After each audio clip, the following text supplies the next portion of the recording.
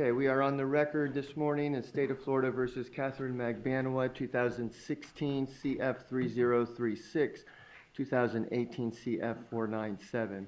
Ms. Magbanua is present along with her counsel and counsel for the state. Okay, the first thing that I want to address are the two exhibits that I reviewed last night that the state is going to offer into evidence. It's Exhibit 128, which is a telephone call of the agent to the Adelson Institute, and then Exhibit 134, which is a phone call from Charlie Adelson to the undercover agent. Okay, I've reviewed both of those, and Ms. Kappelman, does the state want to put their argument on the record, please? Yes, Your Honor. In reference to State's Exhibit 128, that is a law enforcement bump. Subsequent to the bump, we've already talked about the main bump that started this. There was an additional bump in the form of the undercover calling the Adelson Institute and speaking to an employee there in an effort to drum up some more conversation on the wire. This bump will be discussed by the parties in the calls that have already been admitted by the court. Calls U and V after the bump reference the bump, so I think it's relevant to show what they're talking about. And then do you want me to move on to 134, Your Honor? Well, why isn't it for the truth of the matter asserted by its content? So the undercover is basically saying, I'm leaving a message for Donna Adelson to, There's really not a whole lot of content to it. Yeah, really. It's just to stimulate more discussion, and the parties are going to be talking about, oh, this undercover is reaching out again. I mean, of course, they don't know he's an undercover. It's not for the truth because he is undercover, posing as a gangster, calling the Adelson Institute for the purpose of the ruse, as we've discussed before. So it's a very similar argument to what we were making in reference to the initial bump, Your Honor. All right. What about 134? 134 is Charlie Adelson's call to the undercover. This occurs between call X and Y on our existing Exhibit 99. And it's important to show that Charlie has reached out to the undercover, and his assessment of that call is that he's basically determined this is law enforcement, an undercover operation by law enforcement, and that assessment is going to be discussed several times throughout the wire in the subsequent calls that Your Honor has ruled were admissible. So I think it's relevant to add context to the discussions among the parties and the change of the tenor between, what should we do about this? It could be this, it could be that, versus, now we think it is law enforcement. All right. Mr. DeCos? Yes, Your Honor. We still maintain that these are being entered for the truth of the matter asserted. We know that from the government's questions yesterday, for example, and I'm going to tie this into these new calls. They asked Agent Sanford, was ex-girlfriend set? Yes. Was Katie set? No. They are saying they're not entering it for the truth of the matter, but they absolutely are. With respect, one second, Your Honor.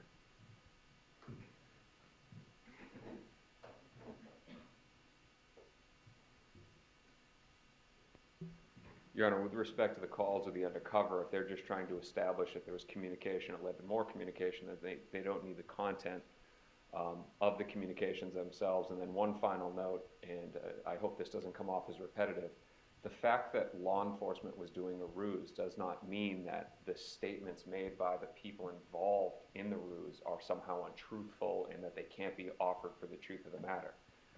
Law enforcement had a ruse. It doesn't carry over into those individuals. That's all, Your Honor. And all previous arguments and motions. Okay. Thank you, Mr. DeCos. All right. The both exhibits will be admissible. Neither one is for the truth of the matter asserted. Exhibit 128 is presented to show that there's an additional bump. There's really not much context or content to that telephone call at all. Exhibit 134 is not a whole lot of content to that either.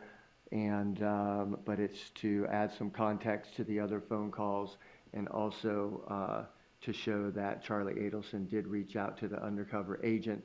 Not really what was said, because there's not a whole lot said, but the fact that he reached out, so it's not for the truth of the matter asserted. So both will be admissible.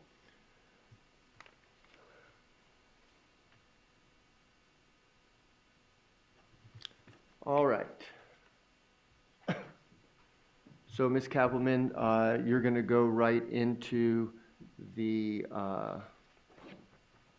audio video this morning, is that correct? Yes, Your Honor. Okay. Anything that we need to discuss from the state's perspective before we bring the jury in? I don't think so, Judge. Anything from the defense? No, Your Honor. All right, thank you. Okay, let's bring the jury in, please.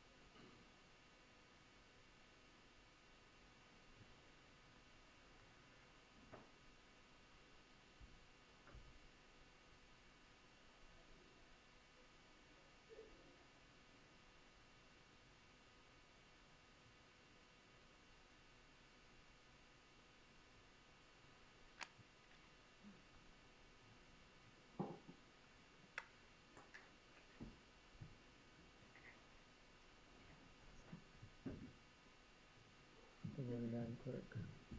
Everything good? Everything organized? Okay. We all good? Okay.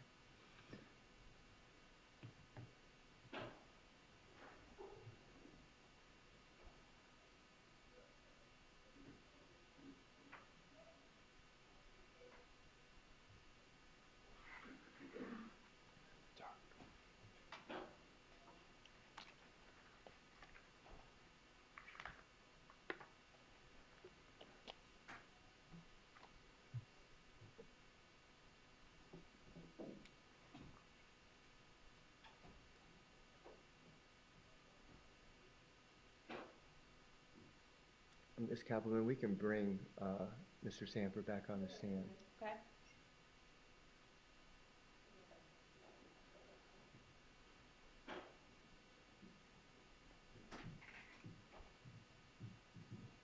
Good morning.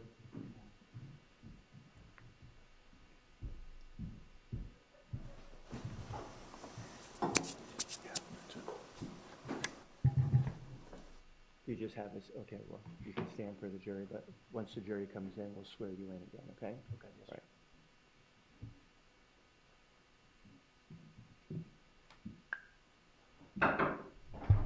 All right, jury entering the courtroom.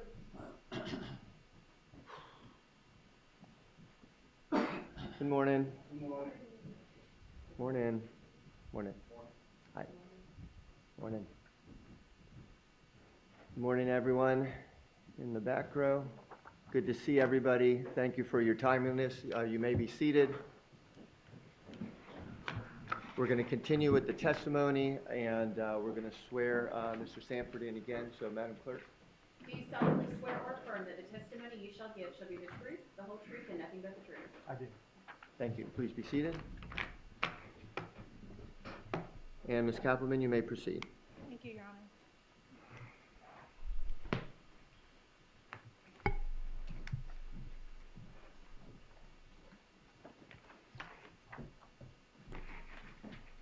All right, so when we left off yesterday, we had a meeting occurring between Katherine Magbanua and Charlie Adelson. And this is the restaurant meeting with all the clanging dishes, right? Correct. Okay. Tell us, I think you were saying that when they first met up, there was some time for them to talk that was not recorded, or no effort was being made. Can you tell us about that? Yes, when he pulled up in the parking lot, she came out of Optimal Realty and went to his vehicle and got into his vehicle and was in his vehicle approximately 10 minutes before they got out and then went into the restaurant. All right, and once they went into the restaurant, is that when the agents went in and positioned themselves, tried to get as close as they could to the two speakers? That's correct. Okay. Judge, at this time, I'd ask to publish State's Exhibit 116. You may publish. All right, and may I ask the court to inquire whether everyone was able to hear on the headphones and work the Okay. equipment? All right, everybody good with the headphones? All right, again, we have the volumes there, so sometimes these were made at different time periods, so they might be a little bit different volume, but please just communicate with each other if we need to make any adjustments to those. Okay? And Judge, I think since this one's a little tougher to hear, I'll do the same thing I did yesterday, which is play about a minute, let you guys have a chance to adjust your volume, and then we'll start it again. All right, so we'll do that. If anybody has an issue, just please raise your hand and we'll make sure that we take care of it, okay? And Judge, do we take care of the issue with the chair as well? We're still working on that, unfortunately, but we will take care of it by lunchtime. They've assured me that, okay? All right, I apologize for that. All right. Okay, Madam Court Reporter, you have those, and our volume is right here in case you need to adjust that. Your Honor, may I inquire, is this being played from the beginning? This is the middle, we're starting with the middle segment, Judge, which is the first place we can actually make out words. All right.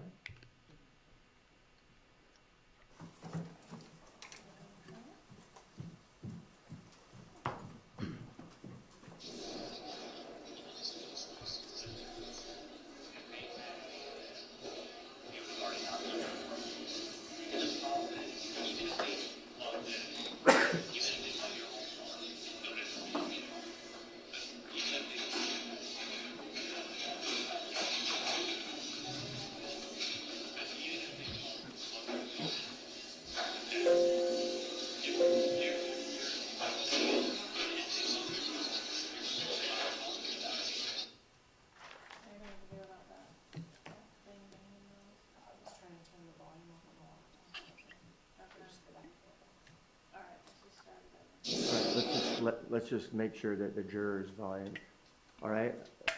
So I just want to make sure everybody's volume is good, okay? All right, let's let the jurors adjust the volume if they need it. All right, let's start from the beginning again.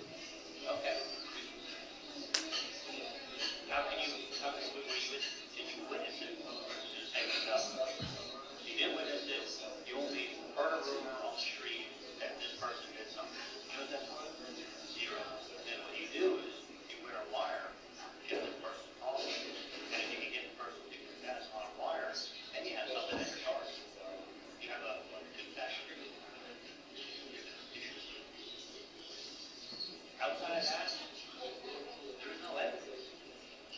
Okay?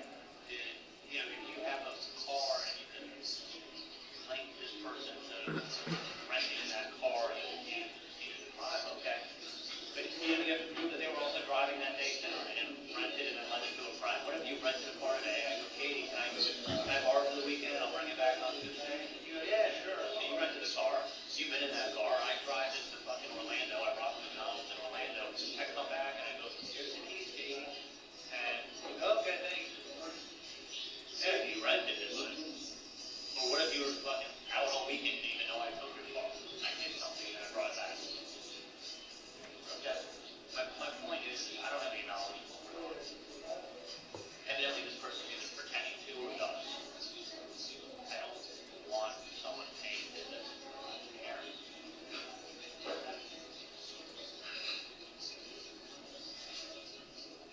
He could. I wish it wasn't top playing games. Why is it? It's not playing games. We're investigator playing games. And they didn't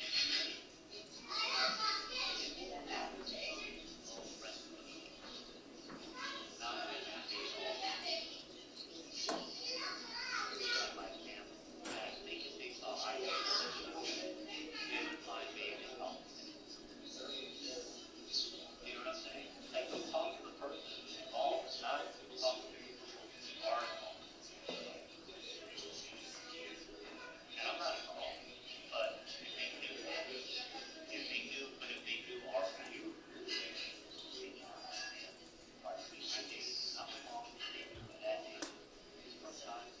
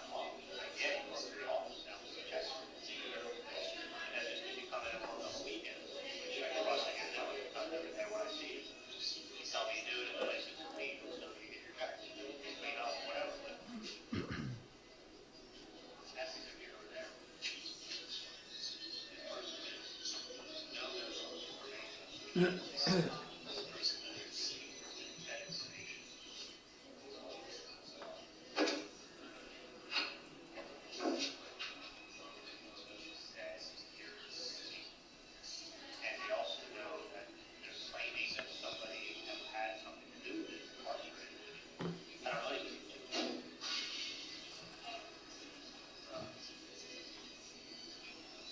my point is, I don't want to look at that.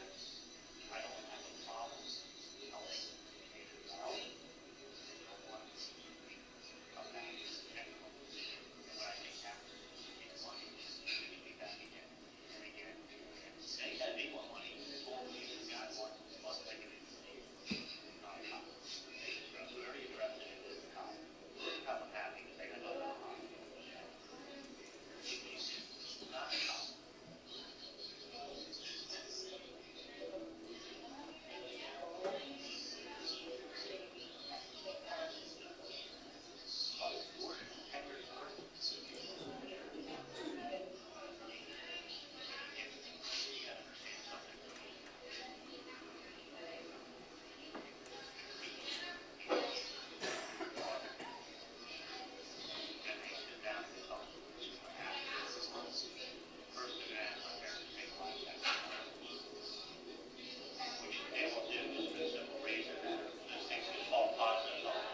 Which unfortunately makes you look bad because it's like, okay,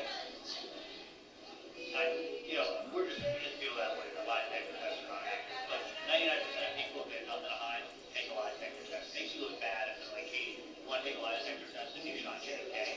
You're like, yeah, I'll fucking take your test. I'm going all afterwards. All right, take it quick. Okay? Because you didn't shoot JFK. So, right. And then you look at your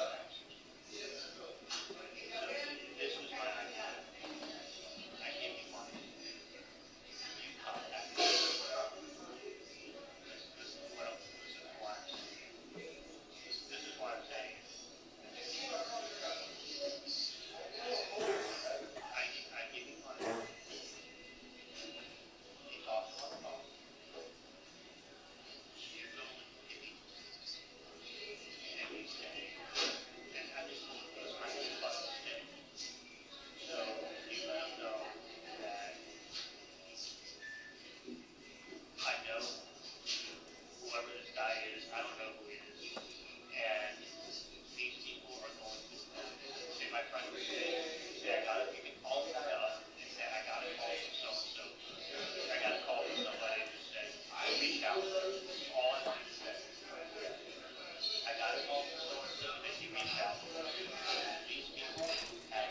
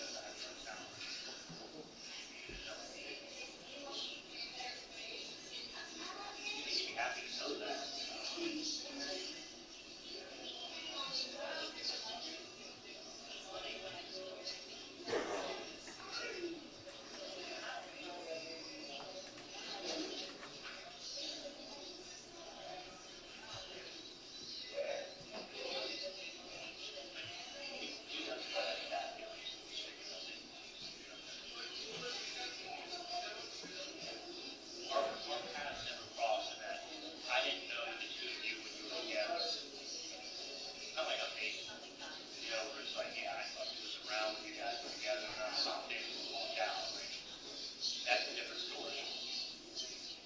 That's disrespectful.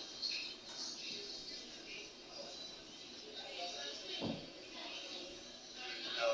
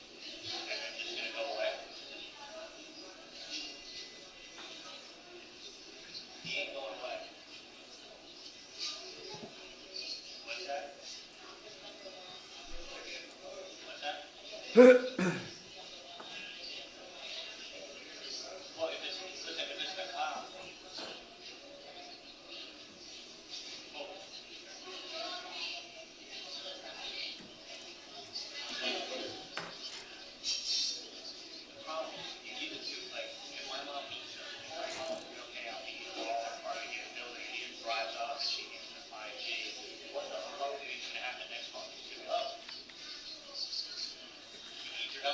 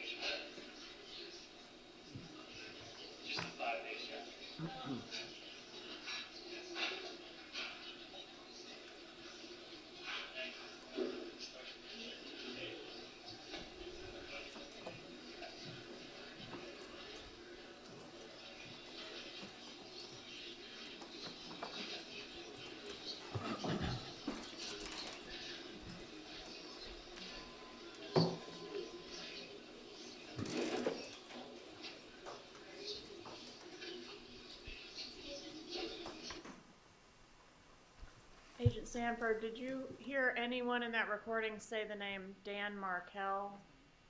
No, I didn't. Did anyone say the word murder? No, I didn't. Did you hear Charlie Adelson explain the background of this, meaning that his brother-in-law was murdered and his family is suspected to be involved? Hold on. Objection, motions in limine, improper opinion, evidence speaks for itself. Right. He can give his opinion as to, he can give his statement as to what he heard, but we're not getting into any specific statements that are going to be translated in the video. That's up to the jury to decide, but he can give his assessment of the video. I'm going to allow that. You may proceed. So the question is, as far as what we're able to hear here, is there any background explanation to Katherine, meaning, you know, there was a murder of my brother-in-law in Tallahassee and my family is suspected to be involved? Objection, speculation, there's Overruled. a half hour that can't be heard at the beginning. Overruled. Of what we can hear in this recording, do you hear Charlie Adelson explaining to Katherine Magbanua anything like the background of this investigation, such as my brother-in-law was murdered in Tallahassee, my family is suspected, to explain why it is that this person might be trying to blackmail his mother? No, I do not. To explain why it is that this could be a law enforcement sting on his family? Correct, I did not. All right, and the defense mentioned that there was time beforehand where we can't hear anything. Time in the car and some time on the video where we can't hear what they're saying, right? That's correct. All right, and are you familiar with a sworn statement given by this defendant back in October of 2019? Yes. And what did she say at that time regarding when it was that she, for the first time, ever learned that Dan Markel was, in fact, murdered? She said it was not until Sigfredo Garcia was arrested is when she found out about the Dan Markel murder. And on what date was Sigfredo Garcia arrested?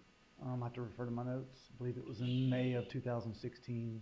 May 25th, 2016? Correct. All right, and so according to her, she did not even know that this victim, Dan Markel, had been murdered, that there even was a murder when this recording was made. That's correct. Or during the wire, any of the wire that we're going to hear up until that May 25th date. Correct. And at the time that the defendant made that statement, I didn't even know there was a murder. Had we clarified this video that we just watched right now? Clarified as far as enhanced? Had Keith McElveen done the work that we just watched? No, he had not.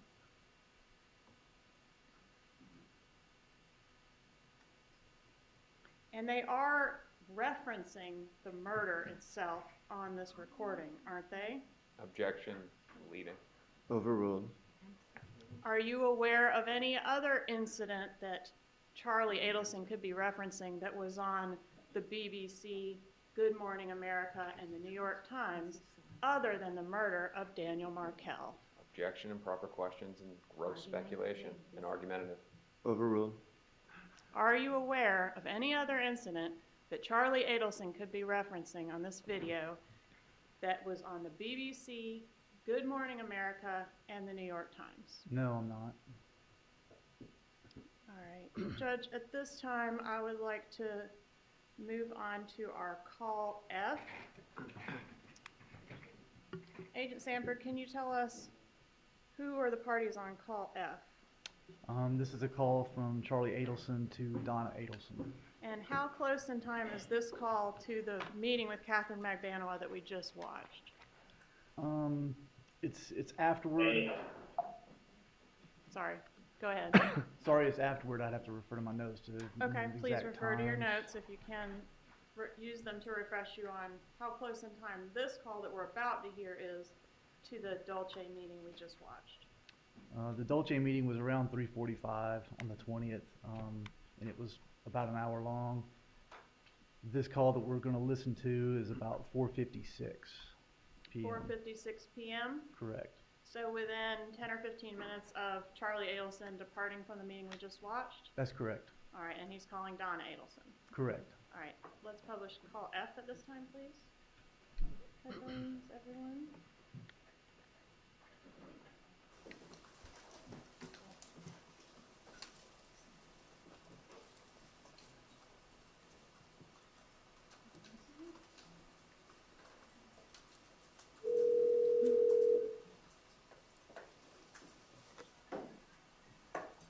Hey honey, how are you? Good, what's going on? I'm sitting and watching the boys at their tennis clinics. They're having a wonderful time. Oh, that's awesome. Yeah, I was concerned because I thought they'd only enjoy the private lessons, but they're having fun because, you know, there's 6 kids on the court, so they're all about the same level, so they're having fun with that. Great. That's fantastic. Yeah. That's So, really good. how's your day going? It's good, it's good. I'm just leaving, just fresh coffee with a friend. And, yeah, it was good. I'm actually gonna, maybe, it was good. And Everything, yeah, everything is fine. yeah, and they, just helping around with relationship advice, so. Oh, okay. Yeah, she may come by and see me tomorrow, actually, too. Because she had to go back to work. So I think she's gonna come, maybe to my office tomorrow or another office so I can talk to her. So I gave her some good advice. Yeah, And, she's just sleeping on it. okay. Okay, So, yeah. relationships are not easy. No, they're not. They're not. So that's it. So everything's fine anyway. It's, Yeah. without a doubt, it's fine. Yeah, no question in the world. Okay. I would not, no, I honestly, I would, I could talk to you more about it, but, Yeah, I mean, if you want, you can always come up to the office. Well, you're gonna be hanging out with Dad tomorrow, right? tomorrow, what's tomorrow? Tomorrow's Thursday, yeah, tomorrow, yeah. We're gonna be doing a lot of stuff for the holiday, getting the dinner ready, and a lot of recipes, and a lot of cooking, and that's always a rough holiday to look for. It's not an easy one, but, not like Thanksgiving. Bringing 10 lobsters and nobody complains. You're probably right, no one would complain. Well, it's only us and the kids and Dave, because, Dave doesn't have children. Oh, really? Yeah, so it's just, the boys and us and Dave, That's awesome. yeah. So, do you think everything will be good for, Saturday night? The dinner should go well? Yeah, I think June, well, June's trying out for the Magnanimo cheerleaders. Oh, no, it's good. Yeah, no, she's Is actually, she a dancer?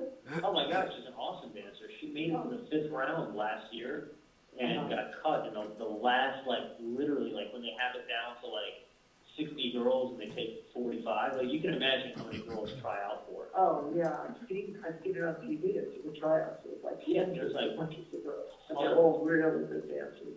Yeah, no, June's an awesome dancer. She goes to dance class like 3 days a week, and she's been training really hard.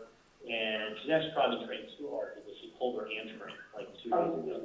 Oh, boy. So no, she could do like head kicks and like double turns and splits, and no, she's been a dancer literally her whole life, dancer. So she made it. She's her 3rd time trying out, but she made it last time to the 5th round, which is the final round, and it didn't make it. And so it's been her dream. So Saturday. Yeah, Saturday when? Well, she's going to try it out Oh, Saturday. that's not yours, you have to, one second, you have to go back and get your racket, honey. That should be, gave you just that you use, go back and get your 2 brackets, because yours are too small. I'm sorry. So after the Dolphin tryouts, she's going to come to, she may come. What time is it? Well, what time do you get, you want to do it early, because the kids don't stay up too late, so 5:30. Yeah, because I'm planning on being up in West Palm at like 11. So I'll get done racing 11 to 12, 12 to 1 to 2, home by 3:15. Well, should tell me if you're coming, because I'll set the table for her. Yeah, I'll find out if Let me she's know. coming or if she's gonna, maybe I can have her just drive herself after the tryouts. Okay, if she's coming. Just depends, I mean. think, you know. Yeah, I mean, she may get out at 5 and be in like gym clothes. And if that's the case, she's not obviously Right. gonna try the gym clothes to get shot. So Okay, that's the only reason why she wouldn't come, otherwise she will come. okay, no, I understand, it's not a problem, you'll just let me know, because I'll set the table, set for one more. I'm excited for her, I hope she makes it. Yeah, oh my God, that's a very exciting Yeah, thing. well, that's how she knew, Lauren's sister. Oh, okay, hold on 1 second, guys, wait a minute, I have to ask Pat something for you. I have to see if the coach can take that one Monday. Let me just run out to the court for a second, I'm gonna call you right back, honey, okay? Yeah. Okay, bye.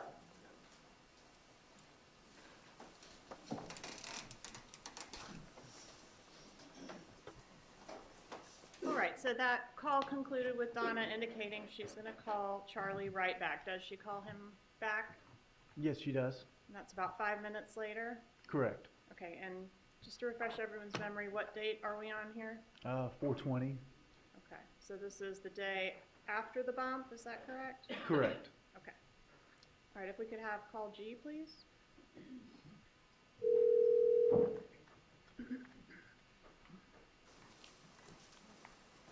Headphones, everybody.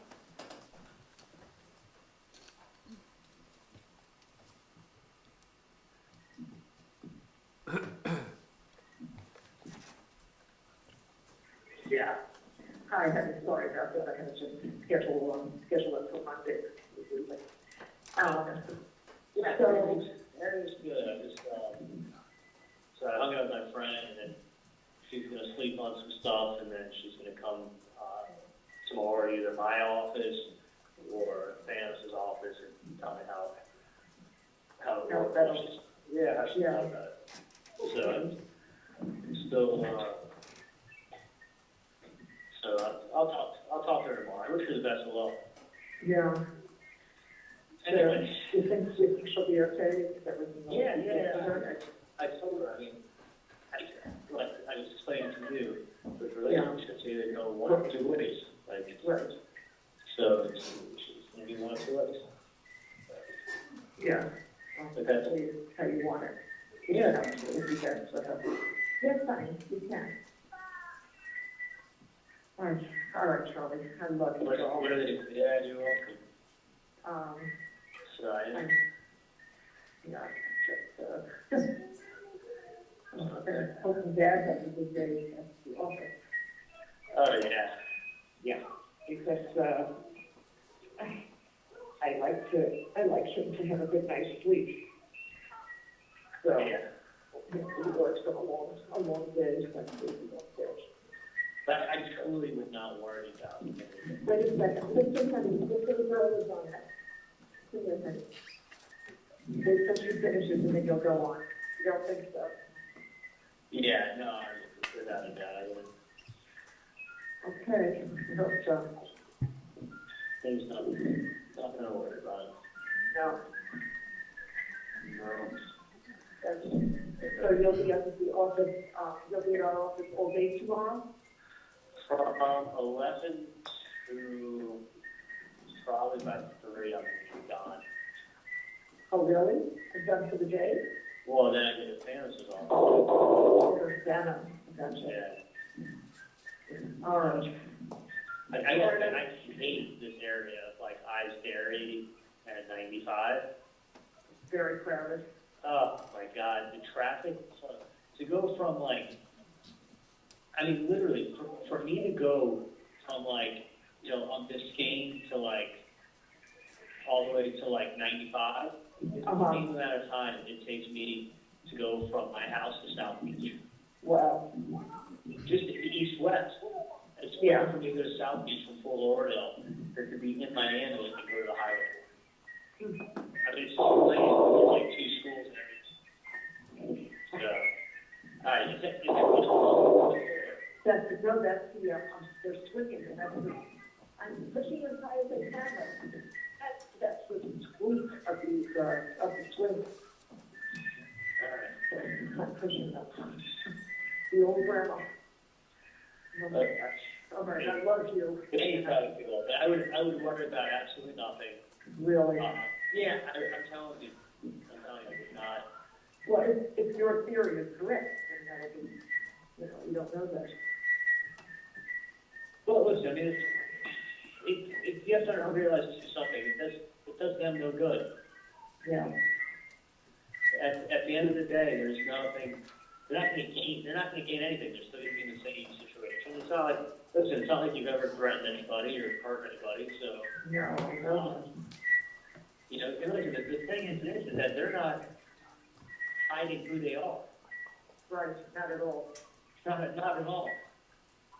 So, That's why I had that other supposition. what's that? That's why my thoughts were different. Yeah, I mean, it's not really hidden who they are. And the whole thing is weird. I mean, the whole thing is very weird because it's the kind of thing that that can easily be traced. They can easily be caught. And they easily will have charges put against them for that. Honestly, extorting people is like up to 10 years in prison. I don't know, why they would make it, just make it so easy to, really stupid. It's not their secret. Yeah. So, no, I think it's something that can be dealt with very, it's not that bad. Okay. Could be a lot worse. Let me reference it to you like that. Yeah. So. All right, sweetie pie. I will talk to you maybe tomorrow during the day or night. You'll let me know. Sounds good. If everything is good for the dinner. Everything's fine. I'll talk later, okay? Okay. Bye-bye. Love you too.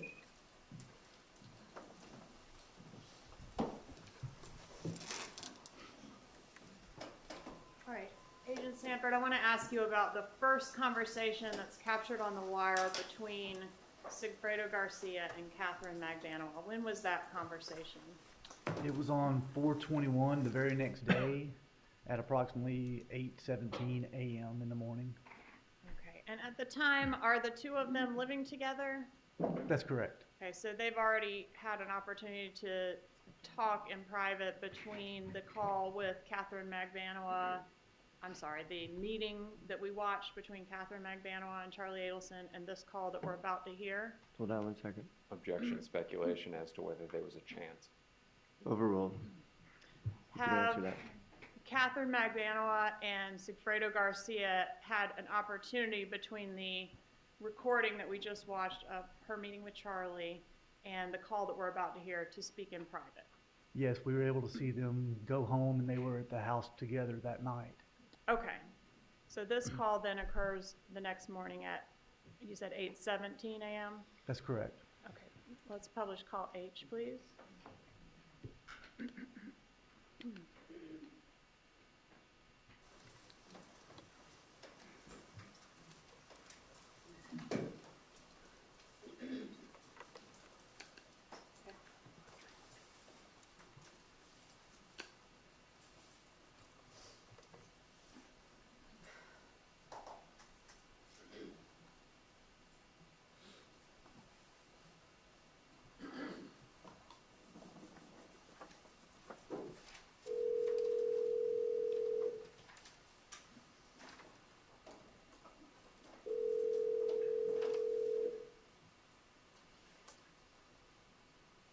Listen, I'm gonna tell you something right now, and I'm gonna make it very clear. I'm gonna make something very clear because you're talking belligerent bullshit. I'm gonna make something very clear, okay? The whole night drinking, and I'm drunk. You haven't spoken to me about anything, and now you're gonna come at me? Why? Because you don't know how to apologize because you were wrong, okay? This is the same thing that happened last time. Listen, I have a more pressing matter that I have to attend to, okay? You know what? I don't feel secure because you take care of everybody else. Where's my security? So when are you gonna step up for me? When is that gonna happen? everybody else gets the special attention, and then Katie, you go figure it out. You go figure it out. You figure out the kids. You figure out life. You figure out your partner. Katie, you're doing this again. This is the same shit. I've been here. I've never felt happier. We were so happy. We were so happy. Cool. You have to play cool. You have to believe me. God, Katie. All right, man. All right. Then fine. Then go. Whatever. Fine. Go. If that's what you need to do to make yourself happy, then I'm not gonna hold you back. Why do you have to go through back everything? After everything we went through, why does it have to go back to square one? Do you know how bad I feel? It's like, again, I feel like I'm getting after the day. Katie, listen. It's always, no! I swear to God. It's just like, I should just go somewhere because it's like you're basically do that. over. Do that. You're me over. You're gonna tell me I'm gonna make a phone call. I'm not making that fucking phone call. Just But you don't have look, Katie, you're. I'm on edge, and I'm gonna be on work on edge again today. You don't think that the mean I'm pretty sure somebody will come by to sue you, don't make me feel better. Just Katie, listen. Listen. I just want you to fucking have a pussy between your legs and act like you have. If you wanna fucking do what you wanna do it. I'm gonna take care of this fucking problem. I'm gonna take care of this fucking problem. And then. You're gonna take care of it, but you don't discuss anything with me. You're not even listening. Because the less you know, the better off the man. No, you're making. Man, just stop talking on the phone, man. Bye. That's why you can't. Bye. Everything. All right, and then we're going, I wanted to ask you, about that beeping you hear where it seems to cut in and out. Yes. What is that? That is the person who's monitoring the conversation. That's them minimizing it, stopping the recording of it and stopping listening to it, and then picking it back up a few minutes later like they're instructed to do. All right, so the requirement is to tap out if it doesn't seem to be relevant to the investigation, and then after a certain period of time, you can pop back in and see if the tone has changed. That's correct. All right, was there another call between these same two parties shortly after the one we just heard? Yes, there was. And when was that? It was at 8:36, approximately 10, 15 minutes later. All right, published call I, please. Headphones, everybody.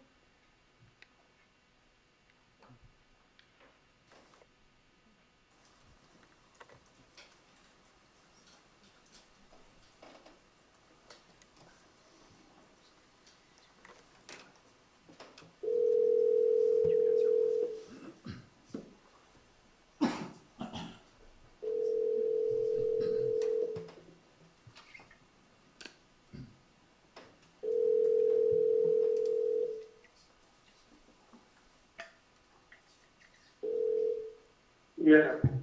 Hello? Yeah.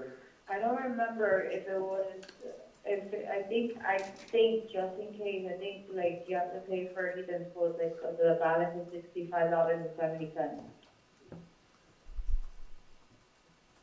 I have to pay for it? Like I think, you remember that I wrote it down, the amount that you're supposed to put, You can't pay for but it? I'm not sure if it's $60.57 or $65.70. I'm trying to get a secured credit card. Is there any way you could pay for it?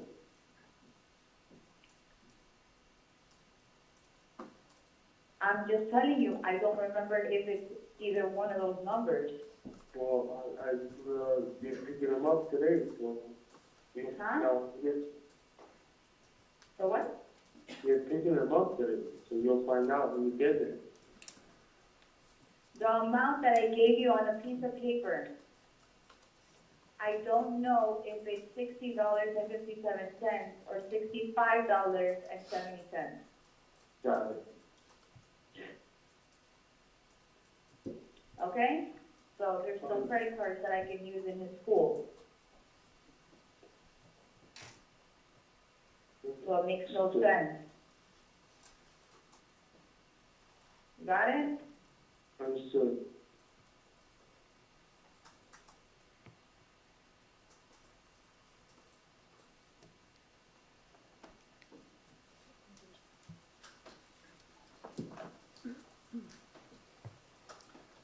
All right, so the digits that the defendant is relaying to Sigfredo Garcia, it's either $65.70 or $60.57, et cetera, Are those digits significant to your investigation? Yes, they are. Why is that? Because that's the last 4 digits of the undercover's phone number that was put on the piece of paper flyer handed to Donna was 6570. All right. What's the next call that we have? Call J. It's on the same day at approximately 9:31 a.m.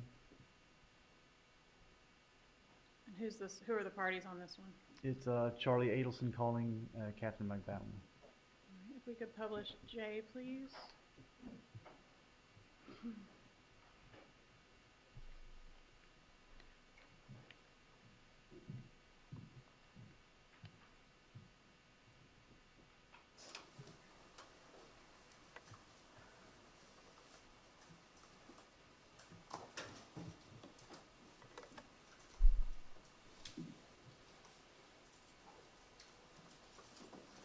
Hello?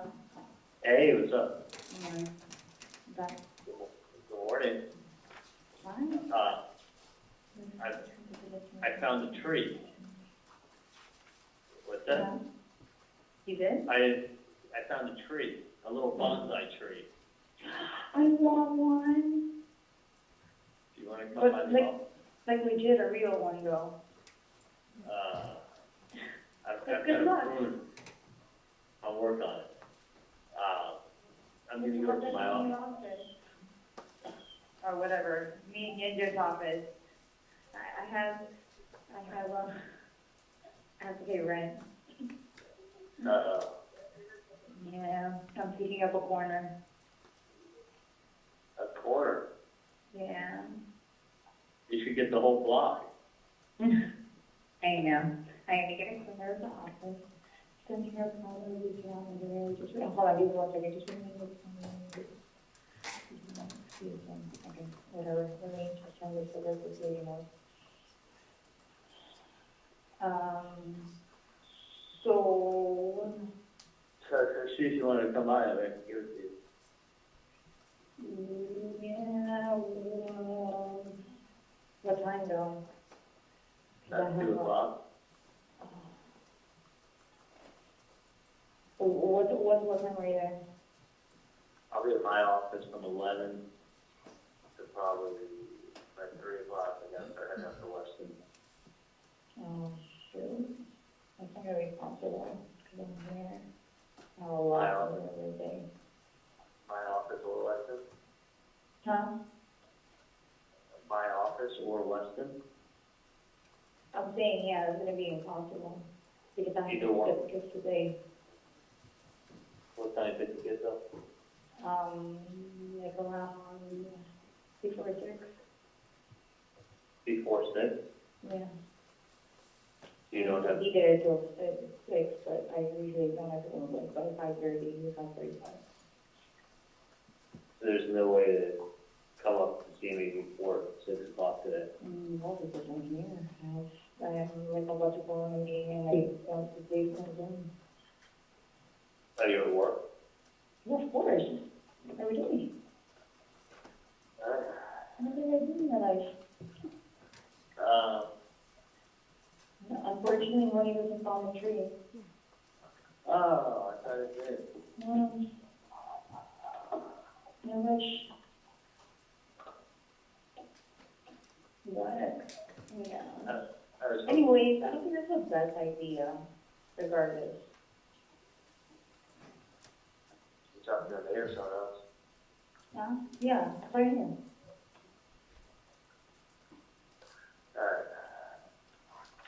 I really don't. Like, going over some stuff and I gotta have it. You still haven't heard from these people, right? What's that? You still haven't heard from these people?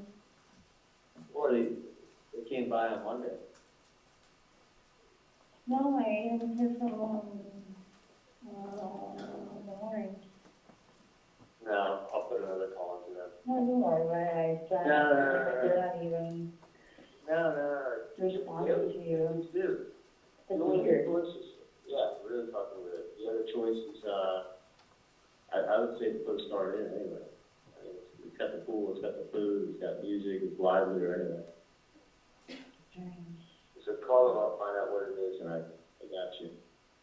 No, it's not done. I already mind Alright. it. It's fine, I totally forgot about it. I not forgot, I did call them yesterday.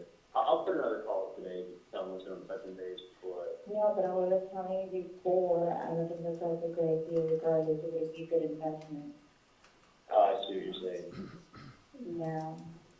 Even Because the- like, I was looking into some properties and then I was asking, I was like, oh, do you think that would be a good investment? And he said, no, that's like really stupid, it's really, it's not like a big thing for the advice. Alright, I got what you're saying. It's, but he is gonna look into a couple of things, a couple of properties regarding that and find out, what's going on. And then I guess I'll go from there because, you know, you can't just jump into like, the place you don't even know. You can't jump to a property you don't even know. Exactly. Like, Is it if either the you're property? gonna like it, you know, how is the security gonna be? And, you know, is it gonna be first class in security or just there's a lot more into it, so. I'm trying to do the research for that. Find out, because usually when these properties come up, I mean, they announce it to everybody.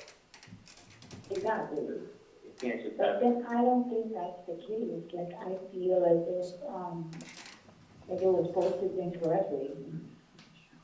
And it's just like, I mean, you know, some people buy it and people don't.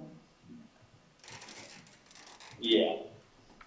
So it's like, you know, you throw out a fish in there and let's see who bites.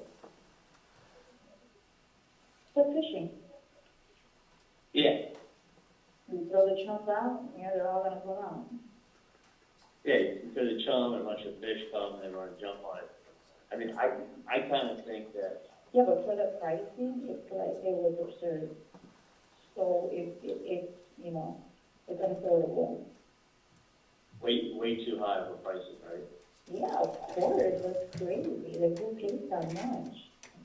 Yeah, And if they really wanted to get something, like, they would afford it, be able to afford it, you know? yeah, hang on 1 second, Danny's got to ask me a question. Danny, go ahead, sorry about this, we recorded call. What's up? Guys, you want to change it? Right, and I gave you 150 on top of it. Well, yeah, I left the check. Yeah, no, I left the check up here. Hold on 1 second. Mm-hmm.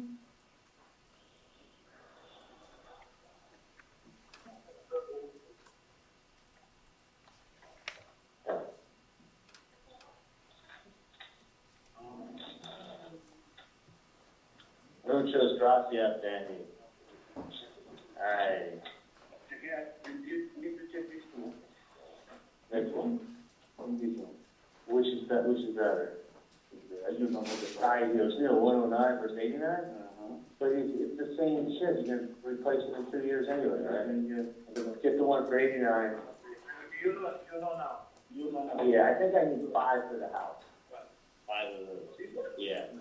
I thought those. No.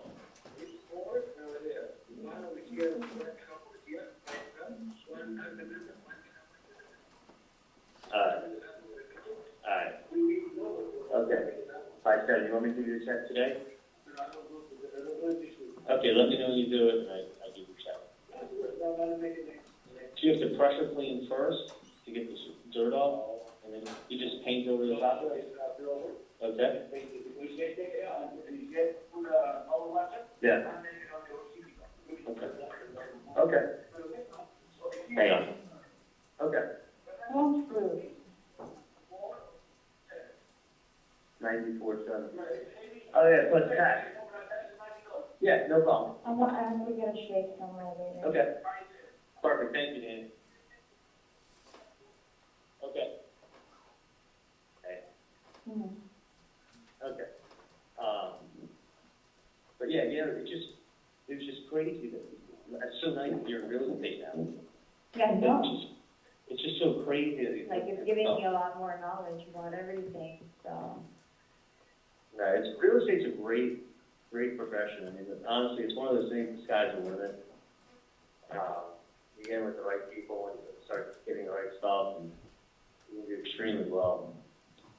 Yeah, I'm learning as I go. I mean, I'm thinking, I go home and I do my, my research and stuff about things, and then I try to ask advice too, like coming from somebody else's point of view. Like, okay, so like if somebody was to offer this amount of money, like, I start looking at the listings, I start looking at like possible scenarios or locations somebody could be at, and then, hopefully I have a lead. Was someone shocked that that listing came up? Of course, especially for that amount. Well, it's that amount and that location. And it's like, it's hard. It's not an amount that like somebody would just put up, like, these are like $1 million houses that we have over here. Yeah. Like, it would have been more. So. Yeah. I just don't want any false, leads. So, it'll waste my time. But you don't think alarm bells went off everywhere? Not that I know of, because it's like if the person was very interested about it and knew like a lot about the property, then Right. it would have been a totally different story. It would have been a done deal, and like things would have been signed, and it would have been over with. But Yeah. it seems to be. There's one or two scenarios which I'm sort of trying to figure out right now. Since I'm still new, I'm just still trying to figure out how to do it. The thing is that property came with a full listing. Like, it came with. Yeah, with all the information, you get all the you get all of that stuff in MLS, you get all the information and the demographics of everything. So. But then again, you can have a listing everywhere. Everything's accessible. Yeah, I mean, but what's crazy is like, I mean, it came with everything but pictures. That's kind of stupid. You send out Yeah. pictures for everything. Yeah, no, it was post pictures. Yeah. But anyway,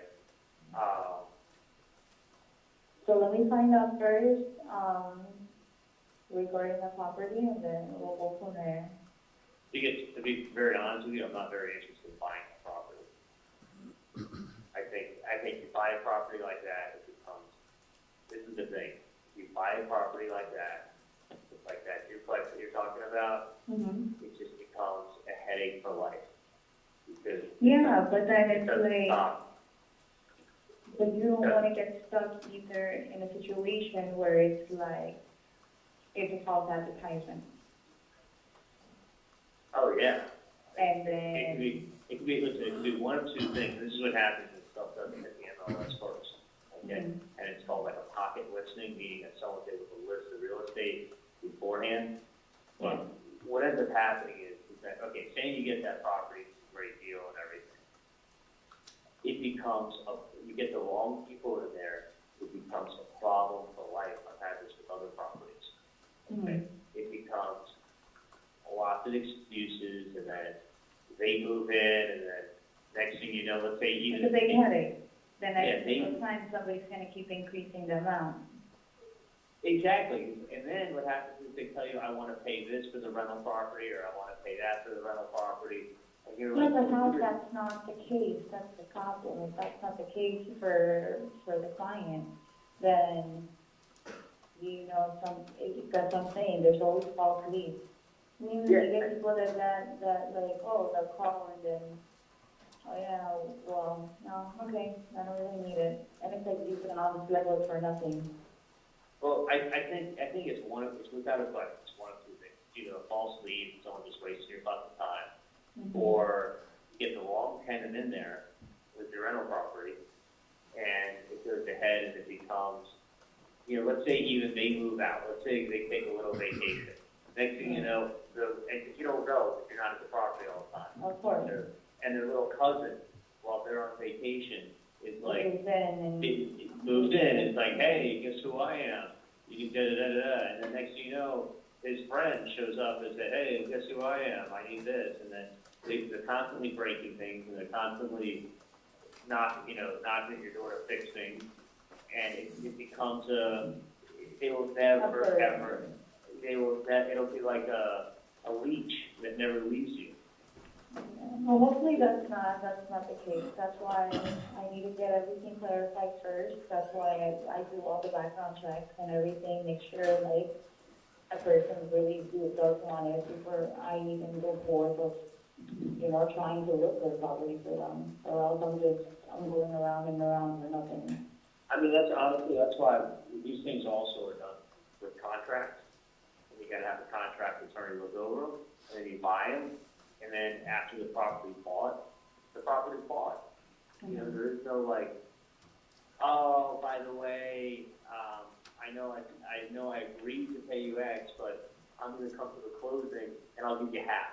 No, if you say you're gonna do something, you fucking do it. Yeah. You know, if you say you're gonna pay rent, you pay rent.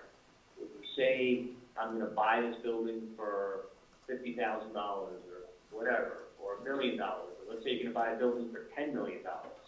Okay, if you're buying a building for $10 million, you don't show up at closing and go, hey, I decided I'm gonna give you $1 million. Yeah.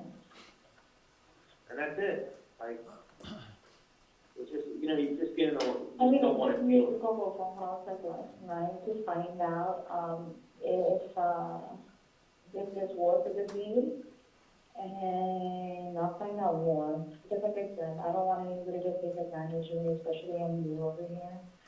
So. Well, you gotta look at the popular things. It's good that you're in real estate, but just be careful. Because I'm telling you, if you buy the wrong rental property, like the one that I had in Miramar, these people are such a fucking pain in the ass. They got nothing but excuses. They fuck you over every chance they get. By the way, did I tell you I've had to kick everybody out of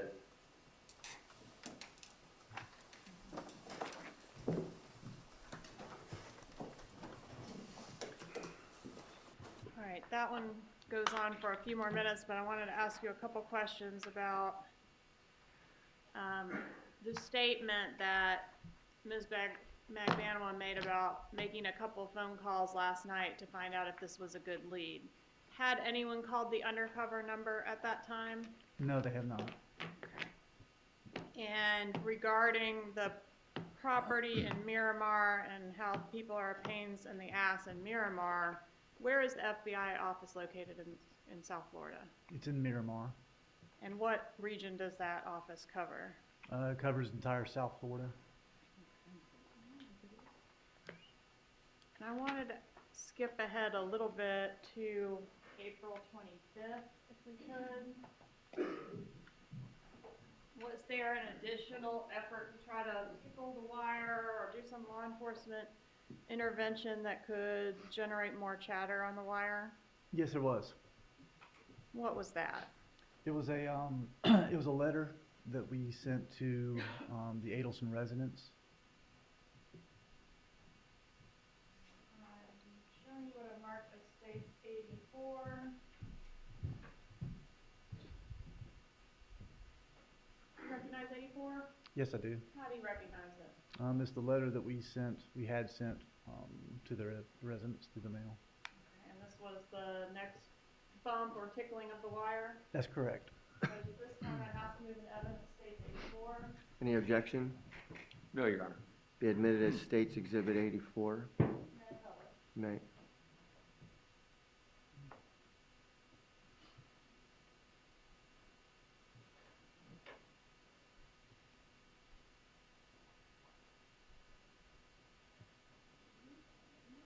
Slide it down a little bit. It's a reflection from the overhead lights.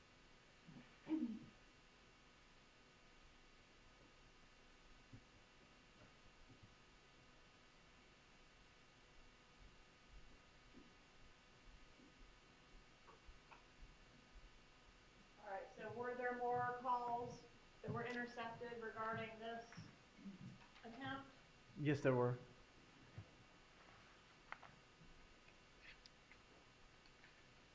So do you know when this letter was sent? It was sent on April the 24th. Okay, and when did we first hear acknowledgement on the wire that the thing has been received? I'm sorry, I believe, can I check my notes on that date? Make Sure. Okay.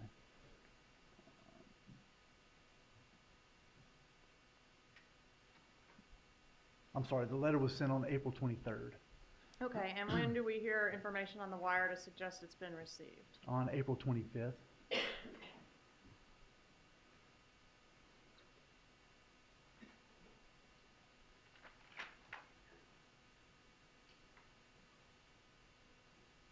Up until this point of the call that we're about to hear, has anybody called the undercover number yet? No, it is not.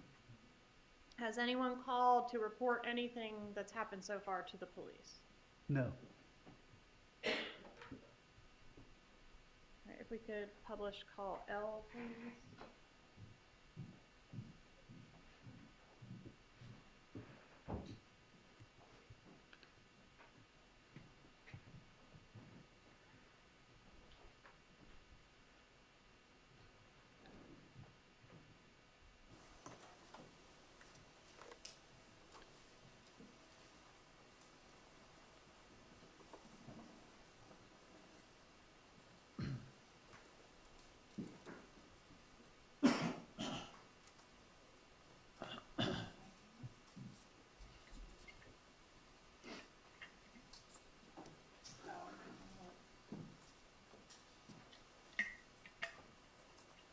Okay, I'm sorry, Your Honor, I skipped call K. We're going to be publishing call K next. All right, Kay.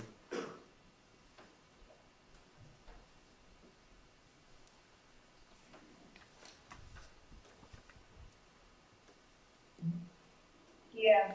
Hey, you on your way?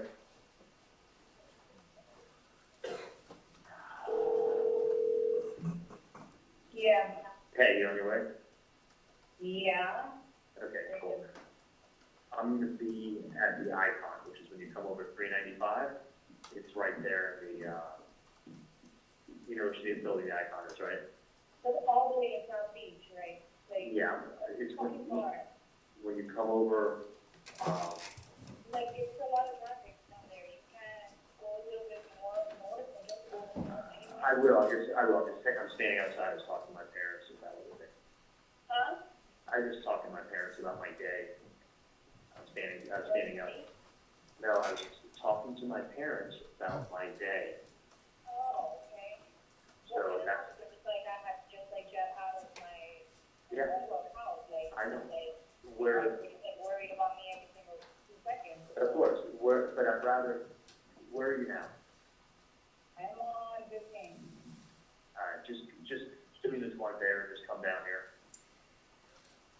Okay, is everything okay? Yeah, I just want you to come down here so I can see you. You're already in the car. It's on the Icon is on the corner of 5th and Alton. It's that big building when as soon as you're on Alton and you cross over 5th on your right-hand side. Okay, we can be anywhere else besides that?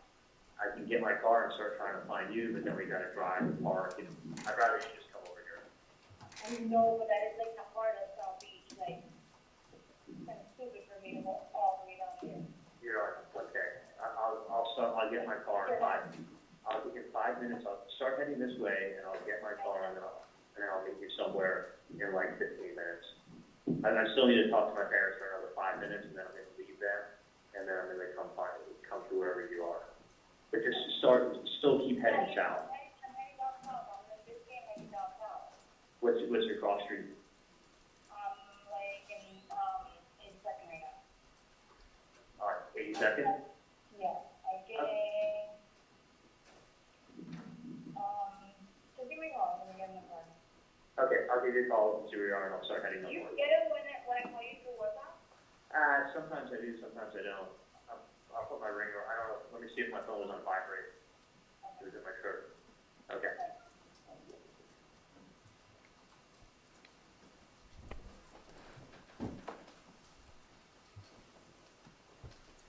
Right, so from this call, it appears there's a meeting planned. Was there a meeting? Yes, there was. Where was the meeting? It was actually at a restaurant back behind. It started out with Charlie meeting at his parents at the Icon. Tell us about that. Was that surveilled at all? That initial meeting At the Icon. at the Icon, Is that the building where his parents lived, Donna and Harvey? that's where Okay. yes. No, it was not surveilled at that point. All right, and can you kind of explain to us what the issues are with surveilling some of these meetings if they don't give you much notice? Yeah, if we don't get much notice, Miami's a big place. Like she said on the phone, it's a long way from where she lives to where, to get down to South Beach, and traffic and everything sometimes can take like an hour. For us to be able to get to a location that we don't know they're at until they're almost there, is very difficult for us. Plus in the Icon, they had security and it was a secure building, so it's hard to get inside. All right, so no recordings from the Icon. Correct. And what about this meeting between the defendant and Charlie Adelson that they're working on in the call we just heard? Any surveillance there? No. All right, and she mentions calling him on the WhatsApp. Do you have any records to tell the jury whether or not there were further calls on the WhatsApp or not? No, we do not. We're not able to obtain the WhatsApp calls. All right, and so I want to go to the next day, which is going to take us to April 26, 2016. What is call M? L or M? Oh, I don't know why I want to skip. Okay, so let's go to L.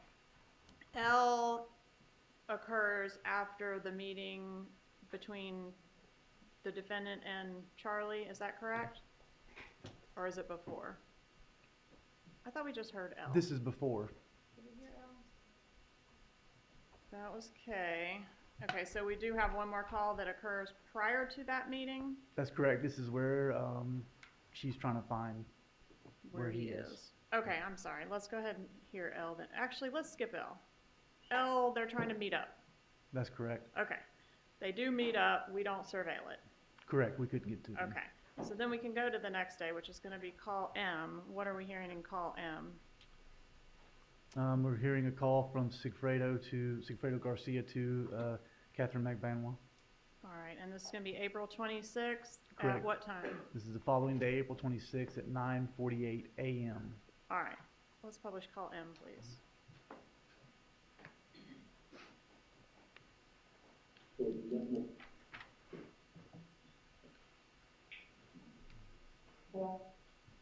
What's going on? I wanted to ask you about something, but, did you know I'm gonna give even extra money or something for inspection? Of course, don't worry about them, they're fine. You got money, you got everything you need to do. Alright, Okay? I just need to talk to you though, right? That sounds personal, I don't know what you need to talk to me about. So, What if I need it? I mean, your son's asking about you, so I'm gonna have to set up a conference call, so to see you. For what? Your son Well, is yeah, himself obviously, to I see. have to call him. Okay, you can talk to him. I will talk. Don't call me back. So if anything, I'll drop him off to your mom or something like that. You can talk to your mom. No, don't involve my mom in anything. You call my mom, you call my mom and check on me on that shit. My mom said that, said we call her, she's. All right, did that call get minimized at that point? I don't recall it being minimized then. Okay. How close in time is, sorry, we still got some headphones on. how close in time is the call that we just heard to the meeting between the defendant and Charlie Adelson that occurred? I guess it was it the day before? It was the day before. It was the day before, okay. Correct. All right, and we heard a previous call between the defendant and Sigfredo Garcia where they seemed to be arguing. You know which call I'm referencing? That's correct. Okay, and is there any evidence from your investigation that they had actually split ways between the time of that argument and where we are now, which is April 26th? Yes, I believe Ms. Magbanua was not staying at the residence with Mr. Garcia at that point. All right. And are you able, during a wire intercept, to receive or intercept the text messaging that's sent in real time? Yes, we are. Okay, and was there a text message which we've labeled as N as our next item on the wire? Yes. And who is that message to and from? It's from Katherine Magbanua to Sigfredo Garcia. At what time of day? It was at 9:52 a.m. on the 26th. All right, so is that shortly after the call that we just heard? Correct. All right, if we could display text N, please. So, nothing.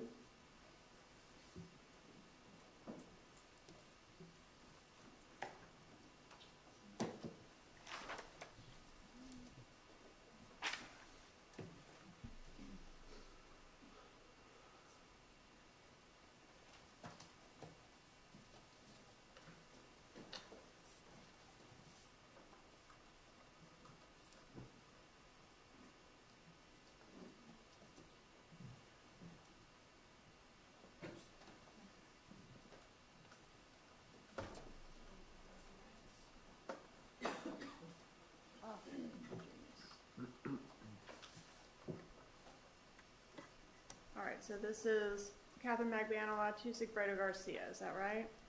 I believe this is the next text. This is O.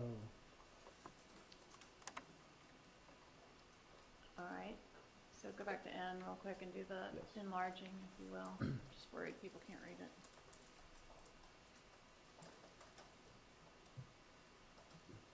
All right, so this is defendant to Garcia, correct? Correct. Okay. Need to talk to you about something else. And then is there a response? Yes, there is. And what time does the response occur? Approximately 6 minutes later, 5 or 6 minutes later. All right, let's go to text O.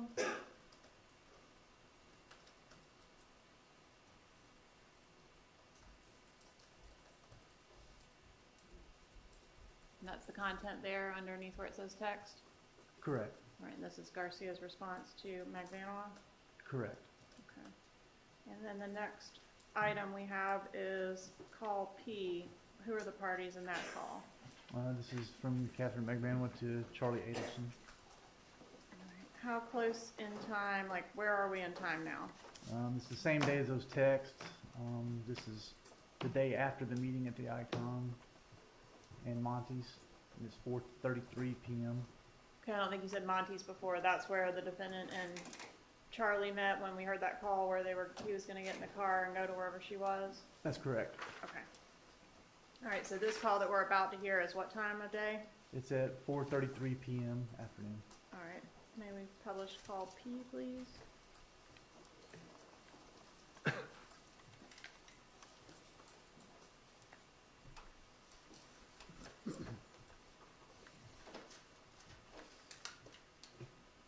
Hello? Hey, Hey, what's going on? well, I don't know what the fuck, for some reason, I know you were, telling me something about for the client, but I got a mixed call with the number. And, and I'm calling both numbers, but nobody's picking up, so I need to figure out, or else, I could set up, with a realtor to show the property. Fuck, they sound like a really good client if they're gonna rent the place. I actually have the number at home. Okay, so kind of I need it, that. Well, I can, fuck, I wish I I'm would. supposed to, it's just it's the thing is I tried to, remember it, and I just couldn't, I've been calling so many people today, so it's It's I'm, been, I'm gonna be home in probably 2 hours and I can get you the number then. Hopefully they haven't like looked at other properties yet. yeah, Yeah, kind well, of, there's no way at all you can get the numbers from let me, before I get out of work. well, let me do this. Let me see if I can get the number. I got the number at home in my desk, Okay, but let me see if the number may be some other place, okay? okay, All right, I'll call you right back. okay. All right. In this call, Magbanua is indicating that she's calling both numbers. Have anyone called the undercover number yet? No, not at this point. All right. If we could go to call Q, please. Mr. Calvin, this will be the last one before a break, okay? Yes, sir. All right. Call Q.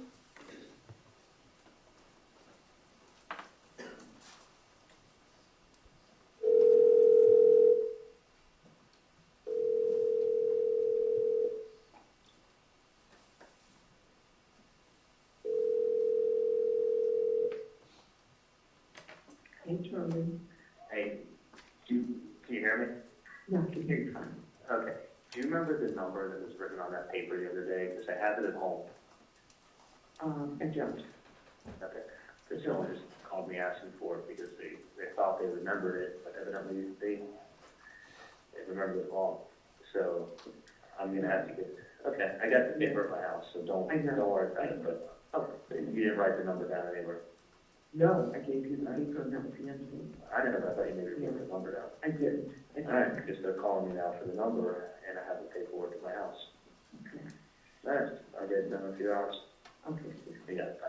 Yes, bye. All right, Judge. Okay, we'll take our morning break now, and so we'll give you about 15 minutes, and Deputy will take you back to the jury room.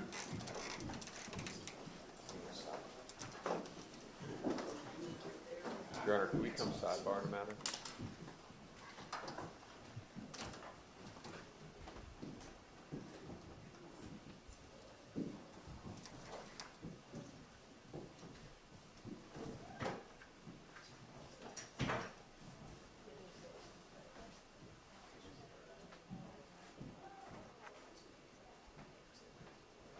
All right, please be seated. Jury's out of the courtroom. The door is closed.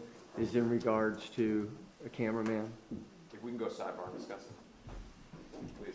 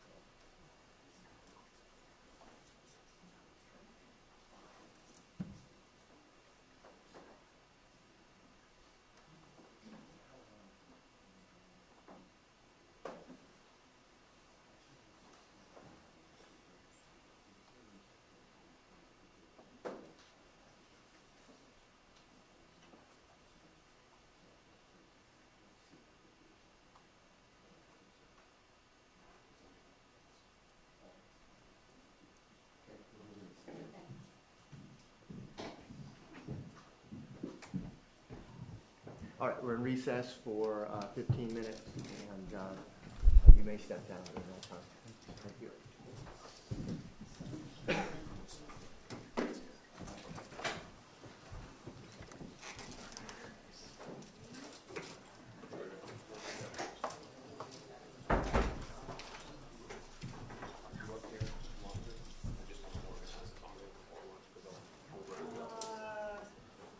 Great question. Let me work on an answer.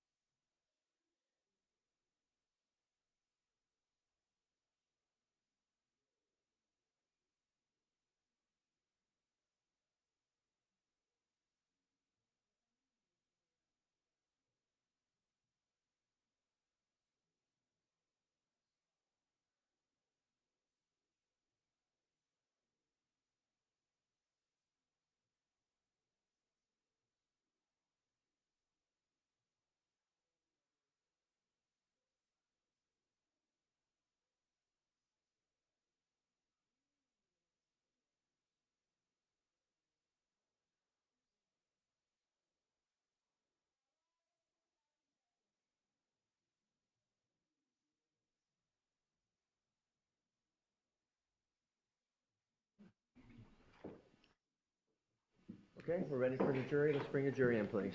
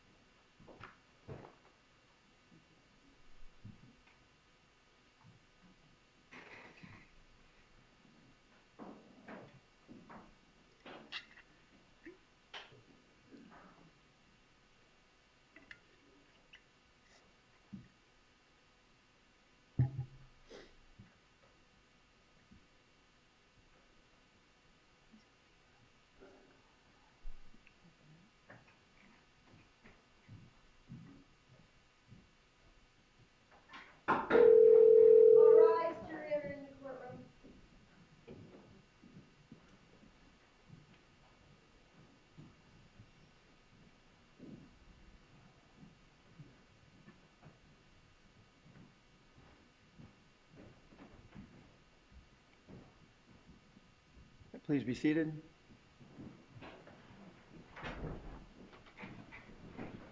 We're ready to proceed. Ms. Kaufman? Thank you, Your Honor. Okay, I'm going to take you back to April 26th, and we were having some number confusion.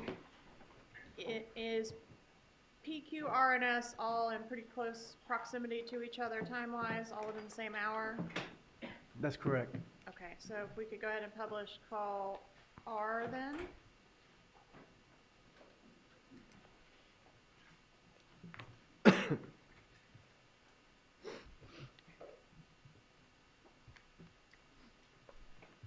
Headphones, everybody? Hello? Hey, okay, I just called it. They don't have the number either. It's Apple, and I'm not gonna be able to give it to you until I get home.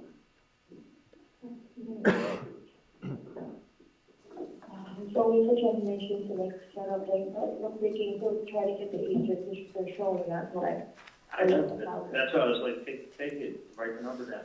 I know, but it's like, I'm so good at like memorizing shit, you know, like I do this all day. Like I have like 1,000 numbers on my phone now, and then now when somebody calls me back, I don't remember who it is, because I'm gonna save every person's number. I know. You know, I don't have a landline in my job, I have to use my cell phone. That's why you gotta put in your contact list. You don't lose your contact.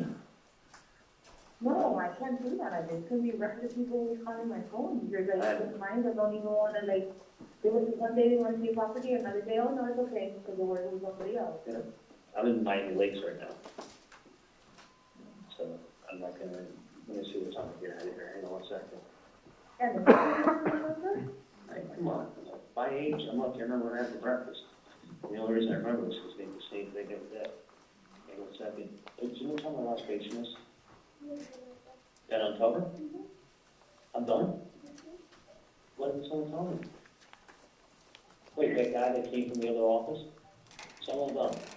Okay, beautiful. Thank you. We'll get out of here before traffic hits. All right. Yeah. I can get the number in 30 minutes. Okay, thank you. All right, bye. If you just go straight to our next call, call S, please.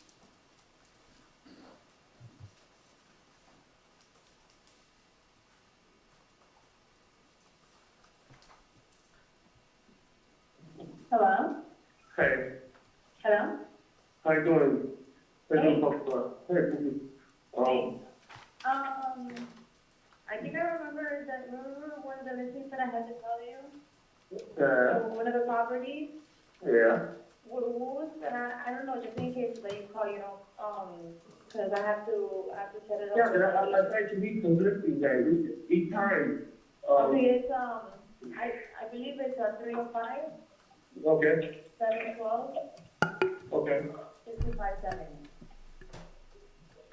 6570? Mm-hmm. Because I also, I had like two numbers. I know, you got that dyslexia. I get it. So the listing for the place is? It's a 305, 712, 6570. 5570. No. See, you're confusing me. It's a 305, Mm-hmm. 712, Mm-hmm. 6570. These are one of the ones that I tried. Well, Okay. Yeah, I'll reach out to you again. Alright, Ethan just wanted me to tell you mine. Alright, so do I. Alright. Can you find back later? Yeah, absolutely. Okay.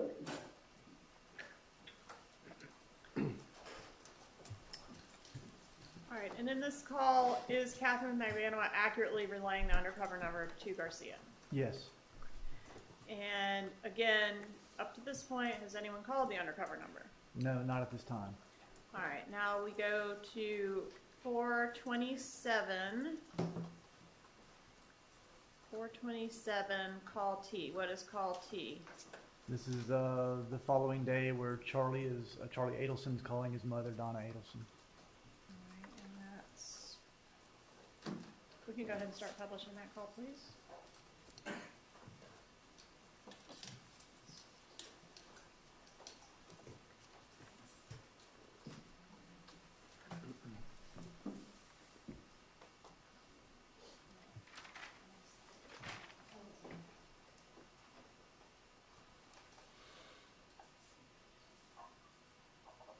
Yeah, At the end of no, he says that he doesn't want it. you don't want it? No. Alright. All right, but thank you for the offer, that was very sweet. Is he tied up or is it like, I think he just doesn't feel like going. fair? Yeah.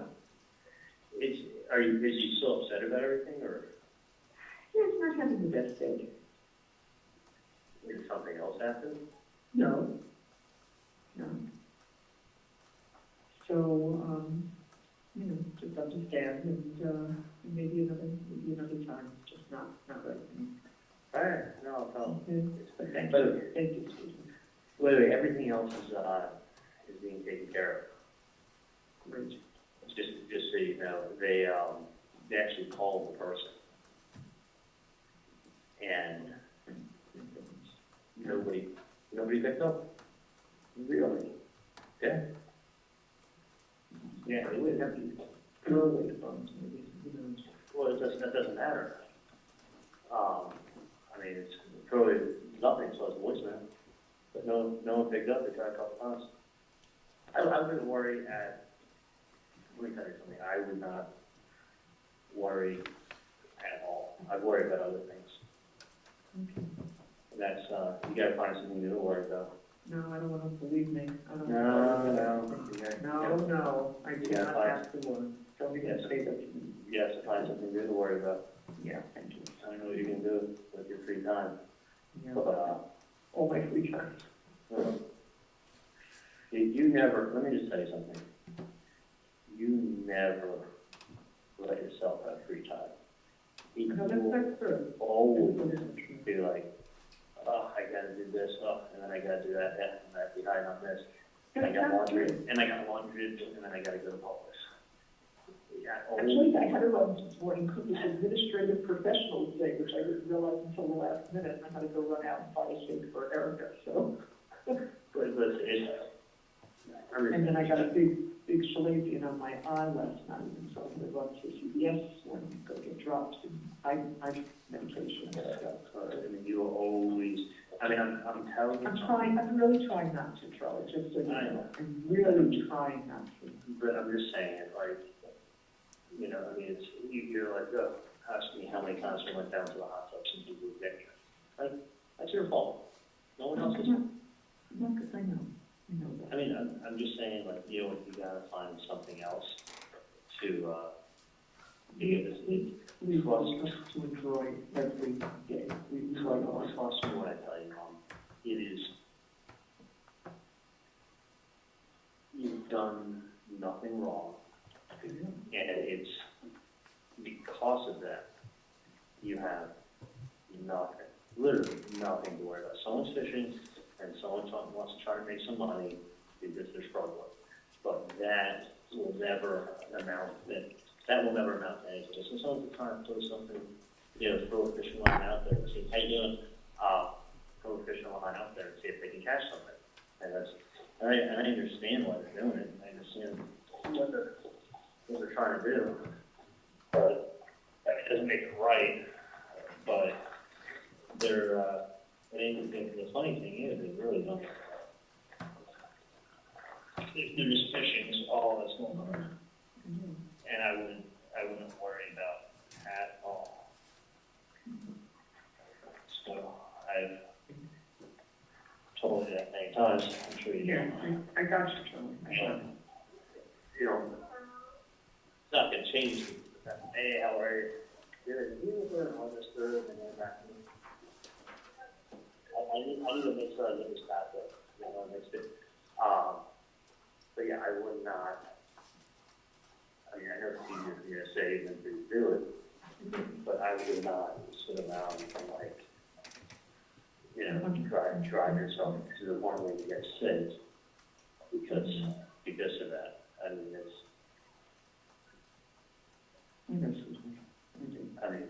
just, you know what I mean? Like, if you say you know, I do. and it's like, I do. I wouldn't, you know, the person that came to just relaying a message, and then some dumb idiot wants to go ahead and they want to follow up the whole letter. Like, and the truth is that the number was called, they didn't pick up. And then she tried calling at 786, thinking maybe they would have gone down wrong, and the 786 not 305, and that one went to up to voicemail. But the other one, no. So. Right. There's a few more minutes of that, but I'm going to move on to what occurs after this call. Is there another bump or another tickling of the wire that occurs? Yes, there is. What is that? The UC called the Adelson Institute, asking for Donna Adelson, and left a message. All right. Judge, at this time, I'd ask to publish states 128. You may.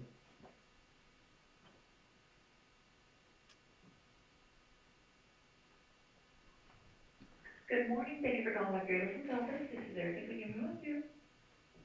Yes, good morning. May I speak to Donna, Mrs. Donna Adelson? May I let her know who's calling? Sammy? Sammy from... I met her last week, and I gave her some paperwork. You met her last week and you gave her some paperwork regarding... Oh, she knows what it's about. It's important paperwork. Oh, okay.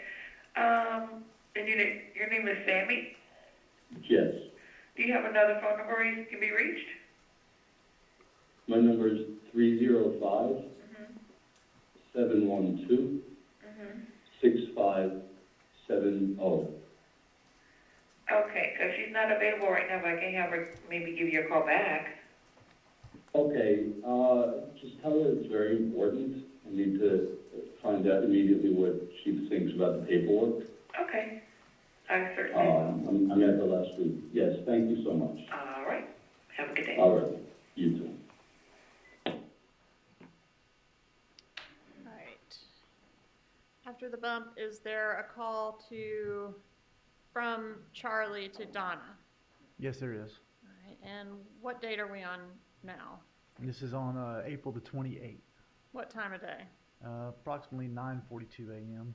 All right. If we could publish call you, please.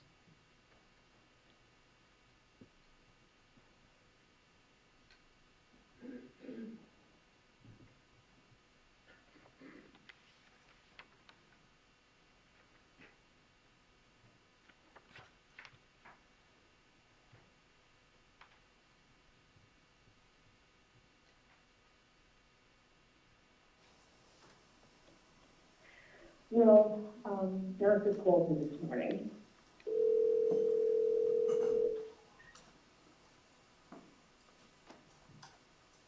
Morning, Charlie.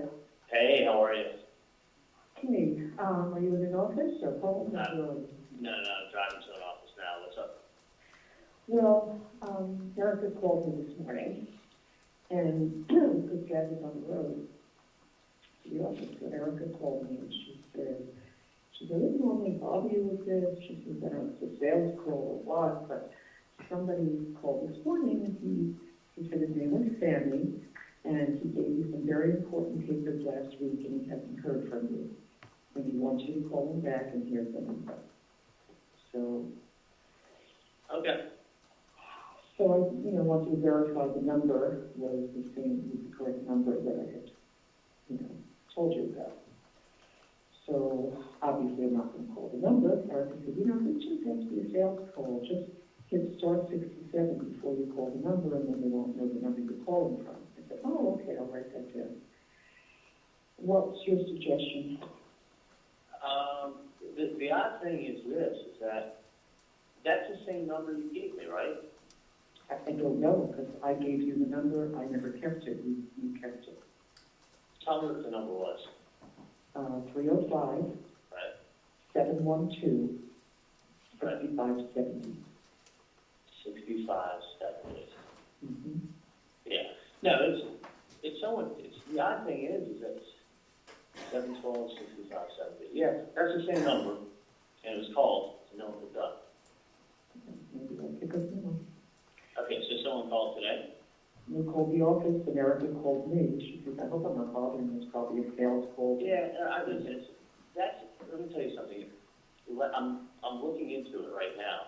Yeah, I figured you were. I just wanted to verify the number. I know, and that's, the odd thing is you think the number would be picked up. I mean, I'll pick it up. so let me do this. Let me call somebody. Yeah. But I wouldn't, trust me when I tell you, I wouldn't worry at all. Okay. And I'll say why, especially because, what do you call it? Especially because I know you know who it is. So let me call someone and take care of it now, okay? Thank you, Sean. Love you.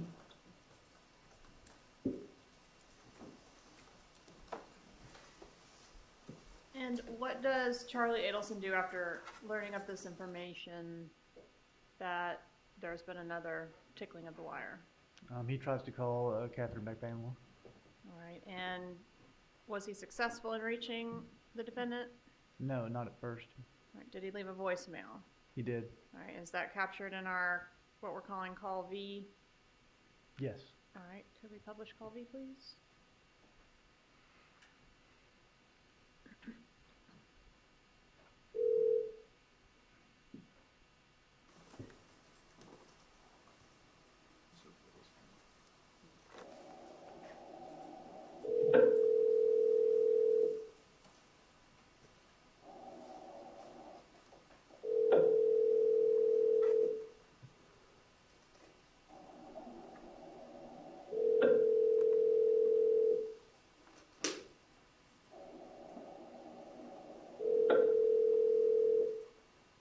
Reached the voicemail box of 78656413112. Hey, it's me. Supporter calling.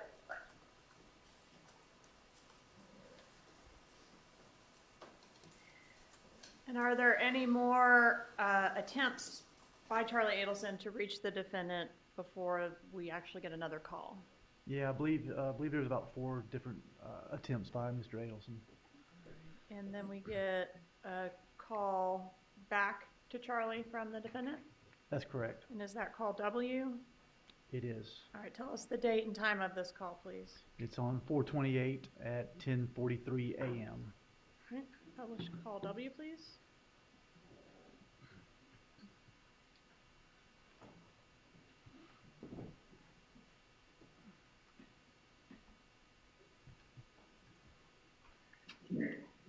What happened?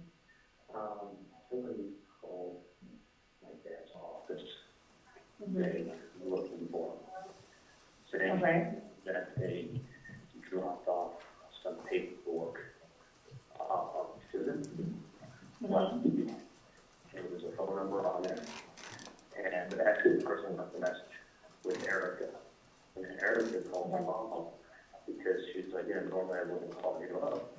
But I kept getting phone calls. I was like, What's the phone number that they're calling from, though? I can ask Erica, but Erica said a guy by the name of Sandy called my office this morning saying that I left some paperwork with Dr. Adelson last week, and I left the number on there, and he needs to call me at that number. No, somebody's like fucking pulling your bones and shit. This is the third. This is the third. Call the number. Call the number, because I'm about to call my fucking phone. I mean, it's someone who wants it to be called back.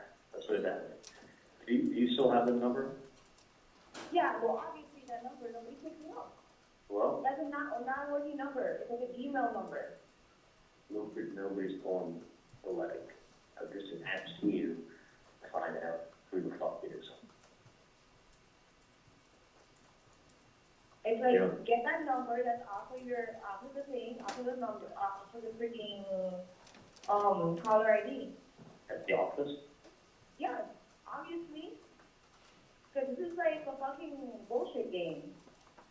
Well, they're not coming out on foot, they're not writing letters, and they're not calling the office because they have nothing better to do. Well, I don't know what to tell you because I called that number myself. Okay, well, let's call that number again and find out what the fuck's going on. And nobody picks up. And even Oh. tried another number and left a message. Okay, well, I would. I'm trying to get whoever's threatening your family and helping you guys out and trying to help you guys out, but it's like if they don't pick up, like what the fuck? I It's like it's a understand. fucking joke. I understand that they fucking called this morning and they're waiting for the phone call. That's what I'm telling you. And since it's 3 times, Get the number or whatever that is that's calling you or your 305, or whatever it is. 6570, you have the number. Exactly. That number is obviously it's like a non-working number. Okay, can you find out? Right. Okay, and it's like what I don't fucking understand. Like it's either somebody's pulling your bone, somebody is just harassing you, or somebody's trying to get something out of you. Okay, find out who the fuck it is, because the other phone call is gonna be the FBI. I'm telling you. Well, I'm telling you, and then when they do catch the person, they're gonna be asking him lots of questions about who Katie is. We already spoke about this. It's like not even like a fucking joke anymore. Because It's not a obviously fucking joke, it's like Katie. somebody's It's not. harassing you guys, somebody's harassing and doing, and it's Okay, like, so you I don't have- know. Okay. Think it through. Find out who the fuck it is. That's all I'm asking. No, I'm not touching on my fucking cell phone because it's fucking bullshit. It's fucking somebody's trying to fucking pinpoint some bullshit. Like it's getting aggravating. Yeah, it is. All I'm saying is find out who the fuck it is and tell them to stop playing their games. I don't know who you have to talk to, but it needs to be nipped in the butt. No, man, I'm gonna handle this shit myself, bro, because it's some fucking bullshit. I'm gonna handle it my motherfucking self. Well, straight my motherfucking number. They fucking if Erica wants to call back, be like, oh, is this the right number? Okay, I have your fucking whatever fucking shit taken care of. Okay, because it's fucking bullshit. Find out. That's correct, bro. I'm about to go to that fucking FBI. I'm fucking getting irate with this shit already. It's either the FBI fucking playing games or fucking whatever it is, because I'm fucking getting pissed. Alright, we'll find out. All I'm And saying then is, you give a wrong phone number. okay, You're an idiot. You gave a fucking wrong number. Get the fucking number and fucking call because I'm gonna call them. okay, And the fucking text to me. I don't even fucking give a shit about all these fucking bullshit, whatever shit anymore. okay. I'm pissed the fuck off. Like I'm gonna fucking go to the cops right now. Okay, well, either you go to the cops or we go to the cops or we'll find out I'm who, gonna fucking go to the cops because this is fucking bullshit. we'll find out who the fuck this is. Because this person evidently knows you and knows your family. And they know me and they know my And family, so. you don't think that that fucking scares the shit out of me? Like somebody fucking saying my name out loud or Well, whatever? okay, someone's messing with you, they're messing with me. Someone's messing with me, I'm messing with you. It's within the Exactly. thing. So what I'm saying is, find out who the fuck That number it doesn't is. fucking work. If you can get a hold, you go to different offices, call the motherfucking number. See if the fucking number works. Bottom line. Because I'm trying myself and that shit does not work. Katie, call them, find out who the fuck it is now. Trust me on this. find out who the fuck it is.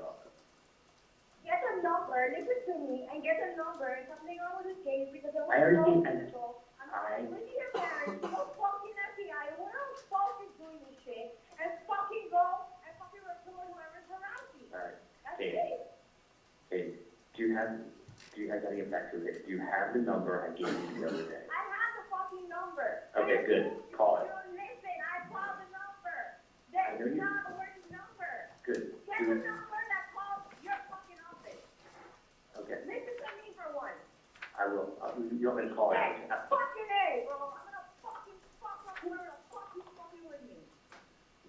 I'm going to call my mom and have my mom call the Get that office. fucking number. Because Which now number? your fucking parents, that number's get called and that's not a working number. Just like somebody's thinking, somebody's typing into some shit, and somebody's just trying to fucking aggravate somebody. Okay, let me repeat this to you.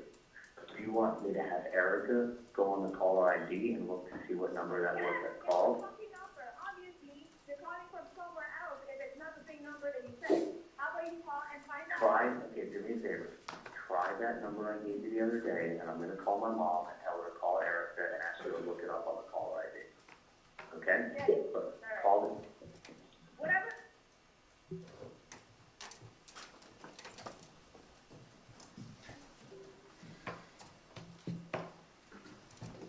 Right, so we heard repeatedly on there, the defendant representing to Charlie Adelson that she had called that number personally, and that it was a non-working number.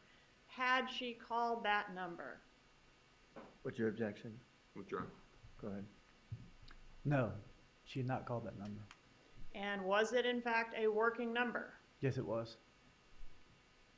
There was a discussion on there of going to the cops. I'm going to the cops. No, I'm going to the cops. Did anybody go to the cops? No.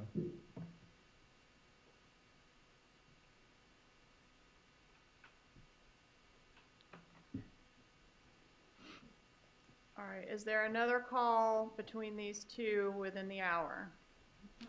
Yes, there is. All right, is that call X? It is. All right, let's publish call X, please.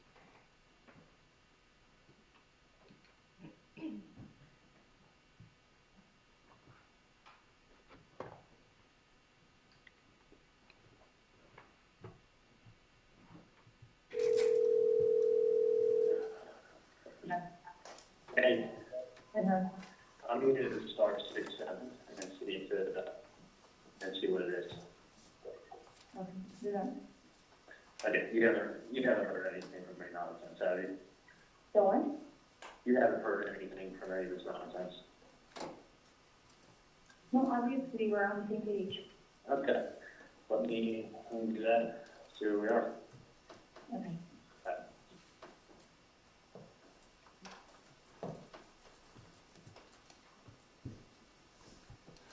All right, at this point, do we have somebody call the undercover number? Yes, we do. Who calls it? Charlie Adelson calls the undercover Alright. number.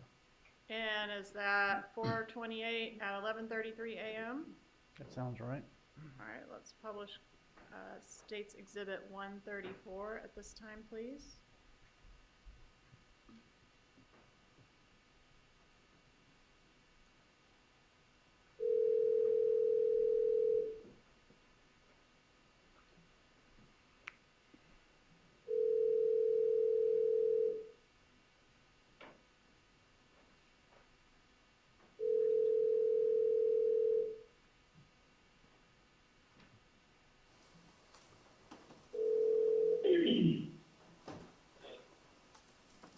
Hello? Hola, Vega. Hello, Vega. Who's this? Who's this? Someone's been calling my family and trying to figure out who this is.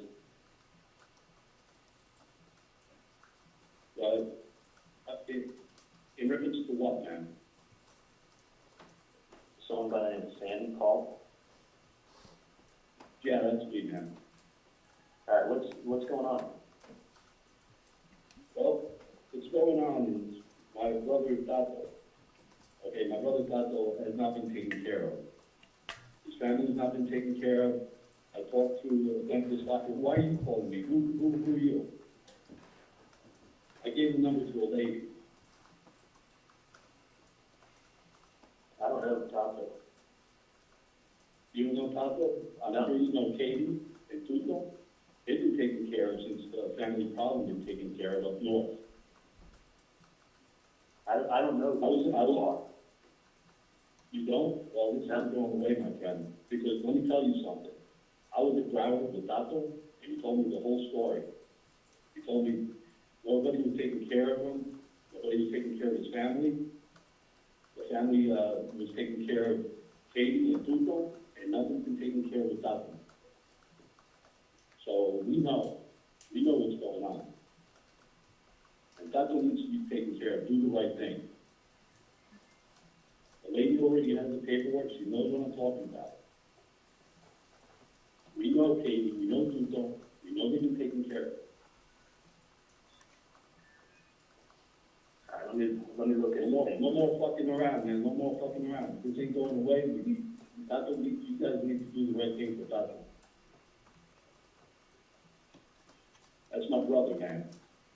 That's my brother, and he needs to be taken care of. His family needs to be taken care of, just like Katie and Tuto have been taken care of. I've never met these people, but let me call you back, okay? That's bullshit, man. You know exactly what I'm talking about. You know this lady. I don't know your relationship with this lady, but we know what the fuck is going on. Just take on that way. Take care of Tato just like you take care of Katie and Tuto, man. Let me call you back.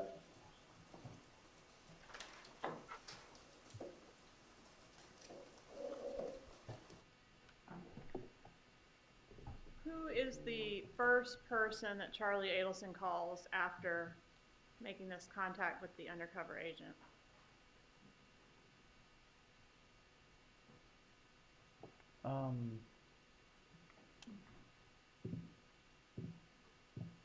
He talks to Katie. Does he make some unanswered calls first to Katie before he actually talks to her? Yes, that's what it is. He attempts to call Katie, and then she calls him back.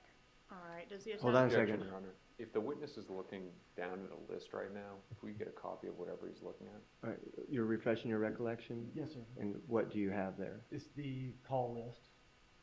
The call list that we wrote down with the letters on it. Okay, and has that been provided to the defense? Is it the exhibit list or what, or it's the call list that, let's make sure what it is and let's make sure that. I just want to have on the record when he's refreshing himself. All right. So you're okay just on the record refreshing recollection, or do you want a copy of this? Oh yeah, we want a copy of this. Has it been provided? Has that been provided previously? Yes, sir. It has not, Your Honor. Not that list. That also has handwritten notes on it. Oh, the handwritten notes have not been provided, Your Honor. All right, let's just make it clear when he's refreshing his recollection so that it's clear on the record, okay? Yes, sir. All right, so you were going to refresh your recollection with your notes as to whether there were multiple unanswered calls after Charlie calls the undercover to Katherine Magbanua, the defendant in this case. That's correct. All right, and do we know how many? I don't recall how many. Okay, more than one? I believe, yes, there was more than one. All right, and eventually she calls him back? Yes, she does. Okay, and can you give us, can you check your notes and give us the date and time of when she calls him back? Yes, I'll check my notes, and she calls him back at 12:41 p.m. All right, so about an hour, a little better than an hour after the call we just heard? Correct. All right, let's publish call Y, please.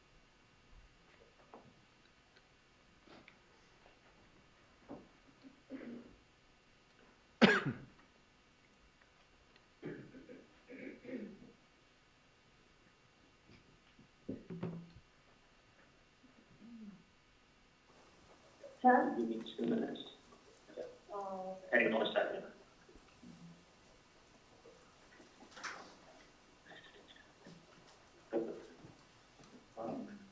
I called them over, the green light 30 times, and then somebody picked up. And it sounded like he just, who is this?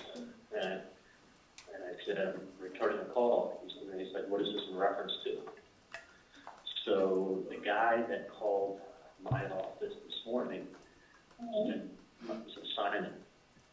So I said, someone by the name of Simon was to call this morning. And I go, what's this about? He's like, who are you? I go, that's not important. What do you need? You there? Yeah. So I said, it's not important who I am. I said, what can I do to help you out? I said, what do you need? And he's like, listen, man. He's like, Tuco, whatever the fuck his name is. He's like, someone did a really big favor for you and was there for you. And we know, and I'm Tuco's brother. And I was with him in Broward. So I don't know if this guy's in Broward or whatever. He's like, I was with him down in Broward. And he hasn't been taken care of. His family hasn't been taken care of. And he's like, it's fucking bullshit. He's like, and as I'm letting him talk, as he's talking, I'm hearing a little bit of a New York accent. You know, as he's trying to, you know, when he picked up the phone, he didn't sound like a tough guy when he picked up the phone, but it was like, as he was talking to me, like, the tough guy routine sounded like it was coming out. So he's like, listen, he's like, I know you guys took care of, you're taking care of Katie and Tudo, and you're taking care of their family. Now he needs to be taken care of. And I was with him in Broward, and he's done a big favor for you. And I go, sir, I don't, he goes, I know you've been giving money to Katie and Tudo and taking care of their family. I go, no money's been given. I said, I don't even know who these people are, and I don't know what you're talking about. And he's like, who are you? I'm like, listen, it's not important. I said, I don't know what you're talking about. No one's paying anybody. And he's like, well, listen, man, this shit's not fucking going away. You better fucking do the right thing. He's like, it's not going away. Oh, so they're saying bad words? What's that? So they're saying bad words? He may have said a bad word. He may have cursed. But he was, he left it with me to listen. It may have been like this shit or whatever it is. This shit's not going away. And you need to help Tudo's family, whatever his name is, family out the way you're helping out Katie and Tudo. And I go, nobody, I don't know who you're talking about, and I don't know what I can do for you. I said, he goes, well, it's not going away. And he says, do the right thing. You got to help him out. Which, when I first did, be like, who are you? Number one. He told me he's his brother. Obviously, he's not going to get his real name. And I was being really polite to him. Like, hold on a second. You got it. Okay, give me 2 minutes and I'll be right there. I was being really polite. I think he said he's a brother from Broward? No, he says I know him from Broward. Or I saw him down in Broward. So I don't know if, like, this guy that they're talking about was incarcerated in Broward, or held in Broward, or whatever. The guy A referenced Broward. B referenced Katie and Tuto. So the same name again. Yeah, so your name and some other guy's name, I don't know the fuck to know. You know, so he was saying, so he was talking about Tuto, which I don't fucking know who that is, so that's two people I don't know. And he's talking about your family, saying your family's being helped out, which I don't fucking know. I mean, other than the hours I give you to go up in the office on the weekend and take care of you. Right, exactly. But I don't help you out. You fucking earn the money on the weekend when you go up. And this is the 305 number you called? The 305? Yep. And he left it where... And you rang a long time? I want to say it was like on the 7th or 8th ring that it picked up. And he left That's it... a long time. No, I was almost like... phone calls. I was almost like... and he was asking me, like, who is this? He goes, listen, I gave that paper to a lady. He goes, who are you? I go, don't worry about it. I go, I'm trying to find out what's going on. So, you know, this person is under the assumption that I'm helping. So he said they're a friend in Broward, or he said they're a brother from Broward? He said he was this guy who was evidently told my mom was incarcerated, his brother. And he's saying that he has not been paid, and his family has not been taken care of, and this is not going away. And like, I don't help, I just give charity out. Like, you come in my office. Yeah, like, you can't be like, You work. like, freaking people threatening you and mentioning No. me, you know what I And mean? he sounded, honestly, he didn't sound Latin, and he sounded like there's a little bit of a New York accent to his toughness. Mm-hmm. So, But like, well spoken. yeah, didn't threaten me at all. Did not threaten me at all. He just let me know this is not going away, and he's like, you need to take care of him, you do the right thing. He was there for you. And I'm like, Right. I go, I don't know. He goes, I don't know who this person is. I said, let me call you back later. That's how I left it with him. I said, sir, I don't know who this guy is you're talking about, but let me give you a call back later, okay? He's like, okay, do the right thing. Which, do the right thing, sounds like a fucking cop that's fishing, that's or an investigator, or someone's playing games. But he's coming up with a lot of fucking details, and I'd love to know these details, because I don't know two of the people's names they're talking about, and you may be even the wrong case, and then I feel even more like a dumbass. Exactly. Just a little quick recap, just because I don't want, like, you know, like, how did, like, the conversation start? It rang, and he goes, who is it? He goes, hello? I go, hi. He goes, who is this?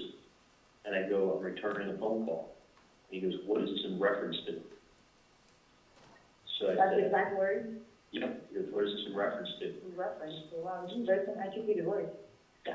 No, he was well spoken with my mom and I said, what is this in reference to?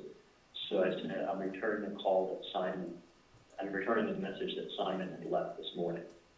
That was the name, Simon? That was the name when he called up my office and spoke to Eric and said, listen, I gave a piece of paper to Mrs. Adelson last week with a number on it, tell her to call me, and this is Simon. Okay. So I said, okay. I said, I'm returning the message from Simon, so then he knew that it was in reference to this fucking nonsense. Mm-hmm. So I said, you know, what I told you.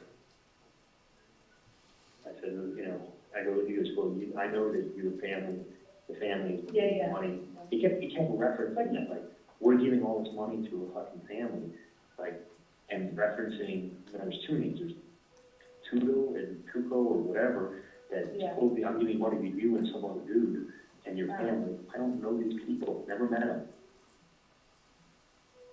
So it's really interesting. Is he brothers with this person that he's saying that's incarcerated? Yeah, he's saying his brother is incarcerated. And he's saying he's from Broward. He said he referenced something that was with him in Broward. Oh, with him in Broward.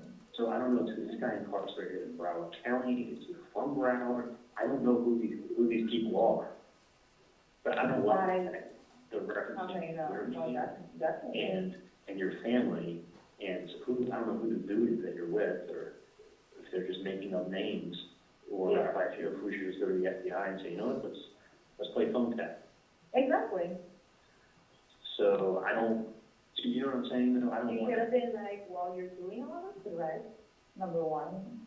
I don't know what the fuck you're talking about. Well, he never said he was in a hurry, and he was, you know, I just wanted him to keep talking. Uh-huh. That's why I wanted to. Just to get a feeling of who the person is. Yeah, because he wasn't like, you know, he was wanting to know who I was, and I was at the time for him. And when he left, it was, you know, listen, you gave him money, he has not been paid, his family hasn't been paid, it's fucking long, and they're like, it's long, and he goes, this ain't going away. He's like, do the right thing, take care of it, and he helps you out. I'm like, I don't know. I don't know. I don't know him. I go, my family. Did he his teeth out or what? Like, what the fuck does that mean? But it could be a lot. Be a patient? It's like you run across so many people every day. Listen, in 2 seconds, you read something in the newspaper, and then you Google the last name, and in 3 minutes, the homeless man today has technology to know where you live, where you work. Right. Because there's now the economy, and I was in the air, I thought, okay, let me find out who the fuck is referencing all of this. Well, but I will call that number.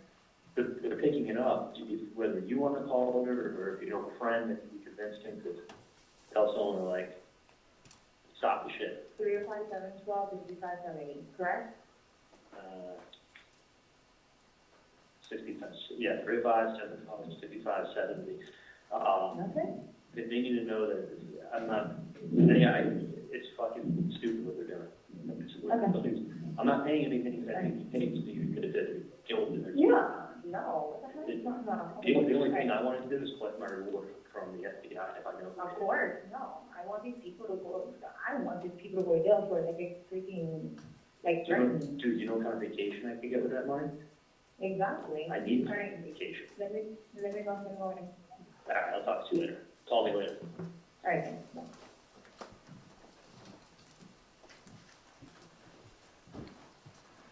Okay, so obviously we have the undercover name morphing from Sammy to Simon, right? Nobody ever said Objection, Simon, counsel did they? testifying. Move to strike. Let's put it in the form of a question. Did anybody ever say Simon? No. Did the undercover ever represent himself as Simon? No, he said Sammy. Okay. And Charlie Adelson indicates on this call that he doesn't know who Tudo is. Who is Objection. Tudo? Same objection. Overruled. Charlie Adelson says on this call that he doesn't know who Tudo is. Who is Tudo? Tudo is the nickname for Sigfredo Garcia. And Katherine Magbanua knows that. Correct. All right, does she enlighten him as to who Tudo is? Objection, burden shifting. Overruled.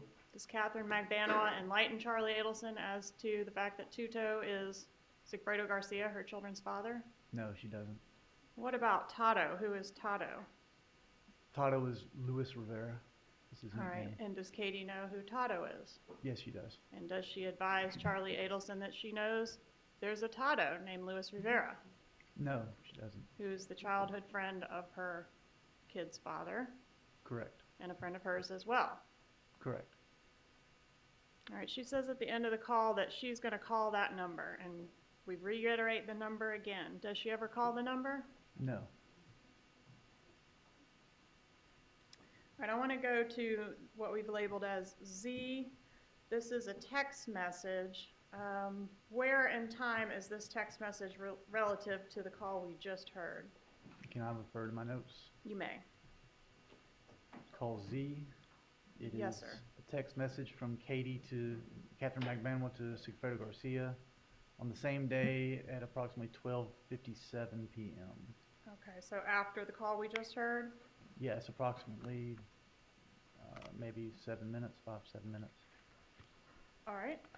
Could we publish the contents of text Z, please?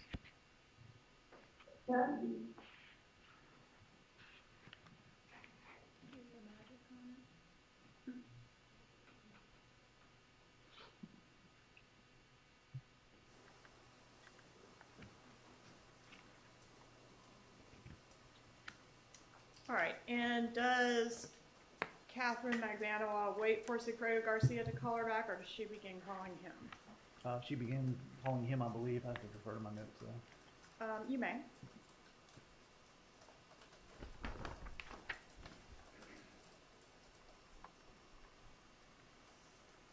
Yes, there's a call from Katie to Sigfredo All right. Garcia. Okay, and that's about 20 minutes after the text?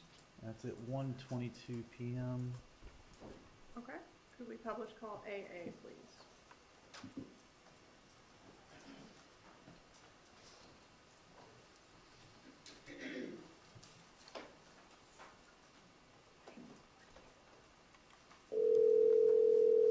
We want to start it at the 50-second point. Hello? Hello? Hey, you busy? Yes. Are you woke up? Yes. Eating a Oh sandwich? my god, my freaking eating a sandwich again? Well, the sandwich, how much a sandwich? Better than mustard. Ew, yuck. Okay, no, my head is pounding. No, I have like a migraine right now. I walked in and it's like a meeting outside. There's like a meeting outside. I guess they have meetings on Thursdays, and then I had my own meeting in the conference room. Ay, ay, ay. Okay. I have more information for you. And when I got a call this morning, like, I couldn't even take it. Because I had to step out of my meeting, because I just heard about it. And I was like, because I got a call back to back to back. So, hold on, give me 1 second. I want my blog to come out. What was I gonna tell you? Okay, so this person contacted the office. Hello? Whatever, supposedly he said his name is Simon, okay? Contacted the office saying, oh, whatever, I had given a paper to, this person there. Obviously somebody's doing whatever they're doing, they're threatening. And like, they're very, very close to reporting it already. Whatever it is getting me pissed because my name's involved. And, this gets better. So I'm like, you know what, well, she just tell me everything on the phone right now because I don't have time. I'm fucking working, like, what is it? Like, I want to handle this and I want to handle this like right now. So, I said, okay, they called the office. I was like, look, I tried to contact that number. It's like not a working number. They're like, I was like, why don't you go ahead and start your 67 and go call that freaking number. And then, whatever, that person did it. They go, okay, I'm returning a phone call. And then the person goes, who are you? And they're like, doesn't matter. I'm returning a phone call regarding something of a paper or whatever. And then they're like, okay, well, we know you've been helping me out. They said my name and your name. And I, Is it Katie Ethel? yes, specifically her name. That you've been helping him out. And he's like, I don't even know what the fuck they're talking about. I don't even know. I don't even know if you're the right person that they're talking about. For all they know, it could be another KD or whatever. And I was like, okay, what else do they say? They're like, oh, well, they're a brother of this other person that's supposedly incarcerated. And they're a brother of them, and they know him from Broward. I don't know if they were together in Broward and he got out, or whatever the case was, and he's like, but this family needs help. Do the right thing. Like, he's like, we know for a fact that you're helping out there. I'm like, helping who out? Yeah, I haven't helped, I worked for you before, like, that's it. I was like, well, that's not helping me out, that's me working for you. And I was like, I don't know what they're talking about. So, but they said, do the right thing. His name is supposedly Simon. They're a brother of the person that's incarcerated, and they said that name. And I was like, no, this needs to stop. Like, this needs to stop. Because somebody's harassing me, somebody's harassing your family, and they're putting my name and then and that other person's name. It's getting too detailed. It's somebody that he knows, for sure. Yeah. For sure. He said that the person had, he's just trying to get him to talk more. He's like, the person has, maybe a New York accent.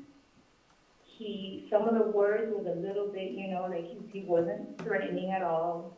He was just saying, it's time for you to help out this person and their family, because he needs it, because we know that he's helping out. What family? What person, what family? The Dato and his family, because they need it. And then before and he goes, I don't know what the hell you're talking about. And the person goes, well, do the right thing. Did you tell him, well, listen, you guys keep harassing me, we're gonna call cops? That's what I said. I was like, why didn't you just say that? Oh, no, the person said this is not gonna end. Do the right thing. Did he get information? Where do you Get want the to phone be? number. Get the phone number. The numbers that you keep giving me are numbers. No. 305-712-6570. They picked up.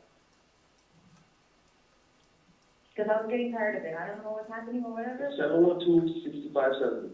No. 305-712-712-6570. That's what I Whatever said. the fuck this is, it needs to stop. There's obviously no somebody. They're putting my name, they're putting your name, they're putting, and they're harassing family. All right. Okay? All right. Are you going to work right now? 712-6760. I mean, 57. No. Fuck. Just send it to me, man. Send it to me. No, I don't want to. 712-6570. Back.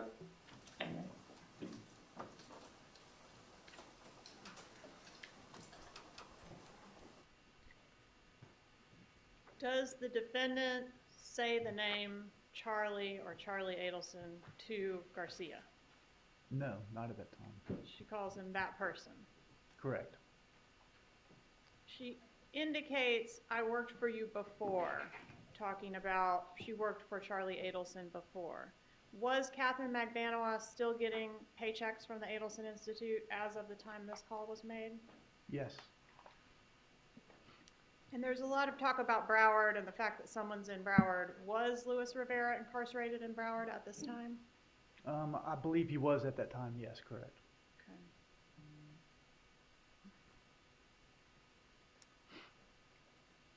All right, our next call is BB. Can you tell us about that call? Refer to my notes. You may.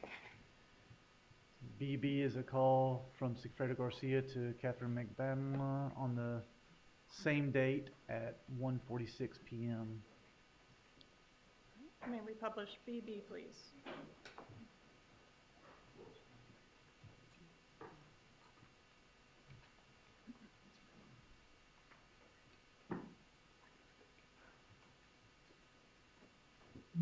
Hello? Hello? Hello? Hello? Yeah. Well, I was the fucking phone again. I was gonna talk on my phone and then dump it out. I'll be done. I was gonna call from my phone, but I was gonna get rid of my phone. But I got cards in my office.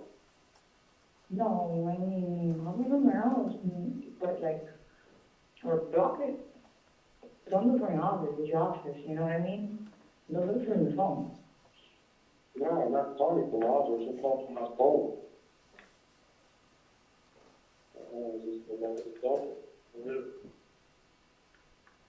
I don't know, I'm finding this fucking pay phone's impossible, bro. No, but sometimes it's just like you're done. Use a friend's phone to put 337. Not yours, a friend.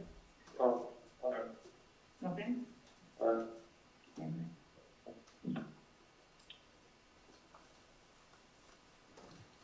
All right, if we can just go straight to CC, please.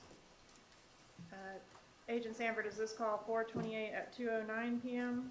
Can I refer to my notes? You may. This is CC. Or your call number 1400.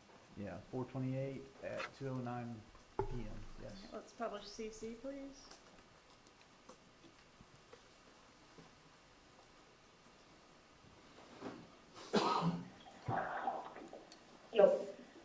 Oh. 305 712 6570. Sure, that's the number, right? Say it one more time. 305.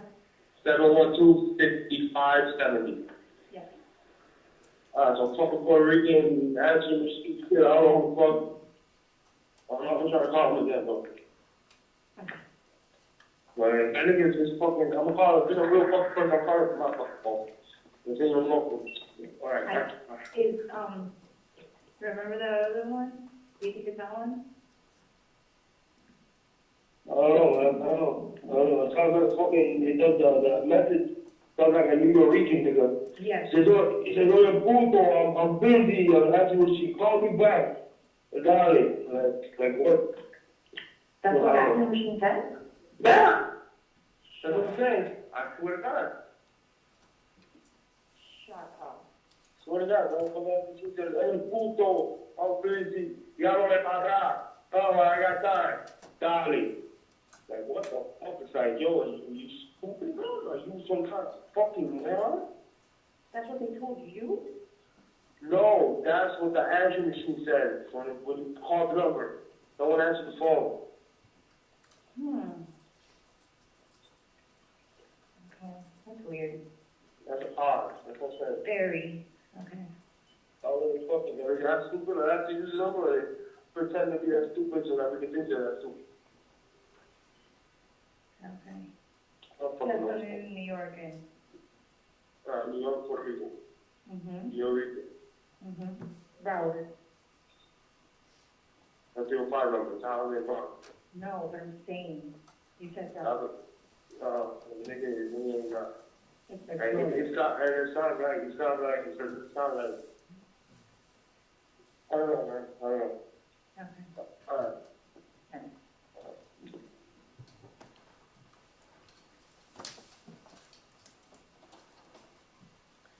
All right. So Garcia is reporting this answering machine. Was there an answering machine outgoing greeting on our undercover number? Yes, there was. All right. And did Garcia call the number and get the answering machine? There was a call to the voicemail. That's correct. All right. And did he ever actually talk to the undercover? No, it went to voicemail. All right. And was that the only time Garcia ever called?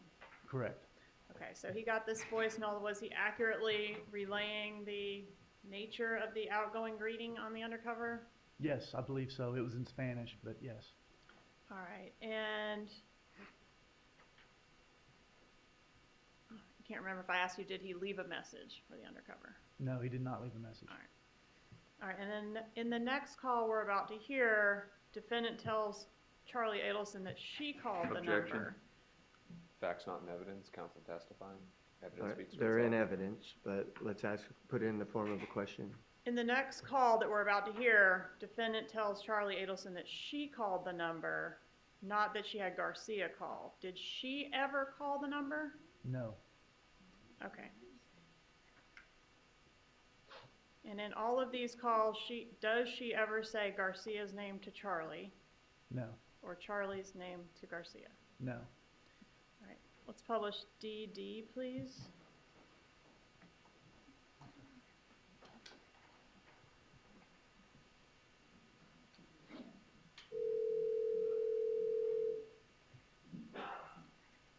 Yeah? Yeah. Okay. Hello? Yeah, here. Yeah. Hold on. Hold on, give me 2 seconds, let me just log out. Thank you. Okay. So, it was weird, I called the number, right? And like an answering machine, there's like something in the answering machine now, like, what the fuck? Like, some ghetto guy was talking on the answering machine and said one of their names to use that. Like, I don't understand the joke. I don't get it. So it was just an answering machine no one spoke to? No. Like, they people. And like, were they talking all? And then the answering machine, all of a sudden, I don't know, like, this was like 10. How do you remember? This was I had to find out for me, you know? And it was like they said, I don't know if they said their name was whatever, Zero or Zango or whatever shit they put on the answering machine. All of a sudden. Now it has an answering machine. Like a voicemail, I mean. What did the voicemail say? Yeah, like, I don't know, let me find out, because it's like I can't, like, really talk at work, and then I couldn't understand. Call, when you call, do you call with the call block? Huh? Yeah. Do you call? Yeah. Yeah, but it doesn't matter. No matter what phone you're using, it's still, you know? Well, it doesn't show who's calling you. I know how to block a call. Right. That's the point, but I just. Star 6 7. So I did that, rang 7 times. I'll be there in 1 minute.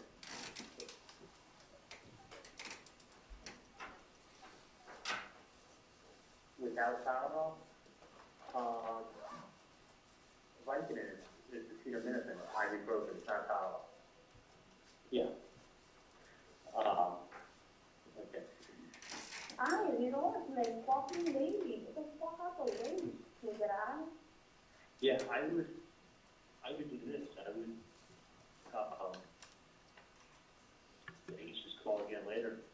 Yeah, but it's like, you know what, with all this crime happening, I'm gonna call from every fucking body's phone and fucking leaving a message in everybody's fucking phone. From everybody's phone. I'll play games, I'll play games. It was really fucking hot. The lady that picked up on the cell number. For you. And they called, and I mean, the only thought in my head is because that's one thing. Maybe you could find out, or I'm gonna wait a couple days, and then I may call the person back. So the person was, when they answered the phone first, they weren't that ghetto, and as they started talking with me, they started talking more tough, but it was more like I could hear a New York accent in there. And it sounded like that. The voicemail sounds New Yorker, but I gotta find out what's going on. But I'm saying I'm gonna call from somebody else's phone, because I don't want my phone, because I use this phone for work. Right. And the thing is, it's like somebody trying calling me. right, listen, one thing is this, either maybe that person will want to meet someone and talk to them about what their issue is, or I want to ask them. No, they're gonna have an issue because, you don't just go threatening people, throwing at me. They're saying that I'm helping a Katie, or not me, but my family's helping a Katie and her family, and some other guy that's maybe begin with a T, and I'm like, dude, I've never met any of these people. He goes, well, you not, but the family has been, and they've been helping him, her and her family, and this other You guy. haven't met, but then it makes no sense. But he's like, could you ask me who it was? And I was like, so I was almost, in hindsight, what I should have said was, because this is a big family and there's lots of cousins. Yeah. Who in my, the Adelson family is a big family. So what I should have said to the guys, who in my family, who in the Adelson family owed somebody money, give me the name. Yeah, of course. Give me the name, and then I will go to that person in that family and say, who did you not pay? I want to know the name. I want to know the name. The only thing that keeps throwing out is that this Adelson family is helping out Katie and some guy named T and their family, and this guy needs your help, and it's not right. And he's like, this problem's not going away. This is not going away. He's like, it's fucked up that you're not helping. Right there. That's fucked up that you're not helping. Like, who the fuck are you? Like, who are you? Listen, like me calling someone and being like, yeah, no, he tells JFK, you didn't pay me. Okay, well, that's like, you didn't tell JFK. It's the wrong example. Like, what does that have to do with anything? Well, my point is, because JFK died in 1963, and you weren't born then. My point is that I had nothing to do with any of this craziness. I want to know who in my family owes somebody money, because I'm going to go to that person and say, what's going on? And that's the next conversation I have with this person is going to be me, if it comes to it, me saying, who owes money? If someone owes money, you can give me a name. They're like, yeah, exactly. You need to check it. Where do you want to be? My mom doesn't know who these people are like that. No, I want to know whoever this fucking person is trying to fucking say shit or do whatever it is to your family, starting to harass your family. Like, it's getting me mad. Well, I don't know. I don't know why they keep bringing up people who I've never met. That's why it's like, who are you? Number one, okay, you need something. Who are you then? What's your real name? What's your address? Who do you have a problem with? Yeah, who in my family owes you money? And don't say the last name, because I'm going to go to that person and tell them, if you owe this person money, what is it about, number one? And then I'm going to tell them, go pay me. But you have to tell me who to go talk to. Not like, oh, somebody with the last name Adelson. Well, guess what? That's like saying someone with the last name calling your Rodriguez. And shit. Like, yeah, someone with the last name Rodriguez. That's why I will give you the fucking first name. And I will go talk to, if it was my brother who was behind it, I'm going to fucking find out. I mean, fuck, if it's my brother, I'll turn him in and get the reward money. My brother's a piece of shit. So I'm saying, like, give me the name of who owes your friend's family money. And this guy said to me, he said, listen, I was with him up in Broward. I knew everything that went on. I was up with him in Broward. That's what I'm trying to understand. Yes, something about I Broward. was up with him in Broward. I don't know if it's something I He's just a talked family about. member, but he said he's a family member. He said he was his But brother. he's incarcerated. He said that guy is Kuko or whatever, his brother. He said, I'm his brother. It was with him up in Broward when he told me what everything had happened. That's exactly Who what was happened. up with him in Broward and I don't know what he was, that happened? I don't know if he was email with him, visiting the jail, I Like, don't know if he needs to like fucking get, like, if people just could be fucking Googling shit or whatever it is, well, and that's, well, exactly, but the only reason I'm gonna bother calling you is because they wanted to talk about you.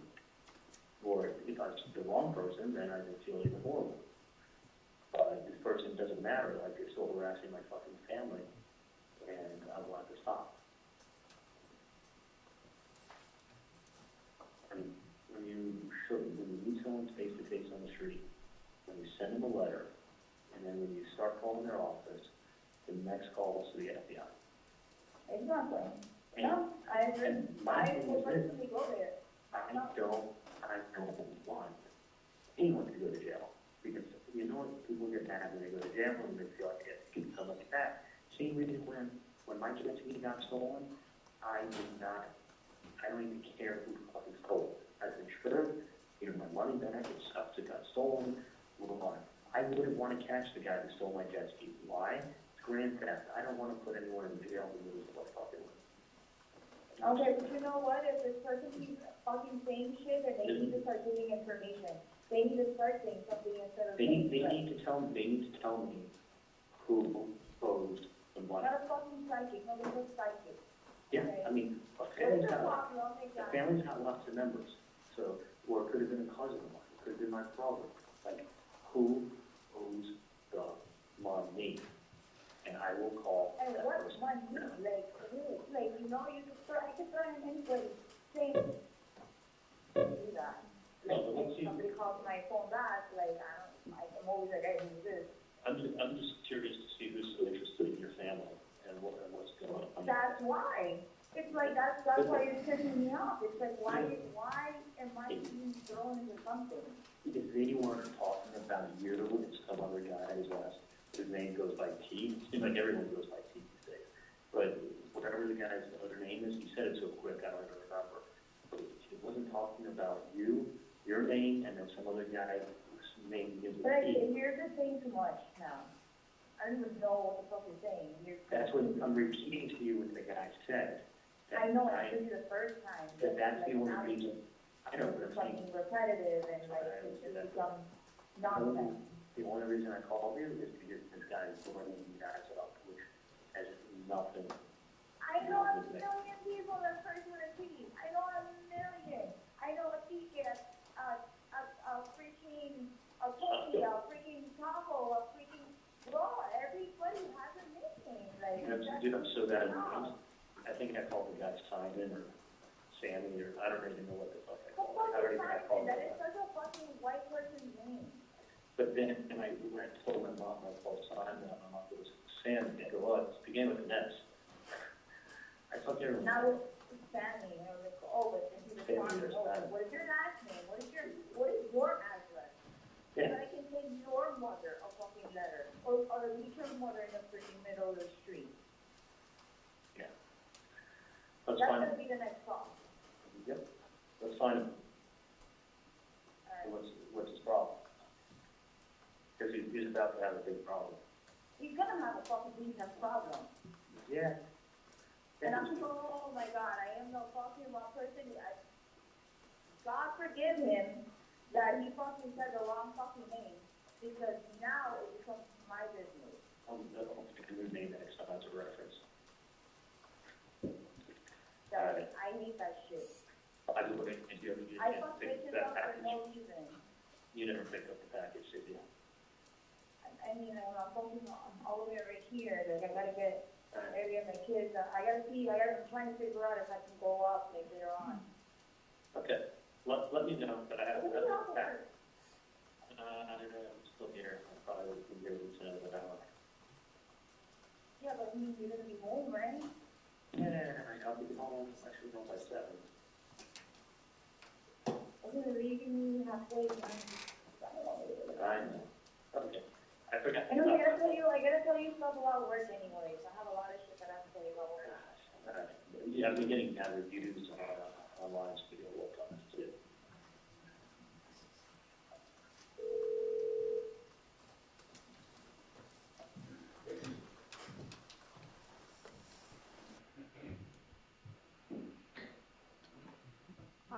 Agent Sanford, was the name Tudo or Tato on the outgoing message from the Undercover's answering machine? No, it was not. All right. In this call, the defendant indicates that she will personally go to the FBI. Did she personally go to the FBI to report these matters? No. All right, I want to go to the text message EE. Could you please reference your notes and advise us when this is and who it's to and who it's from? EE is from Sigfredo Garcia to Katie Magbanua. It's on 4/28, same day at 7:39 p.m. Right, and he's indicating he called 3 times and did not get an answer. Do we know if that's true or not? We only had one call to the Undercover number. And then call FF, what's that? Refer to my notes. You may. FF is call from Katherine Magbanua to Charlie Adelson on the same date at 7:49 p.m. All right, let's publish FF, please. I don't have this one. Hello? Hello? Hey, what's going on? Hey, call that number 3 times. The first time, like, you know, the message in Spanish. And then for some reason, like, that voicemail says, puto, you know what puto is, right? Like a bitch. Like, oh, it's puto. Like, why would you have that as your voicemail? In Spanish, I know this is puto. Yo, puto. Puto is like, puto in my language is a food, like a food. But supposedly that voicemail that they have set up, the guy says puto, what sounds like puto. And then what does he say on the voicemail? Like it's something in Spanish. Like you read puto, whatever, and it's in Spanish. So he left a message in Spanish saying, what the fuck this is? Need to fucking call me and to stop threatening my fucking family.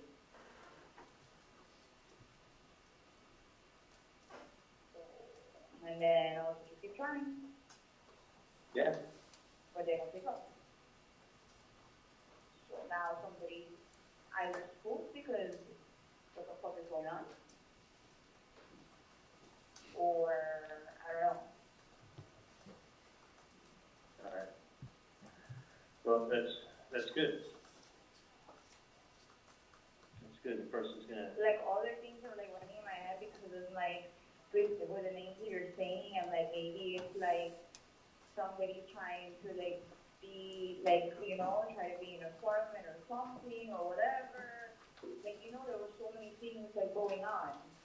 Yeah, I'm thinking the same thing too. But then it's like, yeah, but then, you know, people you can trust and you can't.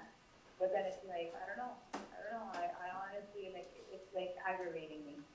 It is Oh, I'm on the phone, don't talk to me. I'm on the phone, don't talk to me. Be quiet. Could have been someone reading the newspaper and playing games. And like I said, Like the wrong person. yeah, and I don't know how the fuck they got your name, but they didn't use a last name, so it's Exactly, it could be anybody. it could have been another Katie and another Taco, or whoever the fuck they said, I don't remember the name. But the point is that they need to stop. No, exactly, well, I'm on the phone. Okay, I don't care, but I'm on the phone right now. So don't talk to me right now.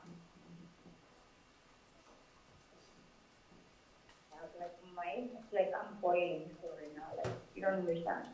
Like, it's pissing me off, like, pick up the fucking phone. Yep. Like, now, you don't want to pick up the phone? Well, And- right, so you don't want to pick up the phone. Yeah. So it's one of two things. Yeah, no, I got you with that. And I just, fucking call it, Basically, he said, hey, you're messing with my family, and if you don't stop, we're not a problem. In Spanish. So whoever it is,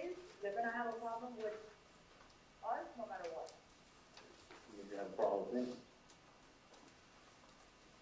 So what? Then you have a problem with me too. I mean, Exactly. listen, if you're going, You're gonna have a problem with either one of us, or even if, like, if I'm in the mixer or not. dude, you're coming up to my fucking mom on the street. Then you're sending letters to their house. Then you're fucking calling my dad's office. The office. Leaving messages, like, that's No, 3 times, like, Like, no. he was living. My friend, I told my friend, and I was like, look, can you do me this favor? Because, like, I'm not a guy, and I don't know if it's me they're talking about. And then he's like, that's some fucked up shit. Yeah. And it's like, don't worry, no, like, no matter what, like, whatever it is, like, I'm gonna handle it. Point blank.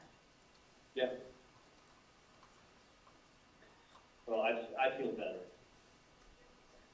I definitely feel better. I apologize for not getting a Hallmark card, but I got a little something, so.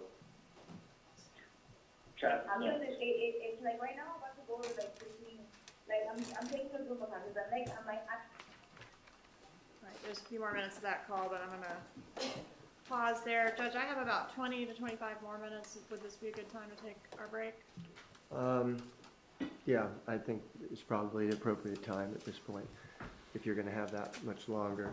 So we'll take our lunch break now, and so we'll give the jury till 1:30. Again, no conversations, no with each other, with anyone else, no internet searches. We'll see everybody back at 1:30, and we'll continue with the testimony at that time, okay? Thank you.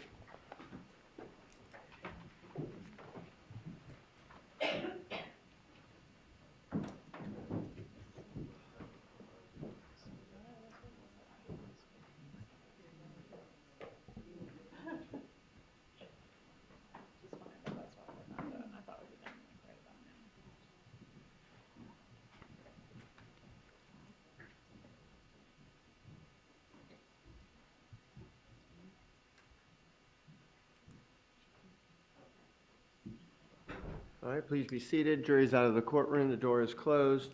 And so we'll have about 20 minutes or so of direct. And so let's be prepared to go right into cross. After that, we won't take a break in between that, but we'll take a break later in your cross-examination. So, Your Honor, it would be a little bit difficult with the government with the podium over here. I need to set up sort of like I did for Rivera with the table with that hook into the HDMI so that I get the projector. If you need to put a table up here now or whatever, I'm not going to take a break in between. So just make sure that you're prepared to go right into cross-examination, okay? Would Your Honor allow me to come into the courtroom earlier than like 10 minutes before, and I can set up? Sure. So in about a half hour, I'll come in? Yeah, that's fine. I don't need to So we'll cut make the- accommodations for that, for you to get in a little bit earlier and set up. I don't have a problem with that. Okay. Okay? All right. We'll be in recess till 1:30.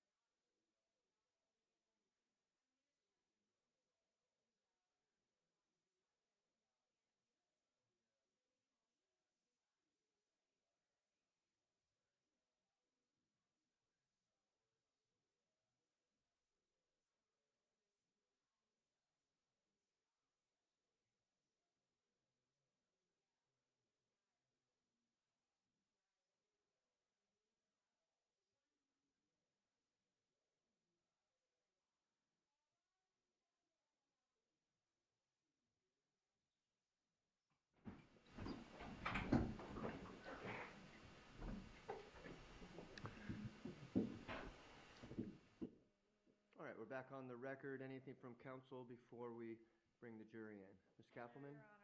No, Ms. Your Honor. Guaz? Okay, let's bring the jury in, please. Same time. Same time.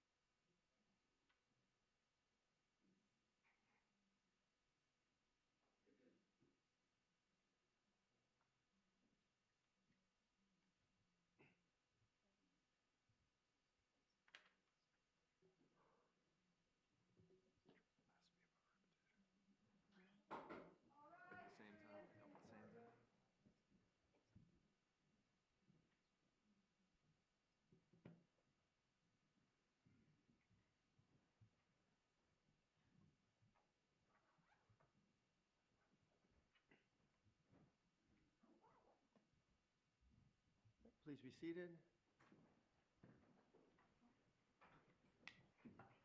And we're ready to continue with the testimony.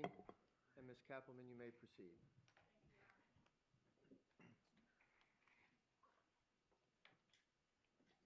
All right, so when we broke, we had just listened to call FF, and in FF, Magbanua is indicating that a threatening message was left on the answering machine of the Undercover. Was a threatening message left on the answering machine of the Undercover? No, it wasn't.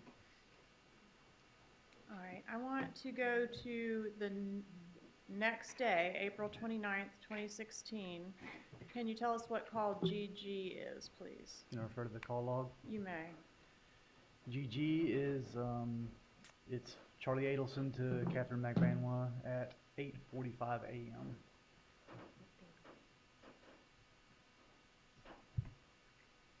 All right, if we could publish GG, please.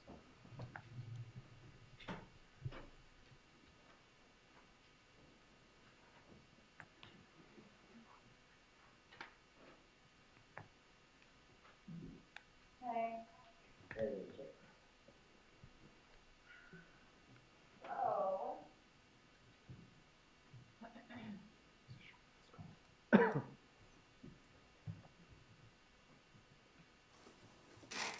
Really? What the heck?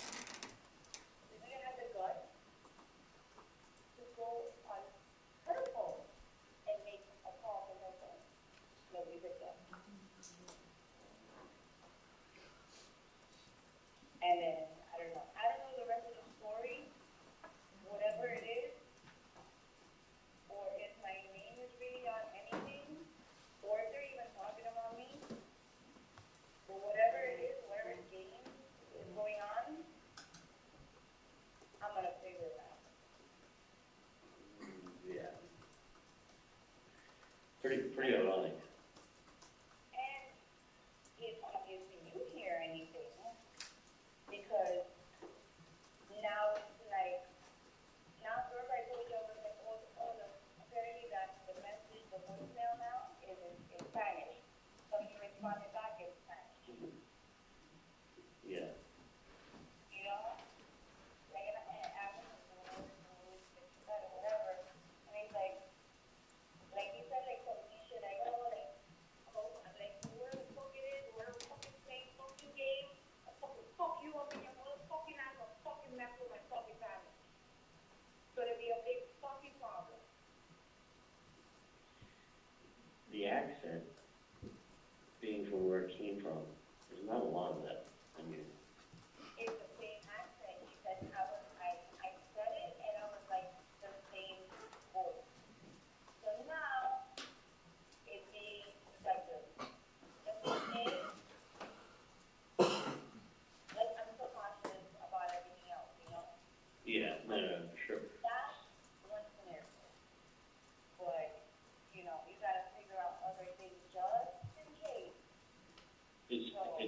two.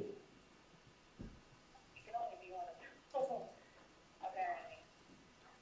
If somebody that's desperate, not from the inside, because there's too much from the inside that the other person knows from the outside, so they won't risk. That's why I know for a fact it's not from the inside. It's somebody trying to be greedy, probably, you know, hey, everybody knew who I dated in the past and stuff. I've had a couple boyfriends, you know, Yeah. so it comes about. It's somebody not from the first layer, but probably the second layer. Yeah, and they just need a big message. So don't fucking worry. Don't worry. Regardless, whatever bullshit is happening, it will be taken care of. For the mere fact that I don't like anybody disrespecting your family, scaring your family, after everything you guys have been through. You know, you told me stuff that happened before, so it's not like I'm oblivious to it. No, it's out there. It's out there everywhere anyway. I know, but I'm saying, like, you mentioned stuff to me too, obviously, like, I will probe you on it because that's like personal shit, like, Yeah. that's like none of my business. I just wanted to stop. I'm hoping that I'm on the right track. And either way, my friend said that either way, no matter what, if for some reason he is wrong or whatever, like whatever way it is, gonna go down, like he takes full responsibility or whatever, just because of the mere fact of my name. Yeah, but listen, there's not any, nothing of that sort. No, but I'm saying if somebody gets their ass whooped, somebody gets, you know what I mean? Yeah, I mean, someone has to get their ass whooped, they have to get their ass whooped. That's what I'm saying. Yeah. When you show face, and when you show face and everybody's a little stunned. Yeah, I don't think it's, I'm a good reader of people, but some people are just really, really good at it, and I guess that's one talent that they have. One of the many talents, let me not be. I can't wait to find out. I know, me too, and I really feel bad if they're not even talking about me. Because this has become my issue now. Yeah. As a friend, I'm doing it because of the mere fact that I don't think any parent should be harassed. Nope. So, I completely, you know, understand where you're coming from, but sometimes you gotta step back and listen to what I gotta say. Okay. Because there's always different scenarios to everything. Yeah, no, it's not just always, it seems. Exactly. So let me caution you, you fucking never know. There's fucking people that will try to fuck you over every fucking day. Mm-hmm. All you know is a fucking patient. Maybe they see Look. me in a dental office in the beach before, where I, you know? Who knows? No. It could be a lot of it. That's what I'm saying. You never know. That's right. You gotta go over that fucking thing out there. You can't just fixate on one thing. But you know, people crack. So. Yeah, oh no, it's gonna come, things always come out, and somebody's gonna be fucking someone, they're gonna be running their mouth, that someone will get mad at somebody, and start saying, hey, you know who this was, and then, No, whatever it is, that's what I'm telling you. Just, like, let me say things out of the blue. You know what I mean? Let me throw some stuff out there. Because you can't be fixated on just one thing. because then it seems like you know too much, which we don't know shit. Figured. So if I say something, it doesn't mean necessarily, like, yeah, like, I'm not a psychic. If I was a psychic, I would have fucking known who's harassing you or me or whoever the fuck it is. Because It's then, clear. that's the first thing. Because the next song is gonna be the fucking best. It is. Because it's too much. Yeah, and that's, I mean, that's like the next step. So, But this won't say to you yet. Just listen to what I say. Don't always go against it. Don't take it to the heart. Don't make it seem like that's really what I mean. Read between the lines. And go with the flow. I definitely. The style is comparing you to, right? What's up, people?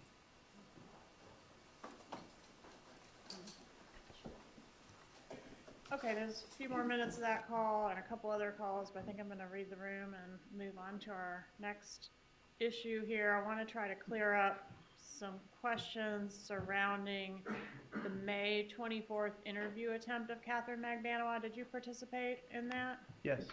Okay, and we've heard a little bit about that, but there's some confusion about what occurred with this defendant's phone after that interview attempt. Can you explain to the jury what she did with her phone? Did she dump her phone? Did she get a new phone? Did she have a burner phone or something else? No, that's not a leading question. She can ask it in that manner. After the interview attempt, yes.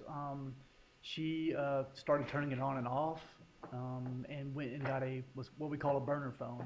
There was a burner phone purchased, and she began using that instead of her regular phone for the most part. She still used her regular phone some, but it was turning on and off. All right, and how did turning it on and off affect or impact your ability to monitor her movements or surveil her? Yeah, the GPS tracking on cell phones like that, it's not actually GPS tracking. It's usually cell tower information, and it doesn't give you an exact pinpoint anyways. So when you turn it off, there's no way to actually ping the phone to see what tower it's hitting off of to be able to triangulate the approximate location. And was she still staying at the same location that she had been prior to the interview attempt? No, after the interview attempt, they left that residence and she never returned. All right, so how was it that you were able to locate her for her arrest? I believe it was the following day. We were getting intermittent pings, and as I was traveling down there, the TPD tech squad actually got a ping of a shopping center. Okay, the phone was following day after what? Oh, sorry. After the interview. She was arrested the following day, or you're talking about Garcia's? I'm sorry. The next day I'm sorry. I'm referring to the wrong one. Yes, the following day. I'm sorry, repeat the question. All right, so after the interview attempts, which occurred on May 24th, you said Ms. Magbanua never returned to the residence she had been living at. How long was she living in some other place unknown to you between the time of the interview attempt and the time of her arrest? Several months. We never found exactly where she was living at after that point. Okay, so she was difficult to track effective the interview attempt. That's correct. Okay, and then I think you were talking about the next day. Was she was not arrested the next day, right? No, she was not. Okay, do you know when she was arrested? Not until, I believe it was October. All right, and in October, you said you were having a difficult time tracking her. How were you able to locate her to make the arrest? In October? Yes, sir. Yes, when we were getting intermittent pings, and one of the pings ended up at a shopping center, a large shopping center with a bunch of businesses. We got in the area of the shopping center, we're riding through it looking for her, and we saw her coming out of a store going through the parking lot to her vehicle. All right, and was there anything unusual about the way law enforcement approached her or the use of force in the making of this particular arrest? No, absolutely not. All right, and you said you were getting intermittent pings. Were those on one or both of the cell phones that she was using at that time? It was, I believe, on one or both. I don't recall exactly. TPD was doing it. All right, and law enforcement was attempting to track both cell phones, the burner phone as well as the phone that she had carried regularly previous. That's correct. Okay. One moment, please. No questions at this time, Judge. Cross-examination? Yes, Your Honor. One quick second to set up there. Sure.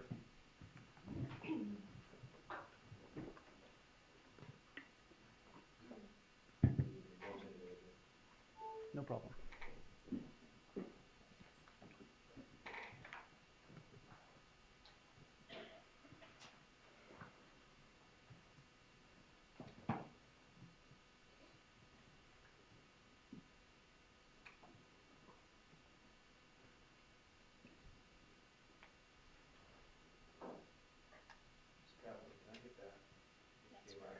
Right behind you.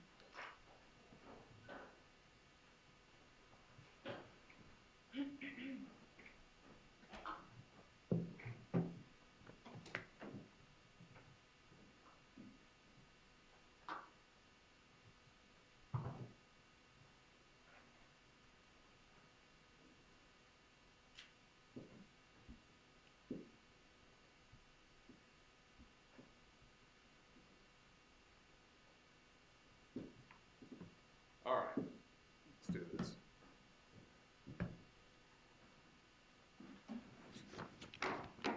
You're law enforcement, you work for the FBI, right? Correct. You would agree with me that your job is to objectively investigate, Correct. present the good with the bad, right? That's correct. And give that over to the government. Correct. It's culpable and inculpable. Perfect. You answered it before I asked it. Now, let's talk about FBI, the Department of Justice, and reports. Your reports are called 302s, right? Correct. And the purpose of those 302s, and that's the way that I'll refer to it if you're okay, Sure. is to record your activities, right? For the most part, yes. Now, that's important both internally to the FBI, right? It's more externally for prosecution.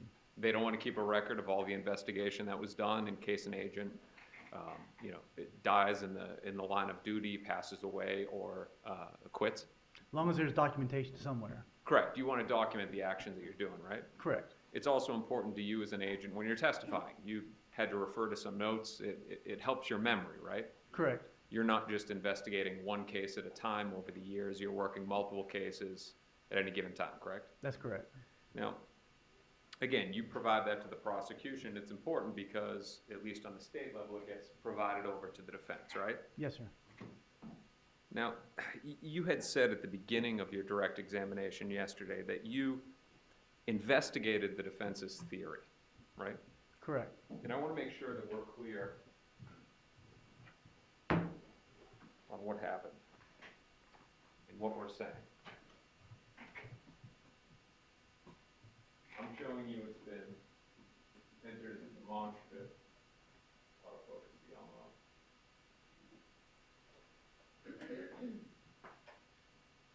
Can you see that? It's a little blurry, now it's better. All right, so it's blurry by design by the government's version. You understand this to be the government's version of the demonstrative, just the removal of Ms. Magnanimo, right? I'm sorry, repeat that? So the government has their demonstrative. This is the government's argument, right here. Yes. And this is our argument. Okay. Now, direct examination, you said that you investigated the defense's argument right here. Correct, with the information that we had, correct. All right. What did you do to investigate? We scrubbed all the phone records through all the intelligence agencies across the nation. I sat down with DEA and ATF, scrubbed all of their phone records, looked at every phone record that any of the individuals had that were associated with them, any investigations that those phone numbers were associated with, and identified who those phones were, and did everything we could to figure out if there was other phones out there that they could have been talking on. Agent, you would agree with me that sometimes crimes are committed not using phones, correct? Sometimes, yes. All right. Now, in this case, it's weird. At times, there's arguments of burners, and there's times that there are arguments of non-burners. Your investigation was limited to the phone numbers that you knew for these participants, right? It was limited to that, plus all the records that we were able to search for other investigations. Correct. Okay, so, and that's what I'm asking. How many 302s did you draft about investigating that theory? I wouldn't do a 302 on not finding anything. You wouldn't do a 302 saying, I investigated this so that somebody else doesn't have to at a later time? No, that would be investigative analysts that would actually do the scrubbing of the numbers, not me. So my understanding of what you did is you looked at Garcia, and I'm doing this off memory, his 5986 number? One of his numbers, yes. Okay, and then Charles Adelson, his 9923 number? Yes. And you didn't find anything, so that theory is knocked out. We tried every which way. We tried all the numbers in the past. And I'm not saying you didn't, but what I want to explain to this jury is that the investigation was limited to cell phones. I wouldn't say the investigation was limited to cell phones. Okay, so I'll ask again, what else did you investigate beyond phones to determine any link in between these individuals? We tried everything. We looked at all bank records. We looked at all credit card statements. We looked at, tried to do surveillance. We tried to see if there was any connection. Social media, we tried to do everything to find any links. Did you ever meet with Juan Vega? No, I did not. Did you ever meet with Anthony Ortiz before he died in July of 2017? No, I didn't. Okay. Let's not talk about Katherine Magbanua. And we're going to sum up here the evidence against her. So the direct evidence is Luis Rivera, correct? He's the only witness that's saying she was involved. I would disagree with that. That's saying that Katherine Magbanua was involved? There's another witness saying that? Saying those exact words? No, there's not another witness saying those words, no. Okay, so the only witness that's saying that Katherine Magbanua is involved is Luis Rivera. Correct. Right. And essentially what he's telling you, there's three things. That Garcia said she was involved. Garcia told Rivera she's involved, right? Correct. He overheard some phone calls. Correct. And then the morning of the alleged payment, right? Correct. Ultimately, what he tells you is Katie is the one in the middle doing everything. Correct.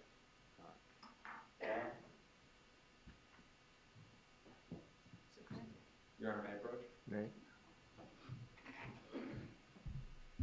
Agent, before we started here today, I'll let you hold on to that. Before we started here today during the break, I showed you a video. And you know what that video was, right? Correct. And that is a short segment of Luis Rivera's statement to you on October 4th, right? Correct. And you know that that's a short statement of his because you're present for it, right? Yes, sir. And that fairly and accurately depicts that little snippet, right? It does. And you viewed that, but you trust that the snippet is on that CD. I'll take your word for it, yes. All right. Your Honor, may I approach? Right. My apologies, I'm doing this a little bit backwards because it's after the break, so it's not pre-marked yet.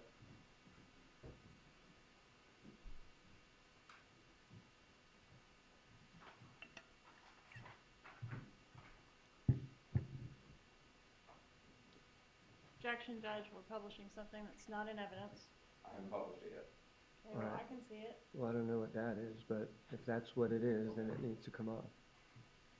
That's just on screen.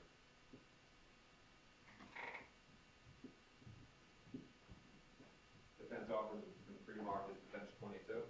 Any objection? Objection, hearsay. It's not introduced to the truth of the matter, Your Honor. It's Luis Rivera saying Katie was in the middle doing everything. Objection, hearsay. Speaking. It's, let's go sidebar so I can figure out what this is.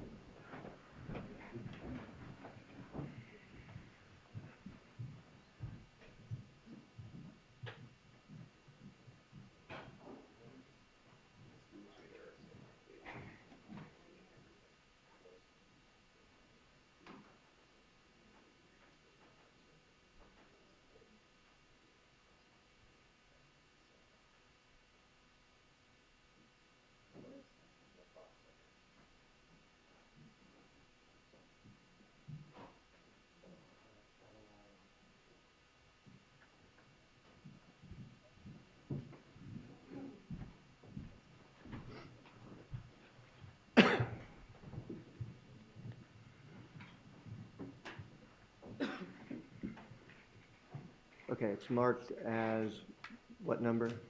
22. Okay, it'll be admitted as defense 22.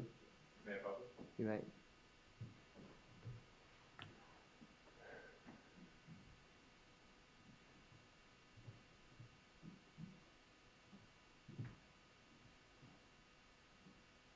So he's saying,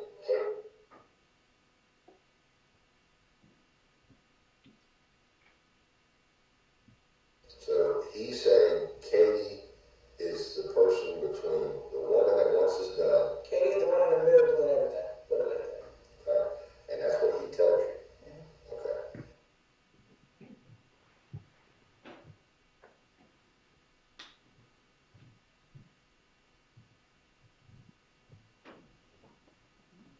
There's also some circumstantial evidence, right? His statements? No. So we're moving on. That's Luis Rivera. That's what he's saying. She's in the middle doing everything. And we talked about the 3 points that he gives. But there's circumstantial evidence too, right? Yes, there is. There's cash deposits, Yes. breast surgery, Yes. the car, Yes. call activity. We're talking about people being in touch with each other. Correct. Paychecks, Yes. intercepts, Yes. and Dolce Vita. Yes. Okay. I hit all the major pieces of evidence, right? I believe so, but I haven't been sitting in court, so I don't know what was presented. Okay. Now, I'm going to assume that you deny subjectively investigating this case. I deny subjectively. Is that Deny subjectively investigating the circumstantial evidence. I would agree with that. All right. You maintain that you objectively investigated it for guilt or innocence. Yes. Instead of being personally or professionally motivated on building a case against Ms. Magbanua. That's true. I was not personally motivated. You agree with me, though, that you wanted her to cooperate. I want everyone to cooperate and tell the truth. And we're going to come back to that. Now let's go to the direct evidence. Rivera, he cooperated, right? Yes. Took the needle out of his arm. I don't know about that. You knew he was charged with first-degree murder? Yes. And you do know from your experience that that could carry the death penalty? It could, yes. His words resulted in Katie's arrest, right? That and other things, yes. Okay, so September 30th, 2016, Rivera named Katie, right? What was the date again? September 30th. Yes. The following day she was arrested. Yes. I forget if there's 31 days in September, but 9:30 statement, 10:1, you're in South Florida, put in cuffs on her, right? I believe that's correct, yes. Okay. Let's go back and talk about the Federal Bureau of Investigation and Department of Justice, specifically recordings and reports. You'd agree with me that to do recordings on witnesses that are out of custody, you have to get special permission. Correct. And it has to be pertinent, right?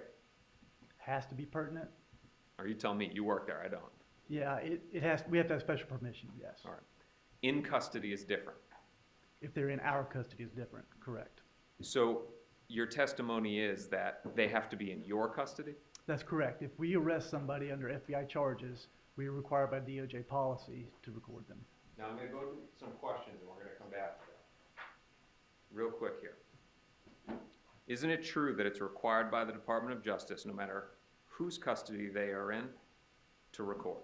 That is not my understanding, no. Would it refresh your recollection to take a look at your deposition? Sure. Counsel, 169 to 170.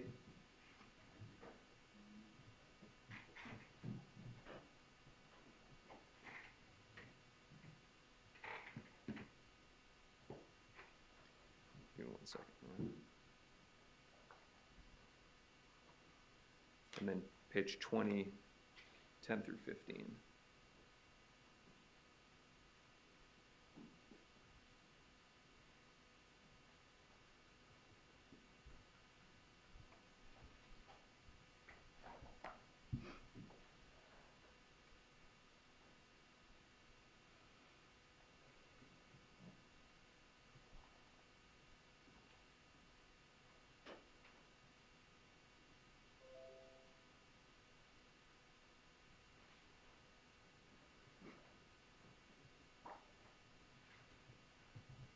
You got a paper? Yes. Take a look at the lines. Yeah, they're there. And which deposition is this? First. Okay. And then I'm going to give you another page number when you're done with that.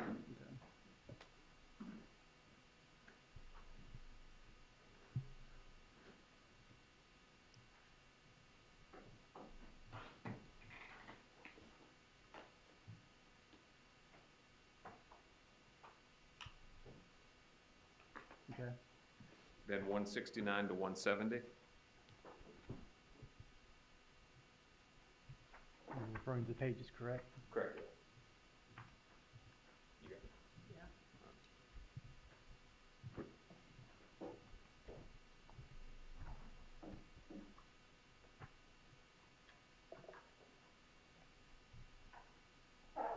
You said page 169 to 170? Correct, 169 to 170, and take a look at that and let me know if it helps.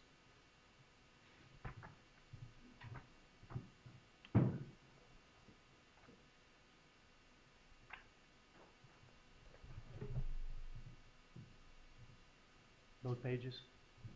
169 to 170? Right, read both pages. Is it your testimony that? I'm sorry, I'm still reading. Oh, I'm asking you, should I read both pages? Please, yes. Okay. They're short pages.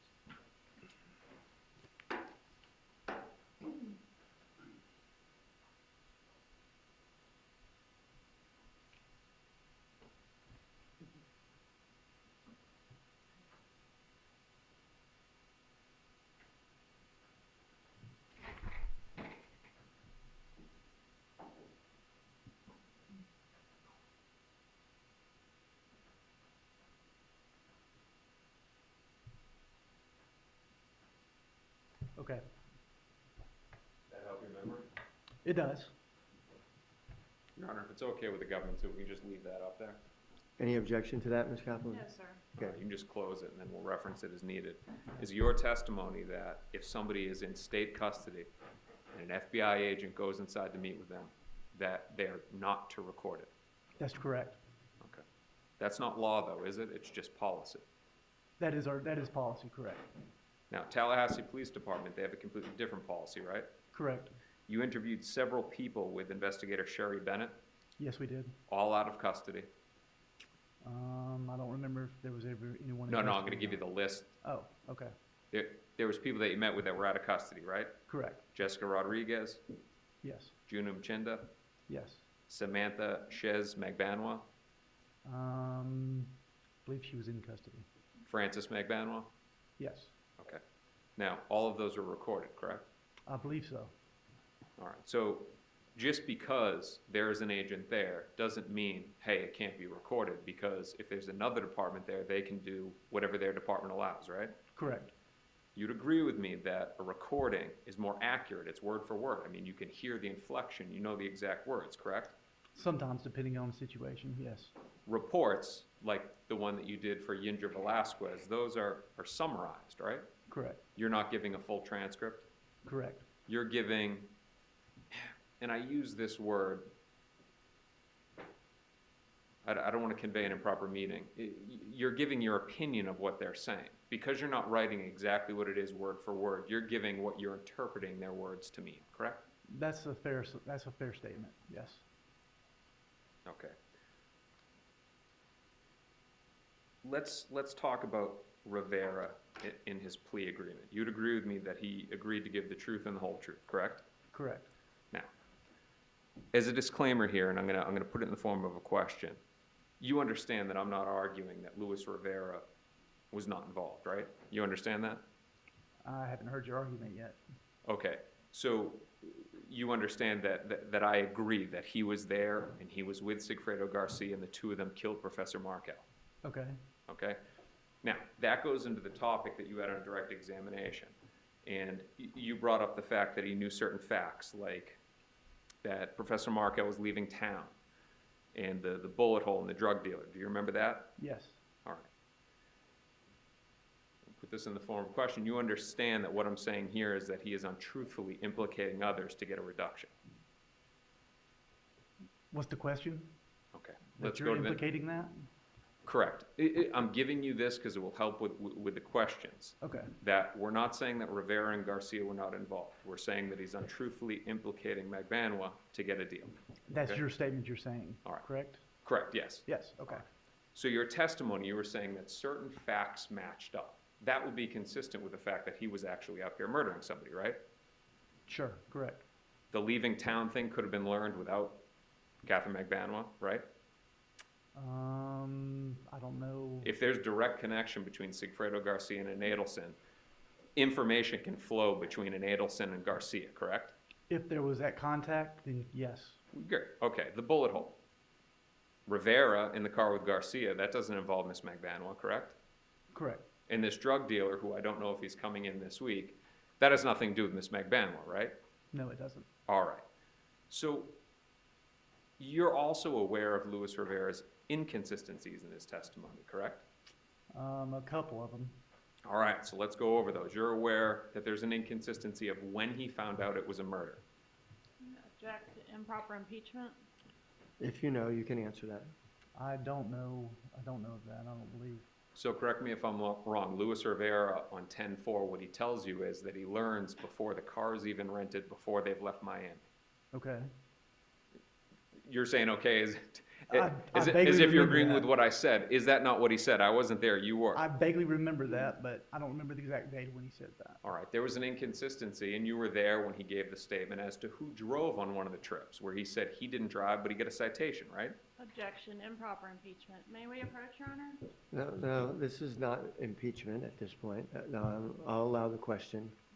Go ahead, if you can answer that. Yes, no, he did not say that he did not drive at all. He actually said that, I think they went back and forth driving. He was a little confused about who was driving exactly which point, but I believe he said that, you know, he was a little mistaken about the timing of it because he was mistaken about when he even got the ticket. He said that about the trip, that he got the citation on. He said he got the citation on the wrong Okay. trip, and our records show it was different. Let's go to the next one. How many trips did he tell you were made to Tallahassee for this murder? Objection, hearsay or improper impeachment? That's hearsay. Your Honor, I'm now impeaching Mr. Rivera, who has already testified. Mr. Rivera has given a statement to this witness. Improper impeachment, Your Honor. May we approach? We can approach now.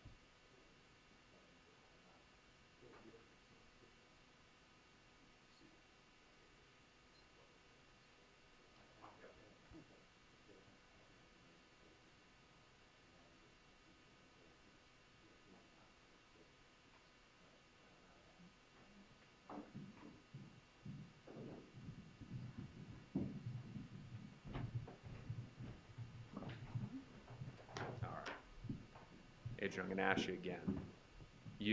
Let's just preface it for the jury here. You met with Luis Rivera 5/27/2016? I believe that was the date. 5/27. Let's go with the end of May 2016. Okay. Beginning of June 2016. You're talking about the jail interviews, yes. Yes. The end of September 2016? Correct. And then again early October 2016? Correct. How many trips did Luis Rivera tell you were made to Tallahassee for the purpose of this murder? By who? By him? By anybody involved? I believe he told us 2. Through your investigation, this includes the the statements that were obtained from Luis Rivera, your review of the call detail records, where was he the morning after the murder when the phone call started going? You're asking for the cell phone records, where that was or where he said he was? I can't recall. Both. I recall him saying that he was at the barber shop. And I don't recall the cell phone record. That's Sergeant Corbett question. and you remember writing a 302 about the cell phone communications that morning? I do. And you would agree with me that you wrote in there that he was at a different location on Normandy Island?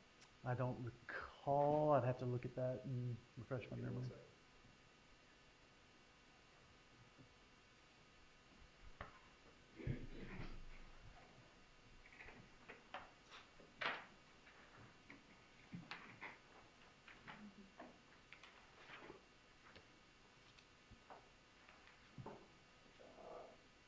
His report, bottom left, the 302, bottom left-hand corner, January 20th, 2016. May I approach on it? Yes.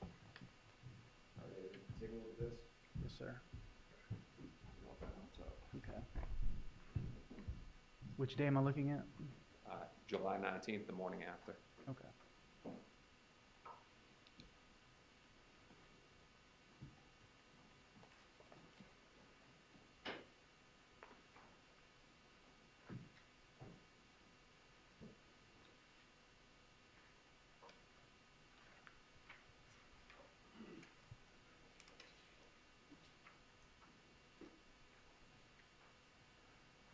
What page are we on? 719, I'm going to read the stipulation. What do you want for? 7 of 19? No, 719, 2019. That's what report he's reviewing right now? That is January 20. January 20th. 715, 717, 719's coming up here. There you go. Okay. Does that help? Yes, sir. Do you need me to ask a question again? Yes, sir. All right. Where did your investigation of the data show that Luis Rivera was that morning? The investigation showed that his phone, from my report, I saw that his phone was in the area of 79th and Byron Avenue at 10:20 a.m. But I don't believe there was any other locations that morning of where his phone was. Now, for the jury, Byron Avenue, that's on Normandy Isle, right? I believe so. It was out close to the beach. I believe that's where it is, from my And memory. that's a wholly different location than where Jessica Rodriguez lives and that barber shop is at, right? I believe it's across the bridge, yes, right across the water. And that's when the communications start, right? Communications with Mr. Rivera?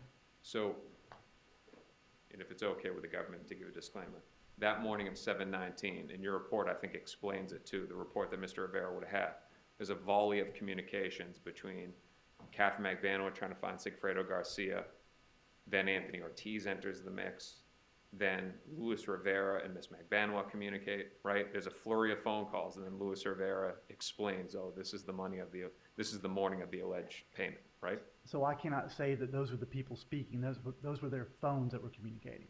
Okay. And you've always operated under the belief that Luis Rivera had that 8153 number, that handset with him that morning, right? Yes. Because that's the phone number that's communicating with Miss Magbanua, communicating with Jessica Rodriguez, right? Correct.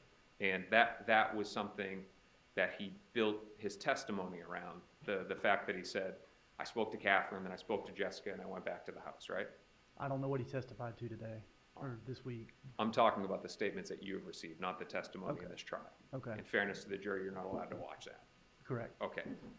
So, who called who that morning? Who called who first? Did Katherine call Luis Rivera, or did Luis Rivera call Miss Magbanua? I don't have the complete phone records. What I did on my 302 was take what I thought was pertinent out of the phone records, because there's a lot of phone records, and that's what I put in my 302. So I can't, that would be a Sergeant Corbett question, because he was the expert. This was something for my reference to be able to go back to and remember if I needed to. So what you're saying is that there was a communication between Luis Rivera and Katherine Magbanua that morning, but the report that Mr. Rivera has did not say who called who. I don't know. Does it say it in there? Does it say what again? Say that again. Does it say who called who?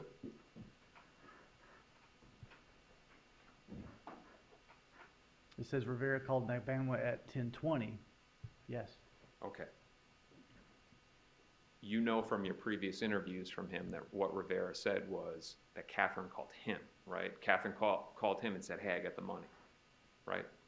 I don't recall that off the top of my head, but it's possible. If he did, that would be an inconsistency, correct? And that's what we're talking about here, his inconsistencies. It could be. All right. Now, in your interview of him on September 30th and October 4th, he also tries to give information against Wendy Adelson, correct?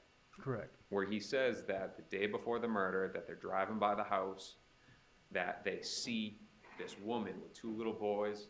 He asks Garcia, and Garcia says, that's her, that's Wendy.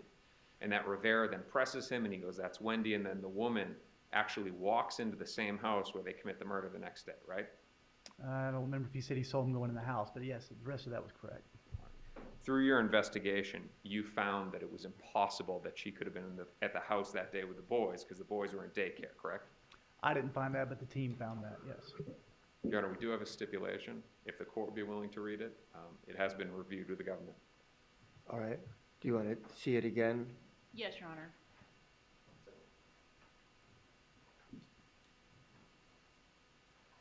Yes, Your Honor, I have reviewed it. Okay, Second person, please.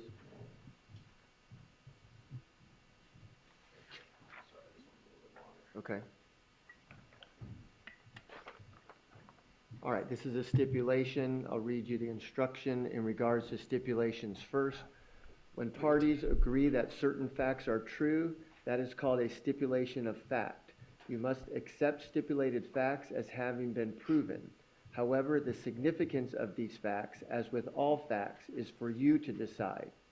In this case, the stipulated fact that you must accept as true is the Markel children were enrolled at Creative Preschool, which is in Tallahassee, Florida. The drop-off pickup schedule for the week of the murder is as follows. Monday, July 14th, 2014. Dropped off at 8:55 a.m. by Dan Markel, picked up at 5 p.m. by Dan Markel. Tuesday, July 15th, 2014. Dropped off at 8:25 a.m. by Dan Markel, picked up at 4:50 p.m. by Dan Markel. Wednesday, July 16th, 2014. Dropped off at 9 a.m. by Dan Markel, picked up at 4:30 p.m. by Wendy Adelson. Thursday, July 17th, 2014. Dropped off at 8:30 a.m. by Wendy Adelson, picked up at 4:45 p.m. by Dan Markel. Friday, July 18th, 2014. Dropped off at 8:50 a.m. by Dan Markel.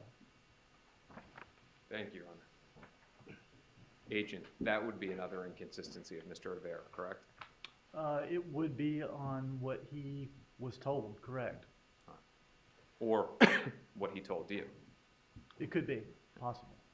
Let's go back to FBI, DOJ, and the work that you do. And you said that, the hope is cooperation. You would agree with me that on the federal level, many times the goal is, on these bigger federal cases, to get people to cooperate against each other. I find that in all cases, not just federal cases. But you find it that's usually a drive to get the dominoes to fall, right? If we don't have evidence on other people, then that is one technique that you can use. And you would agree with me that on the federal level, to get your 5K, your Rule 35, which are the legal terms for reductions, many times you have to actually lead to an indictment that leads to a conviction. In some cases. And you understand that Luis Rivera had just come from the feds, right? He had just been federally prosecuted? Yes, he was in the federal system. Where he had gotten cooperated against? I don't know if he got cooperated against or not. All right, so he had just come from that system that talks about getting other convictions for reductions. Now he's involved in this case, and you're involved, right? Correct. And he knows you're involved. Correct. And he knows from your lapel pin and the badge probably on your hip that you work for the FBI and the credentials that you showed him. Correct. So he knows again that the feds are involved. Yes.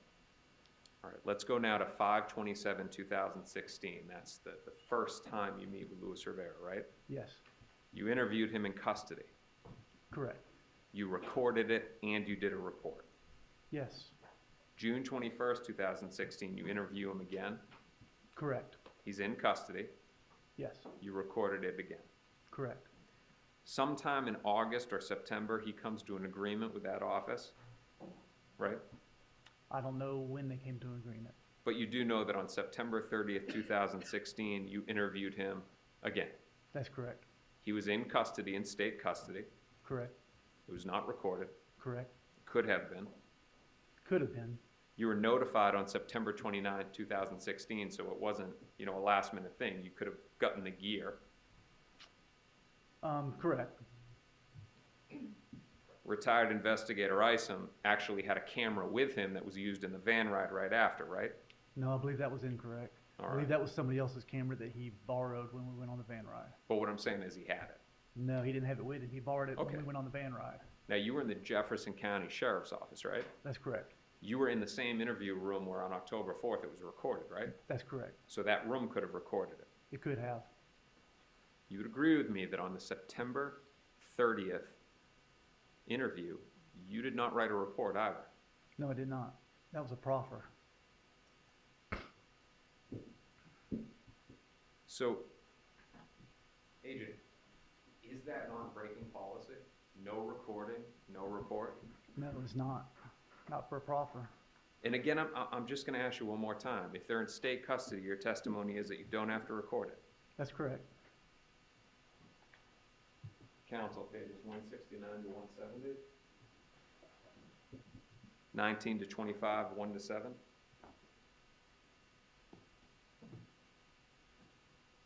Agent, you remember some years back, 2019, in the courthouse here in room 311, we took your deposition?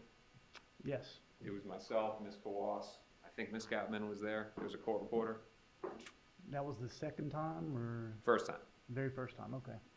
Second time's a short one. Okay.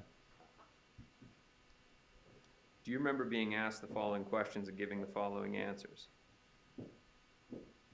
Question, so you will not record? Answer, unless it's special permissions or it's DOJ policy when they're in custody, we have to record. Question, if it's an inmate, you. If it's an inmate, if they're in our custody, if we arrest somebody and we're going to interview them, DOJ policy is now, it's a newer policy, just a few years ago. Question, Varela was recorded by you.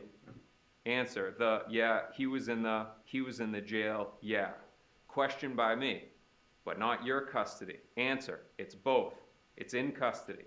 In our custody or in custody jail. Doesn't Yes. that mean any jail? And I was mistaken at the time, and I believe when we made those recordings, the policy wasn't even in place yet. But you didn't say that when you were asked the questions in 2019.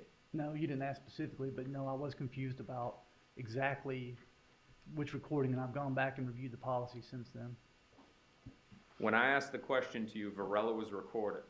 And this is George Varela, a.k.a. Shooty, right? Correct. And he was in state custody. Yes. And you said, and I said he was recorded, and your answer was he was in the jail. And I said, but not your custody. And your answer was, it's both. It's in custody, in our custody, or in custody jail. And I was confused at that time because I actually interviewed him the first time and did not record him, and I went back the second time when the state attorney's office asked me to record him the second time. Agent, but what you said in 2019 when asked this question is that it's DOJ policy to record, correct? And I just said I was mistaken when I told you I understand that. that. Okay. But what you told us before under oath was it's DOJ policy, right? Yes, and I was mistaken. There wasn't a jury when you were going to ask those questions before, right? No. Okay. It was just us talking, right? Yes.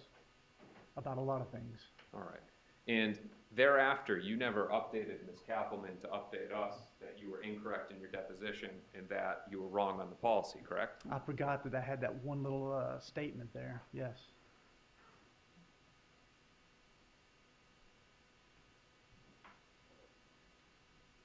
Is it your testimony that, so with George Emmanuel Varela, a.k.a. Shooty, you met with him on May 31st, 2016? I don't remember the dates. In June 29, 2016? That's the 2 dates that you have in my reports? Yeah, is it your testimony that you didn't record both of those? That's correct. Let me ask this in a different way. Were they both not recorded? No, I believe the second one was recorded. The first one was just a 302, I believe. All right, so Agent, if I have a Hawk, what's a Hawk video? Hawk Video's a type of recorder. It's a type of software. Used by the feds. Yes. And if I have a Hawk video from May 31st, 2016 and June 29, 2016 for George Emmanuel Varela, does that not mean that the feds recorded it? You're telling me you have 2 recordings for him? I am. I don't recall that. If that's true, doesn't that just impeach what you've just said about the fact that the state told you to go back and record it again? No, it's not true. No.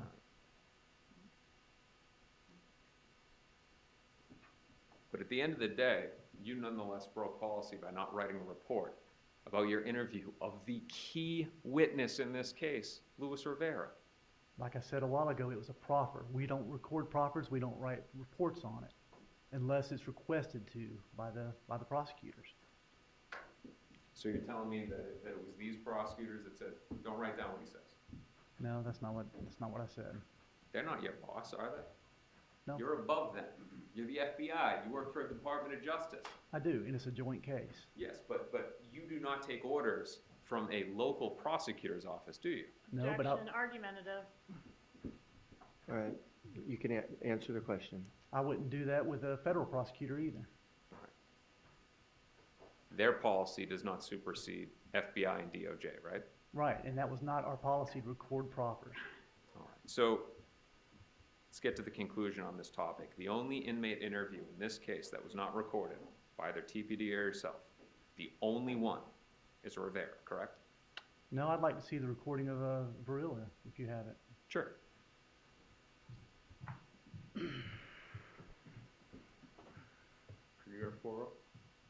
Gardner. But we'll come back to that when they pull it up. Other than those discs that we're getting right now, and to ask for the jury again, of all of the inmates that were met within this case, and there's a whole bunch of them, right? Not that I interviewed, no. There's only a handful that I interviewed. The handful that you interviewed, out of all of them, Luis Rivera being in custody when you met with him, and we'll get the answer right now for Varela. Okay. You know of no other inmates that were not recorded, correct?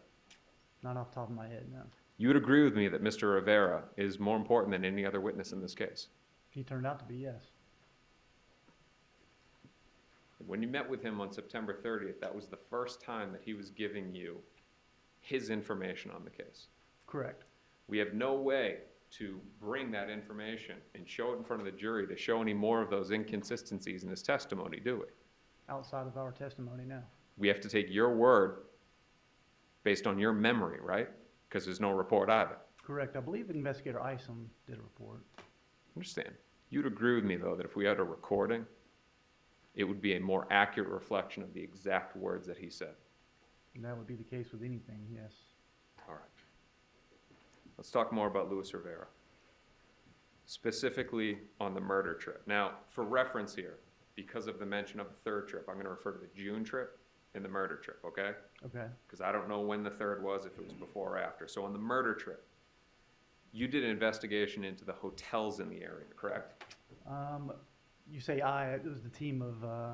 Yeah, you guys were working as a team. The team did, yeah.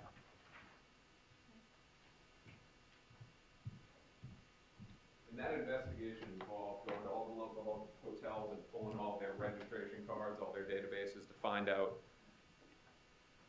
if these guys stayed anywhere, right? At this point, you already had the names of the people, right? No, I believe they started early on with the hotels and they went back and did it again after we got the names. Now, for this murder trip, you were able to, and when I say you were saying it was a joint effort, so I'll just say that the team, you were able to uncover a registration card that tied back to Luis Rivera, correct? Correct.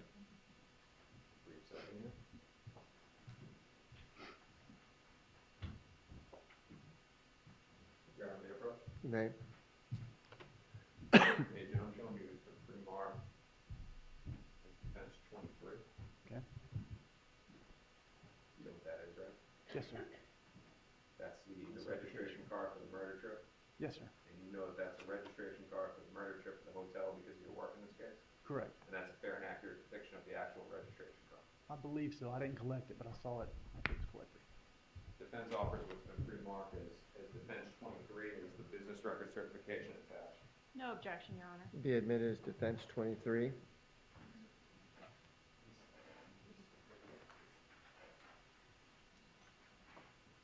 Permission to publish? You may. All right, so Agent, what we have here is a registration card with a budget in, correct? Correct. It's got Luis Rivera, right? Correct.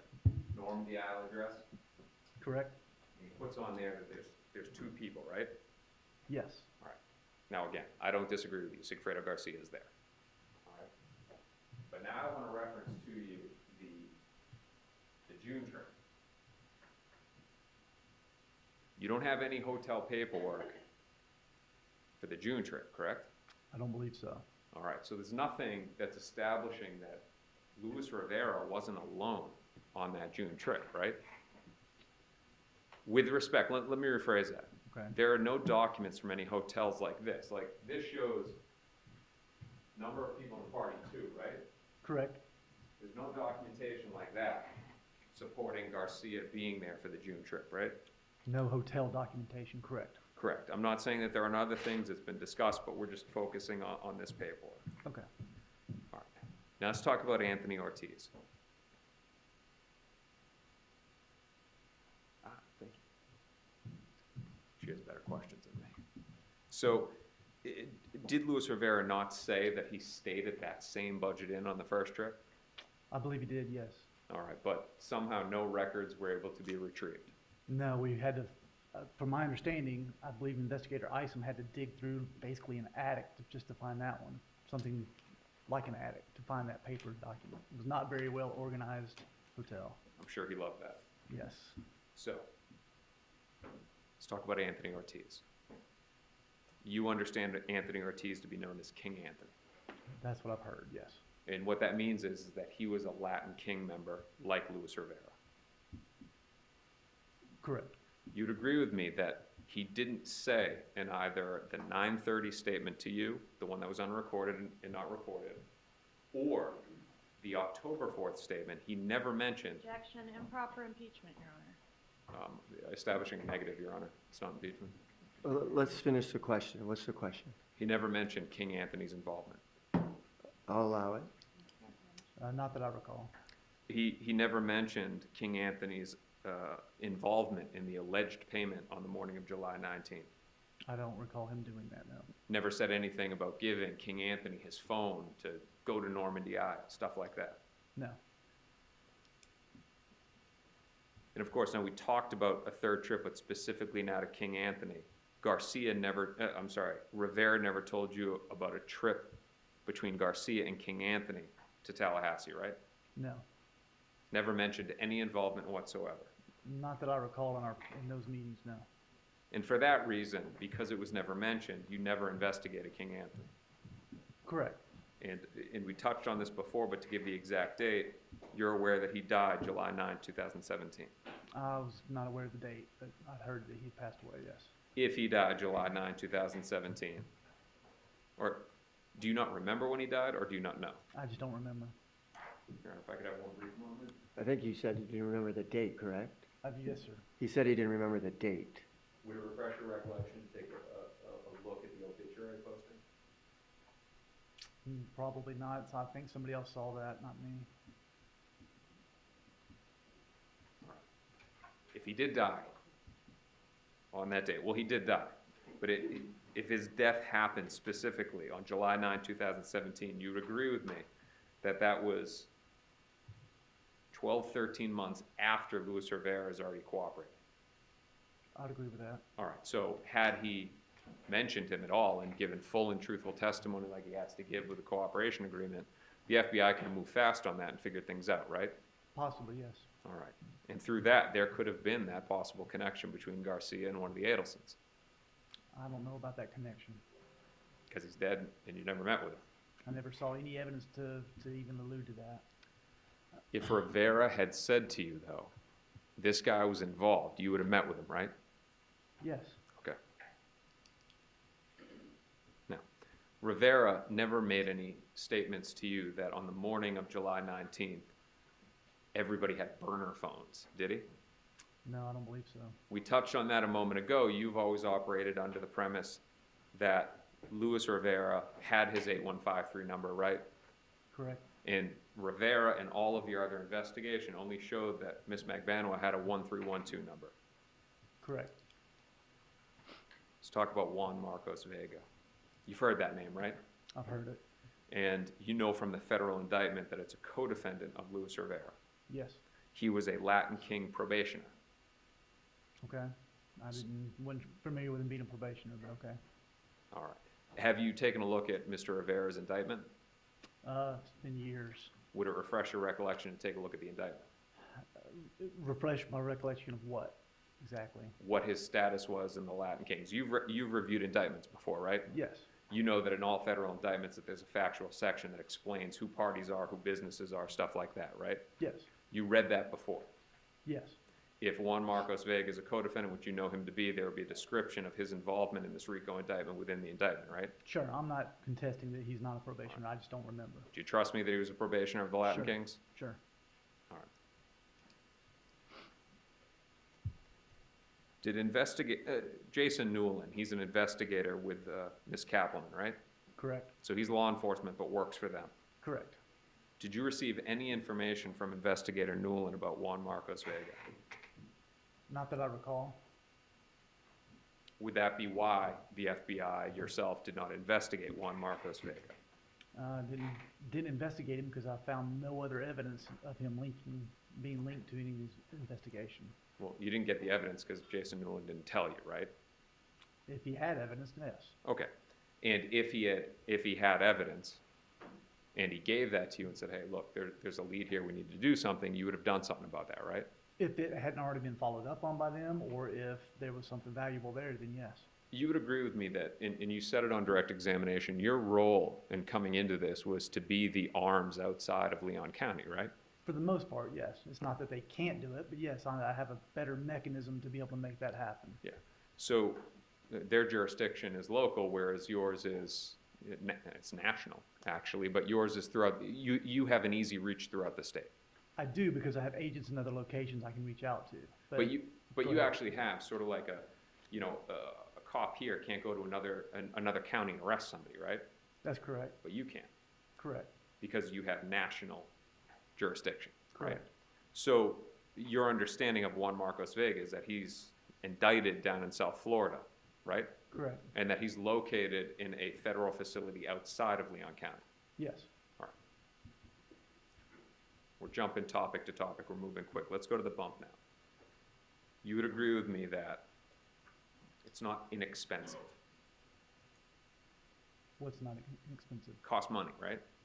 What is? All right, let's break it down here. So the bump, Donna Adelson, she's handed the paperwork from the Undercover, right? Yes. All right, there's a lot of agents that are involved, right? There were. They're paid by taxpayer money. Correct. There's a lot of Miami Beach Police Department that are involved. I disagree with that. There was a couple of people that are task force members. You didn't have a briefing at Miami Beach Police Department headquarters in Washington Ave before the bump? We use their facility, yes. All right, so what we're talking about here is it wasn't just a few people doing a quick bump. It was a big operation, and I'm not saying that Correct. it was improper, but you have a lot of this for safety, right? Correct. All right. You also had a high-altitude plane. It was yes, it's a Miami division plane, yes. That ain't cheap, is it?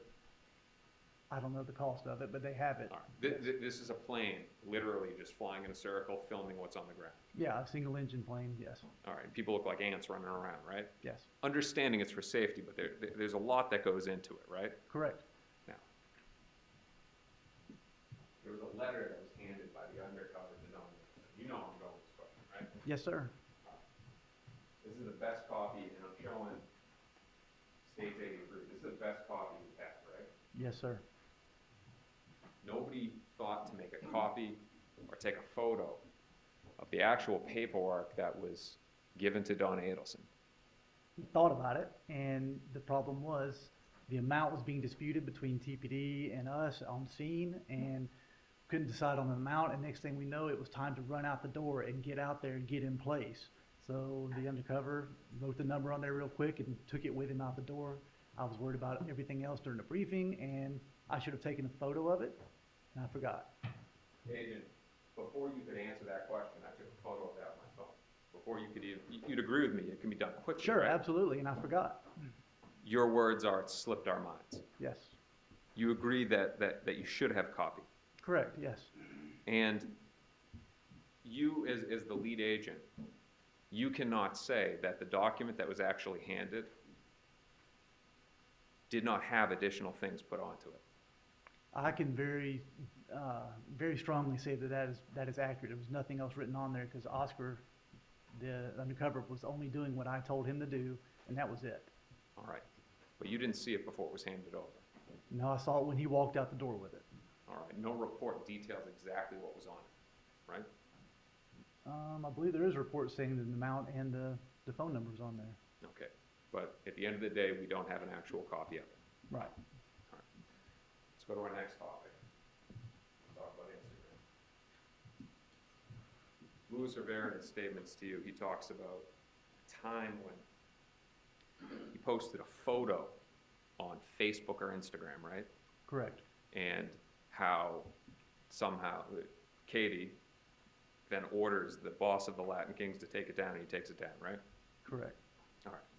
Now, before we jump into it, and I want to make sure that I get this clear, he tells you it was an owl, right? He did. Not a lion. No, I believe it was an owl. Yeah. Definitely not a lion. There's a big difference in between an owl and a lion, right? Yes. You'd agree with me? Yes. All right.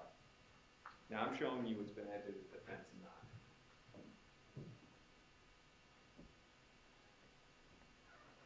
You recognize the guy in that little circle, right? Focus it through better.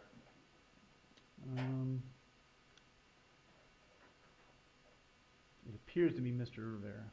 Okay, so this is Mr. Rivera's Instagram page, right? Now, in this case, to make sure that it's the chance that somebody doesn't know, your understanding is that Facebook owns Instagram, right?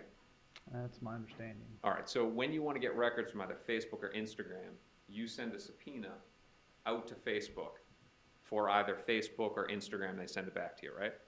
It depends on what kind of records they are. Sometimes it's a search warrant that's required. All right, but you would send it to Facebook, right? Correct. And in this case, subpoenas or warrants were sent to Facebook for Ms. Magbanua, right? Yes. For Sigfredo Garcia. Yes. Did anybody ever get this guy's records? I'm not sure. I didn't send those search warrants to any of the social media. I'm not sure. Have you ever seen any response to any subpoenas or warrants sent to Facebook for Luis Rivera's Instagram records? I haven't seen any, but I haven't seen all the documentation from TPD on their court orders and stuff either. Now, of course, Luis Rivera says he took the photo down, but you don't know how the data works at Facebook and Instagram as to pictures that are removed and if that information is retained, correct? You don't know that? No, I don't. All right. The only way that we would, know if that's the case is if we were to get his records, right? That's correct. All right. Now, it's different with respect to a search warrant. They get search warrants, not us, right? Correct.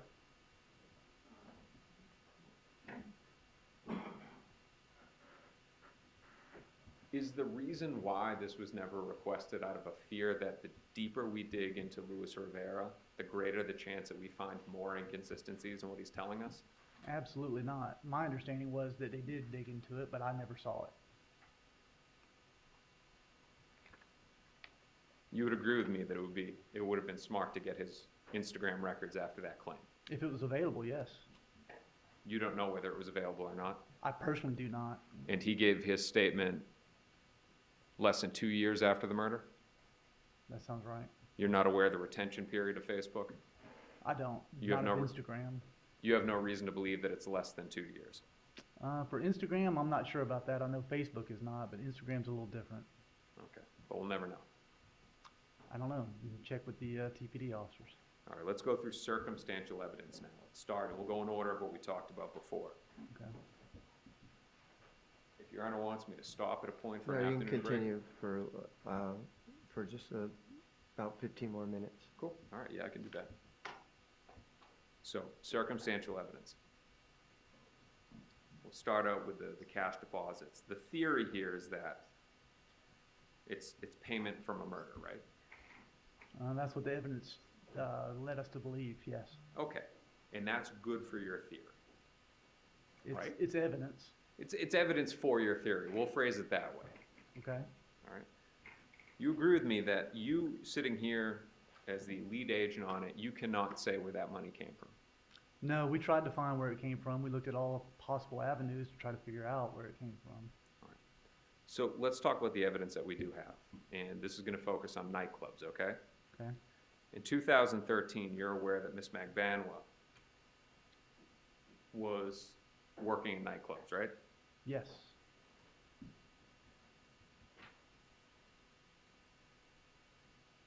Actually, we're going to back up here. That in 2013, she was doing liquor promotions. Okay, yes, I believe that sounds right.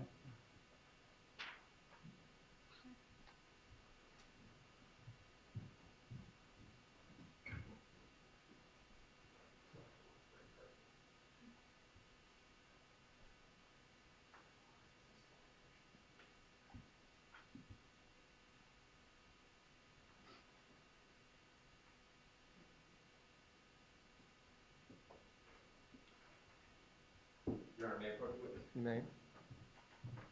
Agent, I'm showing you it's been pre-marked. It's defense 24. You know what that is, right? I've seen it before. All right. You know that that's a photo from Miss Magbanua's Facebook account, right?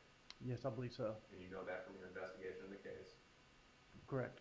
And that is in the same or substantially same condition it was in when you first saw it. It appears to be. Defense offers it's been pre-marked defense 24. No objection, Your Honor. Be admitted as defense 24. Now, Agent, what did you say about Facebook and record retention? What was your belief on the jury? I believe Facebook kept things longer than Instagram, but I don't really know about Instagram. And Facebook owns Instagram. There is some belief. I don't know exactly when and all that. I'm not sure. Oh, I'm sorry, I cut you off. I'm not sure. Permission to publish, Your Honor? Yes.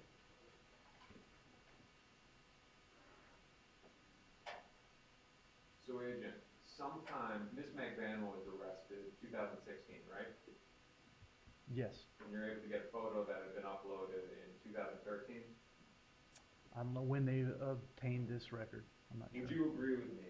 And we're not talking about the time frame that she did it, but you would agree with me that this is evidence that Miss Magbanua was working liquor promotions. Yes. And she's obviously not, going back in time and posting in 2013. You believe that you believe that the post is contemporaneous with when the picture's taken. You're referring to the date at the bottom, says 2013? Correct. Correct. All right. Let's go forward now to 2014. There's no question that she's working in nightclubs, right? We had indication that she was, yes. But your words are, there was no question that she was working in clubs. Those are my words? Would it refresh your recollection? Take a look at your deposition. No, if you say it's in there, then I'll trust you, but... It's in there. Okay. All right. No question she's working, and no question she would be getting cash tips, right? Sure. You're sure to my question, or sure she would be, I want to make sure that it's clear for the jury. You, as an FBI agent, with your professional and lay knowledge, it is no stretch of the imagination in 2014 that she's receiving cash tips if she's working in these nightclubs. Yes, it's very possible. 2015. It's your understanding she as well is working in nightclubs.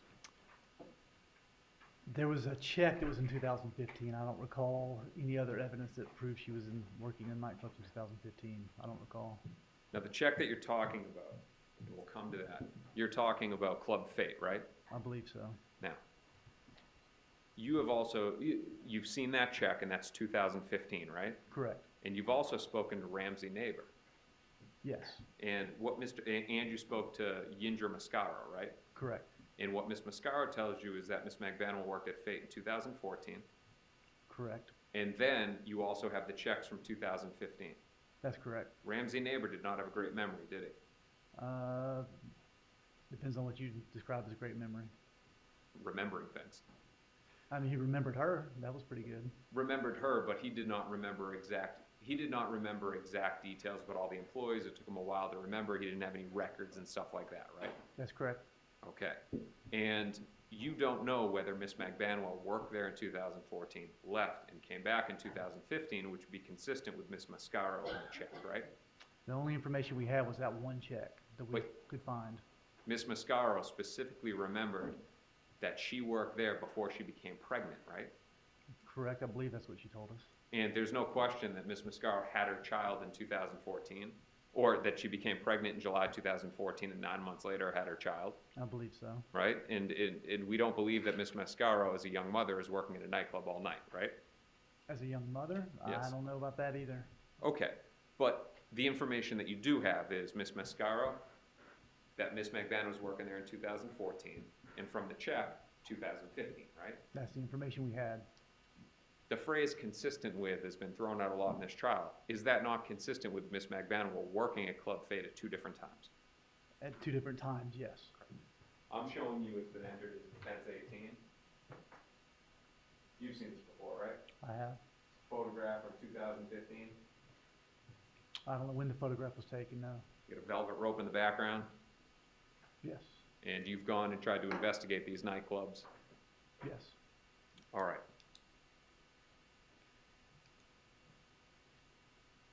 It's as if you read my mind.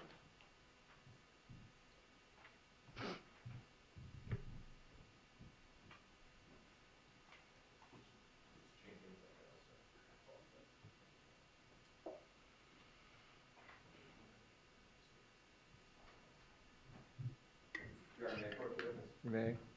Agent, I'm showing you it's been pre-marked as defense 25. You know what that is, right? It appears to be the check that we were just referring to. All right. And you know that that's a check that we're referring to because you've seen it before, you investigated this case, and you reviewed Ms. Magbanua's financial records? I didn't see it in the financial records. I saw it at a previous hearing. All right. And that is in the same or substantially the same condition it was in last time you saw it? I believe so. Defense officer, which was pre-marked as defense 25. Any No objection? objection, Your Honor. Be admitted as defense 25? Publish, Your Honor? Yes? All right, agent, this is the check that you're talking about? Correct. And, all right, so what we've got here is up top, Club Fate, Yes, time frame, June 8, 2015. correct. Now, that's the next summer after when Ms. Mascaro tells you that they're working at Club Fate, right? Correct. Made out to Ms. Magbanua? Yes. Now, this 4-1 to 5-1 tips, do you know, if you know, is that tips that she's getting from credit card transactions? Are those cash tips that she was supposed to receive? Do you have any knowledge? I don't. All right, do you know whether this check cashed or not? I was told that it bounced. All right, and if it bounced, are you aware if Mr. Neighbor instead gave her cash because he felt bad that the check had bounced? No, I was never told that. And again, Mr. Neighbor, all his records were ruined, right? Correct. Now, let's talk briefly about the iCloud data in this case. You objectively reviewed, right? Correct. And you went through all of Charles Adelson's iMessages, right? I can't say I went through all of them. I went through some of them. Are you aware of the message on April 30th, 2015, where Ms. Magbanua was talking about quitting the nightclubs because she's getting home? Objection, hearsay. Overruled. Because she's, do you remember? I don't recall off the top of my head if I saw that one or not. Would it refresh your recollection to take a look at the iMessage? Sure.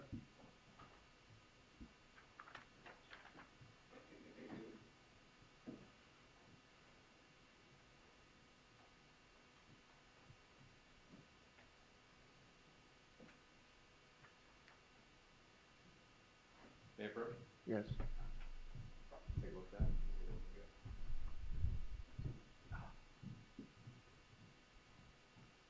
Your Honor, get my glasses. Okay. Tried not to.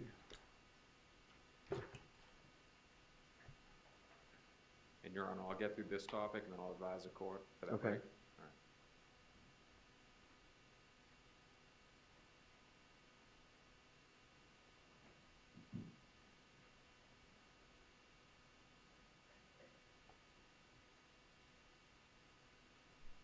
Okay. If I could approach. Yes. Agent, did that help your memory? Yes, it did. All right, 2015, Ms. McBanwell working at nightclubs. She makes the statement to Charlie that she is. And that's specifically that she's working a night job and she wants to let go of it because it's just too taxing to be working all night and coming home to her kids? Objection, hearsay.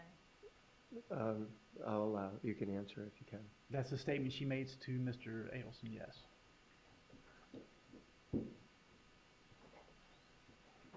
Now, in direct examination, there was a lot of talk about the intercepts in this case. And you've listened to all of those intercepts, correct? Not all of the intercepts, no. I was in Miami a lot, and out elsewhere we had other officers monitoring, things like that. All right. Are you aware of the phone call between Ms. Magbanua and Susana Garcia? Susana Garcia is Sigfredo Garcia's mother, correct? That's correct. Where on April 23rd, she's talking about working. Objection, hearsay, Your That's Honor. sustained. All right. So, Agent, what I'm asking you here is the evidence that you're able to deduce. So, we'll back up. You believe to be the cash deposit circumstantial evidence of Ms. Magbanua's guilt, right? Correct. And we're asking about what investigation you did to objectively investigate the source of that money, right?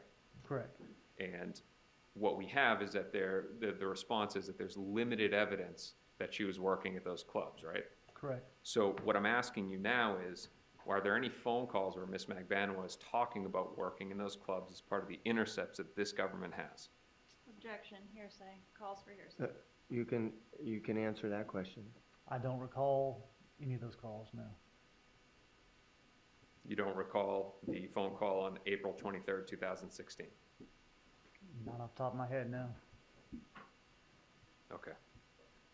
Let's go now to the investigation of what you did for these nightclubs. There's some intercepts that you haven't listened to. That's what you just said, right? Sure. All right. Again, you were brought in for the investigation outside of Leon County. Initially, yes. And you made many trips to South Florida in this case, right? Yes.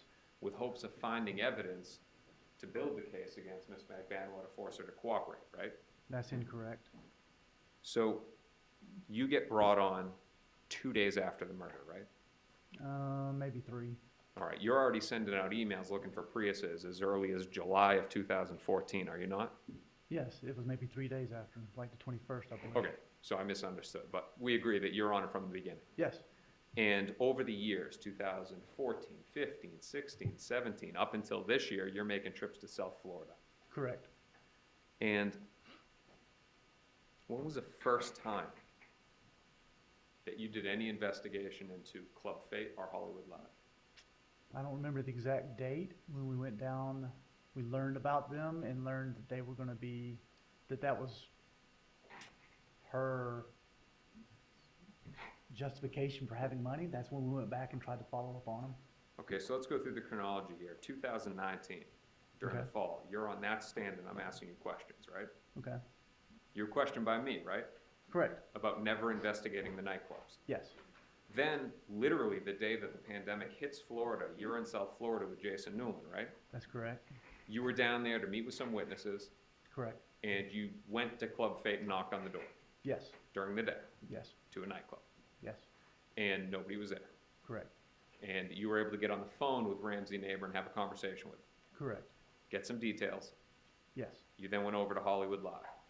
Yes, I believe that might not be the exact order. Were you calling? What was that?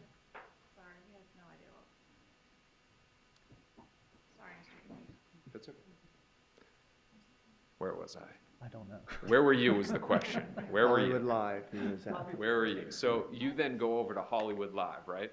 I don't remember it was the order, that exact order, but yes, we went to both. You speak to a guy. Yes. No idea what his name is. No. No idea who the owner is now. No. The owner may be in jail, something like that. Could be, yes. And you get no information. Correct. 2021, you speak to Ramsey Neighbor again, right? Yes. Again, over the phone. Correct. Never met with him in person. No. Haven't spoken to any of his coworkers. No. No subpoenas for any records. I don't recall. I thought we had a subpoena for the records, but I don't recall. You would agree with me that this is not the level of investigation that you have done on other facts in this case, right? That's true, because the avenues to take to get to this information is totally different than other avenues, because whether I find where somebody says that there were no records, so anybody's word about what she made, nobody had records of it. If there was absolute records, then yes, I would go through the extent of getting those records, which is what we did. Isn't she here because of the word of Luis Rivera? That is not the only reason, no. Arrested the day after he gave his word that she was involved, right? That's correct. All right, so the word of a coworker of Miss Magbanua working during that time, other than Miss Mascaro, that wouldn't be important? She says she made $100 if she said she made $10,000. It's not really. Because it's better to show a bank account with cash deposits that you can't attribute to a nightclub, right? I can't actually establish how much she made by talking to some other employee there. They don't have records of what she made. But you can further educate this jury on the fact that there were cash income for years from cash-paying jobs, right? How can I establish that through one of the witnesses? It doesn't evaluate to come out to be an actual direct evidence. That would be their opinion. Is that written on a plaque in Quantico? Can't figure it out, we won't look at it? Objection. That's argumentative. Ask another question. Agent, wasn't it a matter that you did just this very superficial investigation so that you could sit before a jury and say, hey, I did something, so I couldn't cross-examine you on not doing anything? Objection. Still argumentative, Your Honor. You can answer the question. No, that is not true. We have 1,000 different avenues you can take. There's thousands of rabbit holes out there, and you have to take your best options to go down these rabbit holes without wasting all of your time and to actually go after something that could be fruitful. If we deem that it might not be fruitful by talking to some random waitress that might or might not know how much she made, that doesn't evaluate any true evidence. That there's some truly inculpable evidence out there or exculpable evidence out there, then we go after that and we go through that thoroughly. So you choose what to investigate and what not? We follow the evidence is what we do. Your Honor, I got a few more on this topic and then... Okay. All right. Staying on the topic of cash deposits, in 2016 you interviewed Fabian Radoslovich. For the court reporter, that's Radoslovich. You spoke to that guy, right? Yes, we did. And he operates Optimark International Realty, right? No, I believe he was just a licensed realtor within that office, that actually like a contractor in that office. All right, we're on the topic of explaining cash deposits. You learned from Mr. Radoslovich that Miss Magbanua was paid in cash, right? $10 an hour, yes. All right. And you don't know the amount of hours that she worked, do you? She began working there on April 18th, like the day before the bump. The government didn't ask you about that, though, did they? No, I don't believe so. About her employment, her cash-paying employment at Optimark Realty. No, I don't believe so. Sigfredo Garcia. This is going to be our last topic, but before the court want to take a break. You know him to be a drug dealer, right? That's the information we had, yes. You know him to also be the robber of other drug dealers along with Mr. Rivera. I know Mr. Rivera was. I don't think I have any evidence that Mr. Garcia did that. All right. He didn't tell you in the 10-4 statement that they would do drug rips, and there was a time that they did a drug rip together? He possibly did tell us that about one time, yes. Mr. Garcia, he is a hired hitman, correct? He is, yes. And his support to Katie through that income, drug dealing, robbing, and murdering, that would be cash, right? Most times? One would suppose that he would have to pay her cash. There was no other forms of payment to her that we found. All right. Now, he's a bad guy, he's a drug user, he's a drinker, right? Yes. But there's no question he knows how to make money. I don't know about that. How much cash did he have on him when you arrested him? Didn't have any cash on him. There was, I believe, $4,000 in the vehicle, hidden in the vehicle. Sure it wasn't $5? Maybe it was $5, yes. All right. That's not a small amount of money, right? No. That's not $10 an hour type money, is that? Nope. All right. So the question again is, this is a guy that knows how to get his hands on money. I don't know that. All right. But what you do know, or what you can't say, is that he didn't support the mother of his two young kids. And they were young kids, right? They were, yes. All right. And you can't say that he wasn't supporting the mother of his two young kids, right? We had no evidence to show he was supporting him, and I know some of the calls, I can't say how there was any payments being made. I don't know. It doesn't mean it didn't happen, though, right? It's possible. And just so I'm clear, that the spike in the deposits into Miss Magbanua's account, right? Right. That would be consistent with the spike in Sigfredo Garcia's income by way of the murder, right? It could be. Your Honor, this would be a good time, then we're going to go into the other circumstances. All right. Okay, we're going to take our afternoon break now, and so the deputy will take you back. We'll take about 10 or 15 minutes, okay?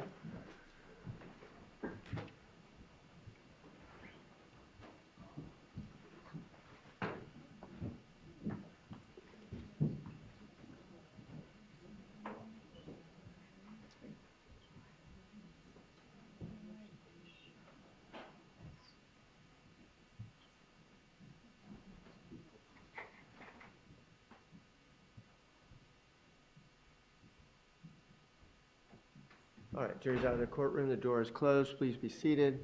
Mr. DeCoste, can you give me a good estimate at this point? I was about to give you a page number. Out of 1 pages. I would say right now, I'm saying 4:15. So another hour, you're saying? I think so, yeah. All right. Okay. And then we'll have redirect, and then we'll see what happens after that. So let's go into recess for about 10 minutes. Okay. And then we'll be back to continue. To let Your Honor know, we've got a short witness, Investigator Sherry Bennett, in the event that we start our case today to throw on a witness. I can tell you, I think that, and it may be a good time to tell you, our expert witness, John Sawicki, is not available tomorrow. Wait, I got an email that maybe he let me know that he may be able to come tomorrow, so. Forget everything I just said. All right. So, well, let's talk about your witnesses then real quickly. Are you going to have a list for me, the number? Are you going to be able to finish your witnesses potentially tomorrow? No. You're certain of that? I think that we're going to be able to handle it, and then, so tonight, we're going to put together our final witness list now that we know the government, assuming the government's resting, so we know the full landscape of the case. We have all of our witnesses lined up. The plan is to have them here tomorrow. We can knock all of them out, but it's a question of Ms. Magbanua, and I'll let Ms. Kwas, if the court's okay. All right, and I don't need to know that now, but what I would like to do, though, is that if we could, I know that we have to break at a certain time tomorrow for other reasons, but I want to do everything that we could potentially do to try to get all your witnesses done tomorrow, okay? And not go over into Friday, and then that way Friday morning we can start with jury instructions and closings. If the jury can get the case by noon or soon thereafter, then I'll allow them to deliberate on Friday for a period of time. So just so that you know that is our goal moving forward, okay? All right, we'll be in recess.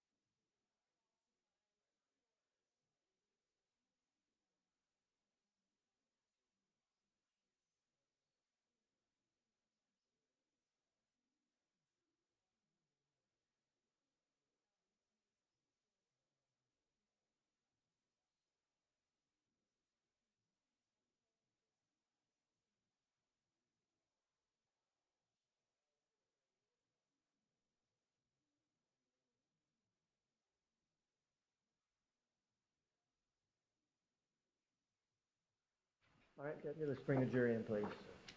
Your Honor, just to put on the record, we've just received amended discovery before the state's of arrest.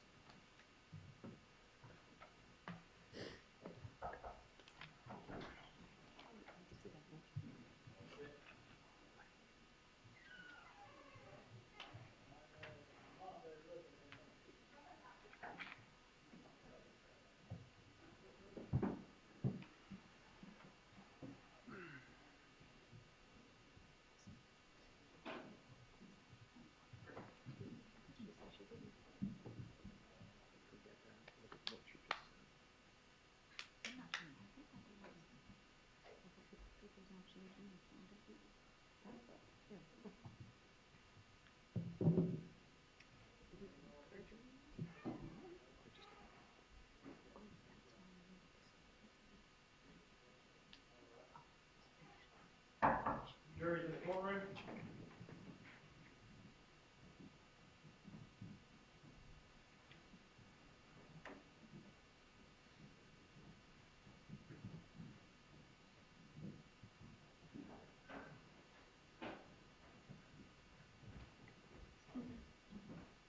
Please be seated. You may continue. Thank you, Your Honor. Agent, when we broke, we were talking about Sigfredo Garcia and his money. Let's talk for a second about Luis Rivera and his money. It's your understanding that he gave money from the murder, some to his mom, I believe so. possibly broke off Annie, the mother of his children, Possibly. Jessica Rodriguez, Possibly. and then stored the money with his sister Maria. That's what he was told. That's what we were told, yes. All right. Now, during the break, we also went over Varela, and I agree, I was wrong. You did not record the first meeting, only the second one, right? That's correct. I'm going to admit when I'm wrong. You agree with me, though. You did a report. I did do a report, yes, sir. So I'll ask the question again. Of all the witnesses that you met with that were in custody, how many of them did you do neither a report or record it? None of them. Only Rivera. Only Rivera, because that's the only proffer we did. We did a proffer on 10-4 as well, too. We did. Okay, so there's two proffers. Correct. The first one was unrecorded, no report. That's correct. The second one was recorded. That's correct. The first one was the first time you're getting this information, though, right? That's correct. Let's go to our next topic, the breast surgery. Your theory, the thought is that this was paid for with cash from the murder, right? That's a thought. It's a possibility, yes. And that's a great piece of evidence for the government, correct? It's a piece of evidence. Now, the records themselves, let's look at the actual records. The records themselves, and I'm not going to put them up because we've already seen it. You can't say that cash is from the murder, right? I can't personally say that, no. And we just went over all of the cash jobs that Ms. Magbanua had, right? That's correct. Do you have any reason to believe that she wasn't able to make $4,000 working at nightclubs over the course of years? I have reason, I do know that it didn't come out of her bank account where the cash deposits were put into. There was no $4,000 withdrawal to pay for that breast surgery. All right. And there's nothing wrong with people not putting money in the bank, correct? No, there's nothing wrong with that. They can set aside and say, this is the money that I'm saving for breast surgery if they were saving up for it for a matter of years since having 2 children, right? That's correct. And that's in addition to the money that was in the account, though. But what's important here, and I want to make sure that it's clear, and I'll ask you again, you cannot say that she used proceeds from the murder to pay for her breast surgery. I can't say 100% no.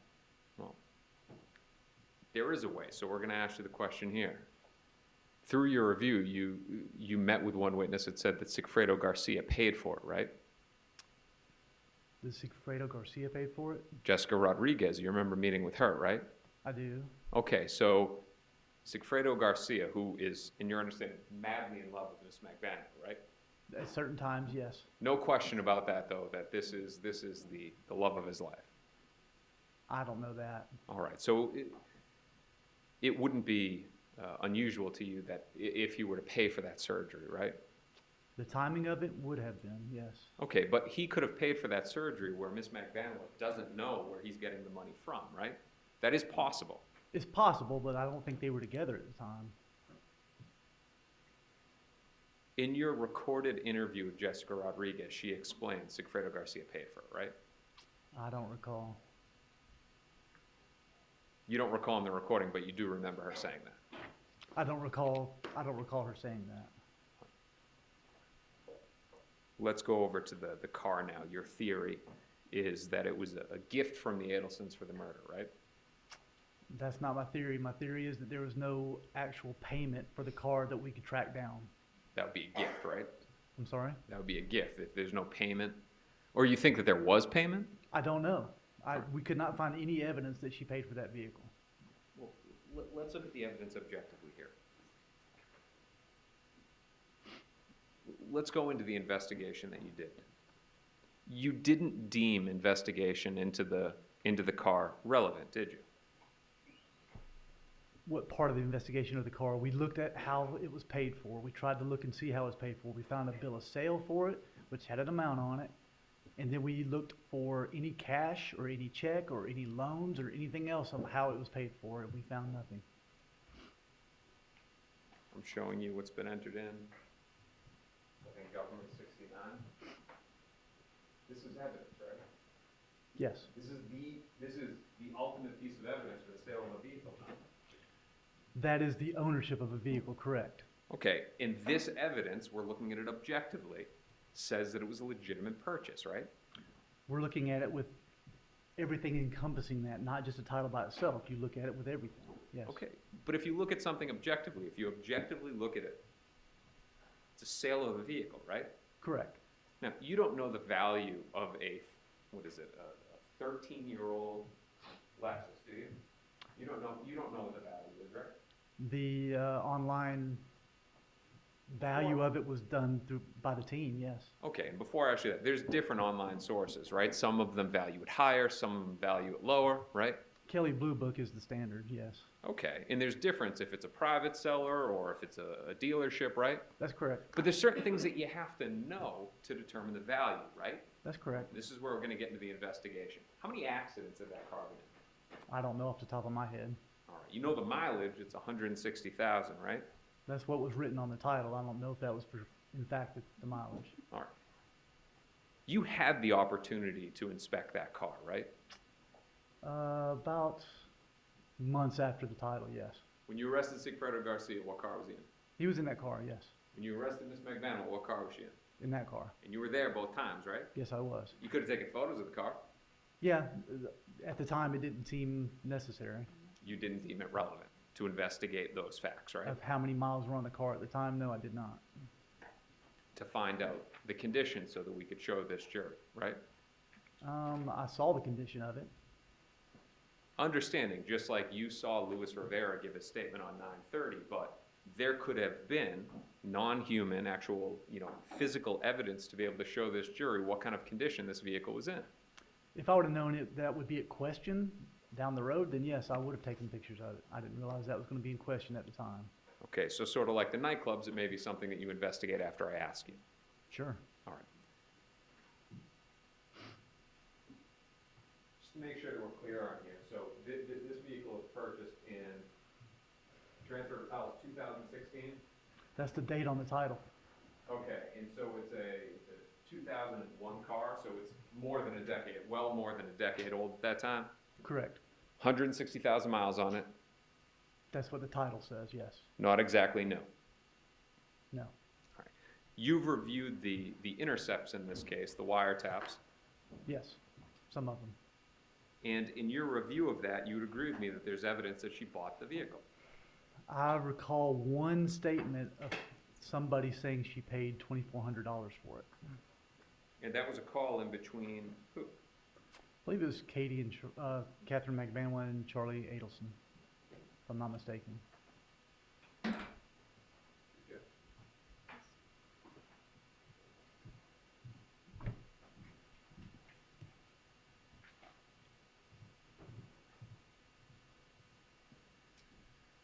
Agent, the bump happened when? The bump was in April of 16. You'd agree with me that there is a phone call, April 22nd would have been before or after the bump? After the bump. Okay, that's like right after the bump, right? Correct. You agree with me that there's a phone call where, it's that phone call between Katherine Magbanua and Charles Adelson where they're saying. Objection, hearsay. That's hearsay. Sustained. Defense offers into evidence what's been pre-marked. It's the phone call you're on. Same objection, Your Honor. No objection? Same objection. Same objection, it's hearsay. For the record, it's call 1672 and 934. It's hearsay, it's not coming in there. Understood, Your Honor.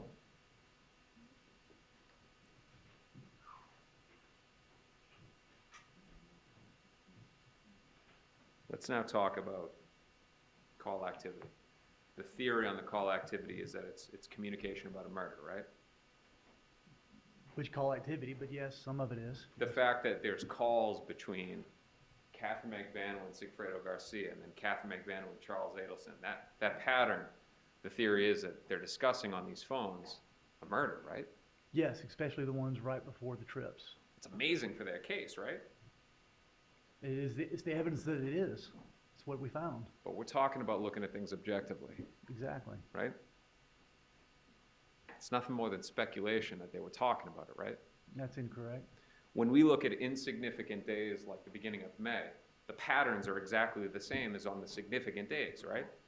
In May, you're talking about with Donna Adelson to Charlie Adelson to Katie, then to Sigfredo, then to Rivera.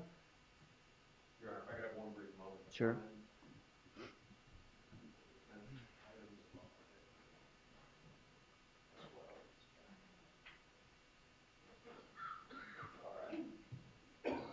So Agent, now we're just taking a look right now. But before we do, let's talk about this. So Charles Adelson and Don Adelson, mother and son, right? Correct. You would expect them to speak. That's correct. Katherine Magbanua and Sigfredo Garcia have 2 young kids. You would expect them to speak, right? Correct. Katherine Magbanua is dating Charles Adelson. You would expect them to speak, right? Correct. All right. So it's speculation that those calls are somehow connected, right? No, it's not. All right. So I'm going to show you, was May 1st an important date in the case? May 1st? Yeah. I don't recall. It's not. I'm showing you it's been entered in as defense 13. Now, what we have here is in green, 5986, you got Sigfredo Garcia. In purple, you got Sigfredo Garcia's mother. And in blue, you have Charles Adelson. Now, this pattern, does this mean that Sigfredo Garcia, his mom, and Charles Adelson, and Katherine Magbanua are involved in committing a crime in May? Oh, they did take the trip in June. Yes, this is right, just prior to the June trip. All right, so May 1st right now, you're saying May 1st they're planning. That's what you're saying, that this is planning. In a month prior to the trip to come and do a murder? I would say it's possible, yes. If we look at, in what we're talking about is speculation right there. You're speculating that that has to do with the murder, right? Objection, argumentative. You can answer the question. I'm taking that information and comparing it to all the other phone records to show that pattern. That is not just one standalone phone record. All the phone records show that exact pattern leading up to both of those trips. And that pattern is there throughout her relationship with Mr. Garcia and Mr. Adelson, right? Her separate relationship with them. Mr. Garcia having 2 kids, and Mr. Adelson, the fact that she's dating him. Not in the exact pattern where one hangs up and then calls the other one and hangs up and calls the other one. Not in the pattern leading up before June and before the July trips. So, if I have kids with somebody and then I'm dating somebody else and we take a break and I call one and then call the other, saying that that's abnormal to do? Numerous times into 1, 2 in the morning? Yeah, I would say so. All right. Let's move to the next topic. Talk about the paychecks. Your theory that these paychecks were further compensation for the murder, right? Yes. And that there was no actual work being done. That's correct. Fantastic for their theory, right? We could find no employment for her. All right, so let's talk about the work that was done on that and the investigation. We're talking about you objectively investigating the evidence that is exculpatory to Ms. Magbanua that proves her innocence. You'd agree with me that, so Charles Adelson, he works for the Adelson Institute. Correct. And that is a brick and mortar location. Correct. But he's a traveling periodontist. That's correct. He works at other dentist offices, Sometimes, yes. meaning he's all over the place most days. Yes. All right. Now, Ms. Magbanua's work, you don't know what her duties were. We could not find what her duties were, no. Okay, that doesn't mean that she didn't work there, though, does it? It just means that you don't know what her duties were. Sure, correct. All right. Whether she worked in the office or whether she didn't. We could find no evidence of her going to the office. Let's find out about the investigation. Did you speak to any patients of the Adelson Institute? Not patients, just employees. All right. So if Ms. Magbanua is, and I'm using this as an example, if she's communicating with patients from home for Charles Adelson, doing follow-ups after surgery and stuff like that, not physically in the location, it would be the patients that would have that knowledge, not the employees at the Adelson Institute, correct? That's correct, and we had no information that she was even contacting patients to even know who to contact. But you didn't talk to any of the patients. Because there was no communication between her and any patients we had. We had a wiretap on her phone. There were no phone calls to any patients. So we had no patients we could go and track down. Agent, you have a personal phone, right? No. You don't have a personal, you have no personal phone? No, I do not. You know of agents in AUSAs where they have a personal phone and a DOJ phone, right? I do know some, yes. And that's a very common thing where somebody will have a personal phone and a work phone. Yes, it is. Because I don't want patients calling me at 3 o'clock in the morning because their molar hurts, right?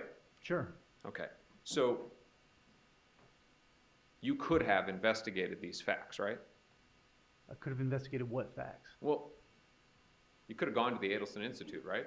We did go to the Adelson Institute. Did you talk to any patients coming out? No, there was no patients coming out. How long were you there for? Probably a good 30 minutes. To serve a subpoena? Yes. All right. And So try to no talk to the patients were employees. spoken to. And you could have asked them, do you know Katherine Magbanua? We did ask the employees that. Okay, but we're talking about patients because we talked about how the employees may not know if somebody's doing this work for a traveling periodontist. So our information where they were talking on the wire, Mr. Adelson said she went to the business and cleaned up on the weekends. So that's what we thought she might be doing, is traveling to the office. He never mentioned to her that we heard about contacting patients. Okay, now cleanup can mean many different things, right? Cleaning up the office and it looks good, thanks for coming in on the weekend. Sounded like she was cleaning the office. Okay, and the government can get up on redirect and try to clean up testimony, right? Sure.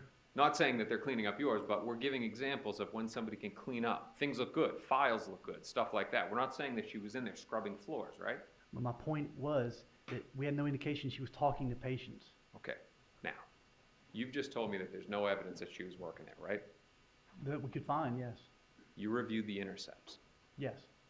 All right, you reviewed the pre-bump intercepts before people are thinking, hey, somebody is listening to us, right? I reviewed some of them. I was not monitoring it, no. And on April 15th, there was a phone call where she says, still work for you, right? I believe there was, I don't know the dates of it. I do remember her saying that at some point. You're aware of call 899-519/520? No, not those numbers, no. All right. You're aware of the call on April 15th, 2016 at 12:03 where she says, quote, still work Hold for you. on, that's hearsay.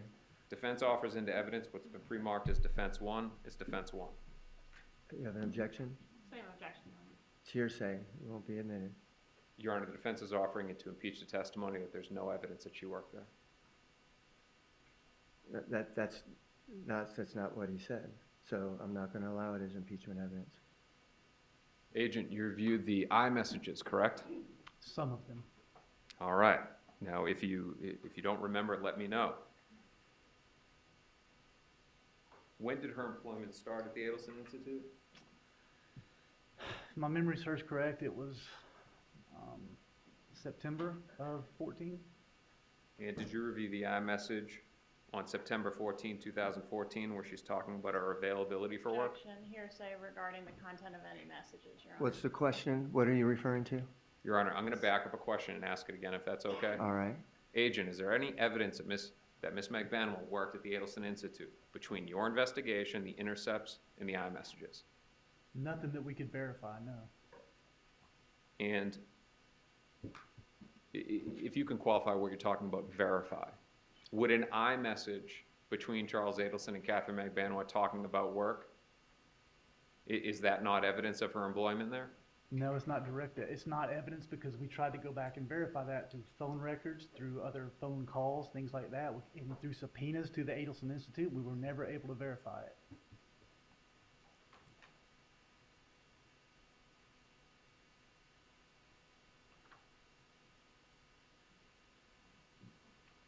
Yes, Your Honor. It's already marked, we've already reviewed it. Can't tell which one it is from. Your Honor, may I approach? Okay. Agent, I'm showing you the pre-marked as defense 3. You know what that is, right? Sorry for the glasses. Let me wear my glasses. You know what that is, right? It appears to be something on a Cellbrite, text message with Katie. Now, for the jury, the Cellbrite, it's the software for downloading iCloud and sorting the information, correct? That's correct. If I look at my iPhone, I've got different apps, and I've got different things that are in there that organize the data, but when you put it onto a computer, it doesn't have that software. That's correct. Cellbrite organizes that software. Yes, correct. All right, now, you know that that is Charles Adelson's iCloud data because you've reviewed most of it yourself, right? Not most of it. I've reviewed some of it. All right. You know this message though, correct? I had seen that message, yes, sir. And that's a fair and accurate representation of the text message between Charles Adelson and Katherine Magbanua a few days before she began work, correct? Yes, I believe so. Defense offers what's been pre-marked as defense 3. Objection, hearsay. It's hearsay. Your Honor, it's impeachment. Let me see it. May we go sidebar, Your Honor, on this item?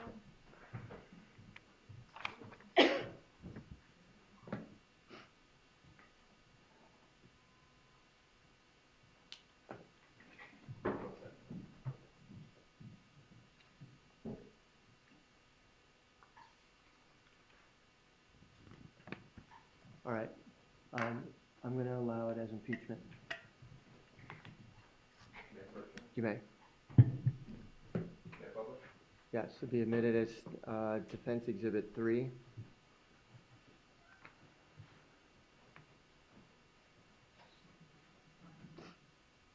Agent, if you could explain to the jury what's going on in this message. I'm not asking you to opine on that, but who's messaging who? It's from Katherine Magbanua to Charlie Adelson. All right.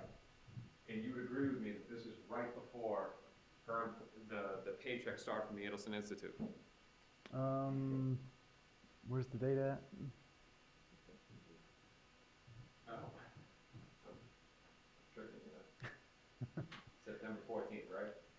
Yes, That's September like a few 14th. days before those checks start, right? Yeah, the date of the checks is around then, yes. And agree with me, this message, I'll let you know my availability so you can know more or less how many hours I can dedicate. Yes, That's correct. more consistent with employment than getting a dental procedure, right? It is, yes. Thank you again.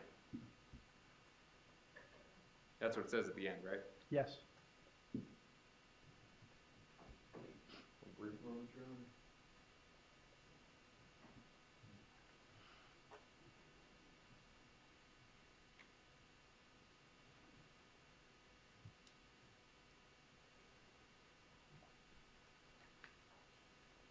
Agent, while they're reviewing that, would you trust in that on the pay period for the checks, Mary, all stuff is buried in there, and I won't waste your jury's time, that the first day of employment is 9/15 the following day? That's possible. That the first check, the pay period is 9/15 through 9/18? That sounds right. Right. You'd agree with me that this is all consistent with her working there? I agree with you that she made a statement right before she started getting paychecks. Okay. So what your thought is that they're planting this so that years later when we're in front of a jury that I can put up a text message that you work there? Is that the thought? I think there was some insurance issues, and there was some testimony at some point about some insurance issues, and that he was possibly giving her a job for that. Isn't that not looking at this objectively? I'm Looking at this objectively, this is a text message in between two people talking about work. That's the objective view of this, right? And you have to look at it objectively by looking at all the evidence together, not just separately little pieces. You have to look at everything put together. Let's look at another piece. Your Honor, Okay. may I approach? Yes. Agent, I'm showing you this pre-marked as defense 5. You know what that is, right?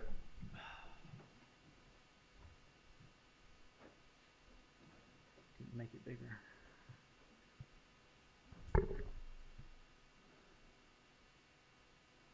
Yes, it's another, I believe it was an iCloud message from Charlie Adelson to Katherine Magbanua, I believe. I don't see her name on it though. And you know what that is because of your review of the iCloud data in this case? I saw it at some point. I don't know if I saw it when I was reviewing it, but I saw it at some point. All right, and that's a fair and accurate depiction of certain messages within the iCloud data, correct? Correct. If Your Honor wants to take a look first.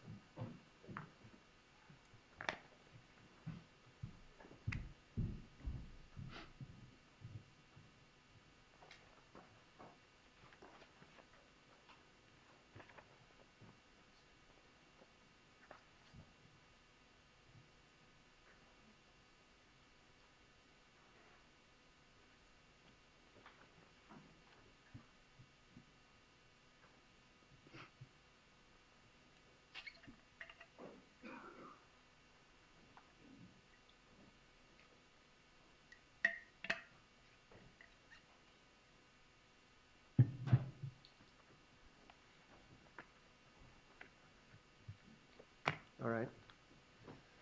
Defense offers which was pre-marked as. Yes. State they've been offered into evidence. Object to hearsay, Your Honor. All right, they'll be admitted as impeachment evidence, defense exhibit number 5. I'm showing you has been entered as defense 5. Now, November 2014, this is now 2 months into the employment. You agree with me? You agree with me? On the date that it was sent? No, that in November, that's 2 months, that's roughly a month and a half into her employment at Adelson Institute. That's 2 months after she started getting checks, correct? All right, so Charles Adelson writes Ms. Magbanua, put that you work in the office, not at home. Correct. You'd agree with me that that indicates, when viewed objectively, that she does her work for the Adelson Institute from home, but that he wants her to put that she works in the office. That'd be an opinion if I gave my opinion on that, on exactly what he meant by that. Okay. Let's go to the next one. Response from Ms. Magbanua.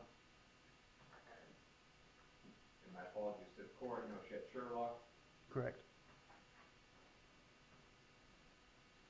Response LOL, you understand that to be laugh out loud? Correct. Now, the jury, this is from Ms. Magbanua to Charles Adelson. Yes. That the next message, I don't know what that is. In the body, that's potentially some sort of emoji that just didn't translate. Possibly.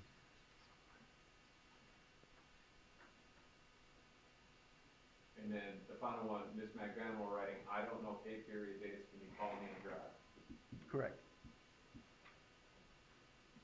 Nothing in there about not working at the Adelson Institute, correct? Correct. That's consistent with her working there. Can we agree on that, that if you objectively look at this, it's indication that she's working there? If you look at that and don't look at anything else and anything else we did after the fact, then yes, if you looked at it by itself, then yes, I would say, yes, she worked there. But everything else we did after that did not prove that. You've got in 2014, you've got these messages, right? 2 years later in 2016, you're telling me you heard an intercept where she's saying that I work for you. I'm sorry, what's your question? So you had said there was nothing that we saw. And I'm asking you again, isn't it true that there's messages that you have in 2014 with the indication of what we just saw? And then in 2016, you said to this jury that there was a phone call, a recorded phone call talking about it. Yes. So let's get into the intercepts now. Okay. And you'd agree with me that and you've listened to pretty much all of these, right? Not all of them, no, sir. A lot of them. Thousands of them, yes. Thousands of intercepts? Thousands of phone calls, yes. Or was there not roughly 400 of them? Over the Title III, I guess I'm referring to text messages too, probably. Okay. So we're talking about phone calls, that there's Okay. approximately 70 phone calls between, or I'm sorry, that there's approximately 400 phone calls. Between both phones? Let's pull this up to make it easier. Your Honor, during the government's direct examination, I put together a summary, I showed it to them, I don't believe there's an objection. Is there objection? Yes, Your Honor, I object. All right, so is this as a demonstrative? It is as a summary and a demonstrative, yes, Your Honor. All right, I'll allow it as a demonstrative. So Agent, what I'm going to show you here is you're going to see in the top left-hand corner the name. It's so that the name has the date, the time, and the call number, then who it's from and who it's to. Okay. Right?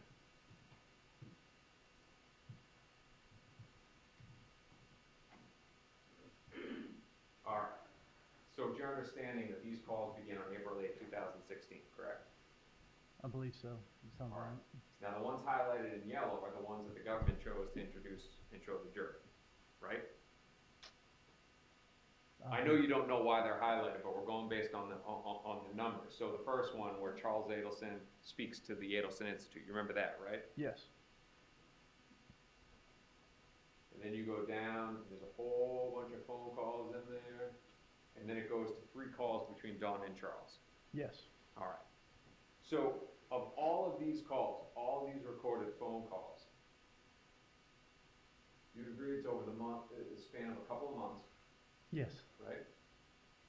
And would you trust me in saying that it's just shy of about 400 phone calls? If you don't count the duplicates, like you see right there in 411 how it says 422/110? Yes. Correct me if I'm wrong, that's because when Charles speaks to Katie, it's being recorded from 2 ends. That's correct. Now, of all of those calls, there's about 70 of them between Katherine Magbanua and Charles Adelson, correct? I don't recall the number, but I'll take your word for it. All right, so of those 400 phone calls, and we're talking about calls in between Sigfredo and Katherine Magbanua, after the bump between Charles Adelson and his mother, of all of these people, of Katie and Charles, how many did the government choose to play for the jury? Roughly? Roughly, how many ever we played today? I don't know the A couple number. dozen? Probably, yes. All right. You would agree with me that that's far shy of 70? Yes. Even further shy of 400? Yes. Okay, so in this case, the intercepts that you guys are doing, it's only on Katherine Magbanua's cell phone and Charles Adelson's cell phone, right? Correct. In call 543, the first one with Erica Johnson and Charles Adelson, at the end of that he says landline. Correct. Which would indicate that he wants to switch to a landline. That was my impression, yes. No landlines were tapped in this case, correct? That's correct. So you would have no idea what communications are being had on a landline, right? That's correct. So your testimony, and correct me if I'm wrong, is that you said that Donna Adelson was his first call. You remember that? First call after win. You remember that? First call after win. Just need a reference point. So right after speaking to, well, let's go for all of it. Who was the first one that Charles, that you believe and testified to, was the first call after the whole Adelson Institute thing? I believe Donna called Charlie first, yes. Now, you can't say that you know that, right? On her cell phone, yes. Or on his, I'm sorry, on his cell phone, it was the first call that came into his phone, yes. For somebody who just said use a landline, you have no idea if there were any landline phone calls in between there, right? I don't. You also don't know if somebody had FaceTimed somebody else, right? Correct. You don't know if somebody had used WhatsApp communication to call somebody else either, right? Correct. I don't believe we had any indication that when he was using WhatsApp at this point until later. All right. You find out that he is somebody that uses WhatsApp. I found out what? That he is somebody that uses WhatsApp. I found out he started using WhatsApp after the bump. Okay, so you don't know about his use of WhatsApp over the years, right? No. Now, literally the first call that the government played, though, he's talking about switching to a landline. The first call? The first call that the government played, 543, so there's nothing highlighted above it. Literally, the first call that this jury has, he's talking about switching to an unrecorded landline, right? I don't recall that. All right. Now, with respect to knowing, no, do you remember a moment ago you testified how Charles Adelson said to Erica Johnson at the end of the call, landline? I was thinking that's the one where we served the subpoena. When we served the subpoena at the end of that call, which was later on after the bump. Yes. That's when he said landline, yes. Okay. Later on. No, it's not before the bump. It's 412. The bump is near 420 on 419. Right, and that phone call we went to the Adelson Institute was well after the bump. When he said to her, switch to a landline. That call that we played earlier was after the bump. We're getting into a who's on first situation. No, I don't believe so. Okay, so let's back up here. This phone call 543, that's when you're serving the subpoena, correct? No, that's incorrect. The first phone call that the government played, where Erica Johnson is speaking to Charles Adelson. Yes. At the end of that phone call, he says landline, correct? Correct. And that is not that call there. I can look at my notes and give you No, the no, date no. of I'll that admit phone when I'm call. wrong. I'll admit when I'm wrong. Yeah, but there's it a was phone later call on. where he's saying landline, right? Yes, and that was well after the bump. That's after Sigfredo had been arrested. Okay. She's telling me I'm wrong. I'm fine with that.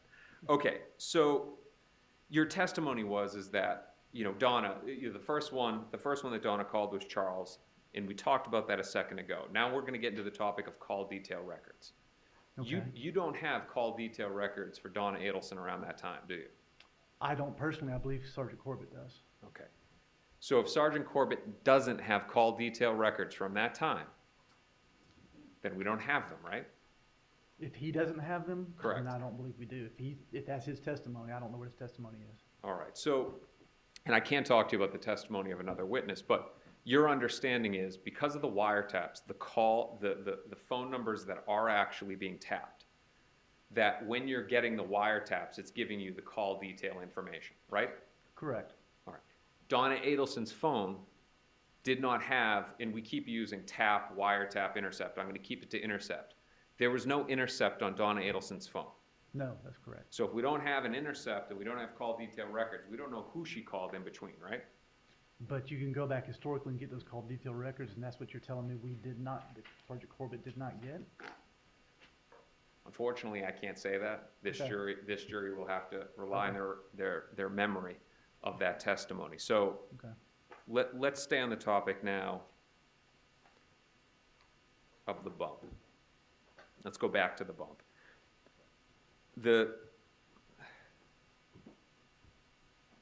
You would agree with me that in the bump, the undercover named names, right? He named two names, correct? Well, no, he said family, referring to himself. He was posing as a Latin king, right?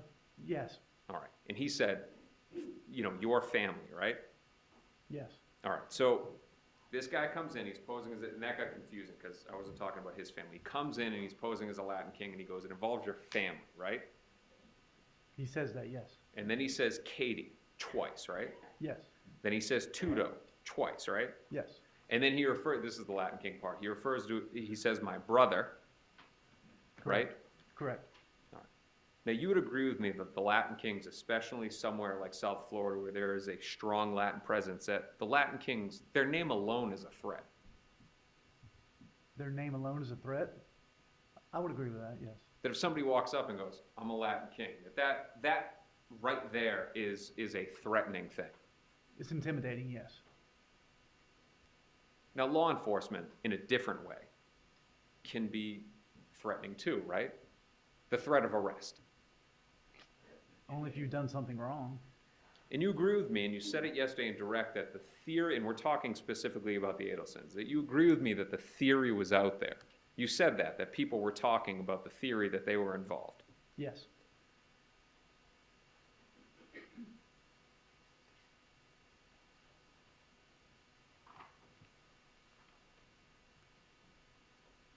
Give me 1 second here, Your Honor.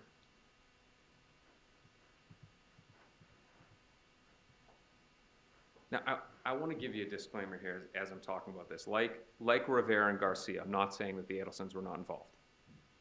All right? If you're here for the cross-examination of Wendy Adelson, you'd understand that. Charles Adelson was absolutely involved. Can we agree on that?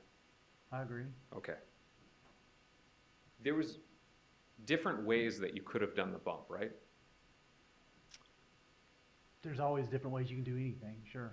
That guy could have walked up with a piece of paper. The same one that we have.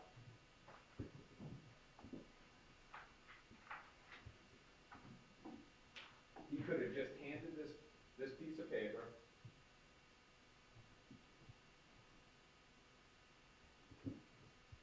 to Donna Adelson and said, we helped you, my brother needs help, right?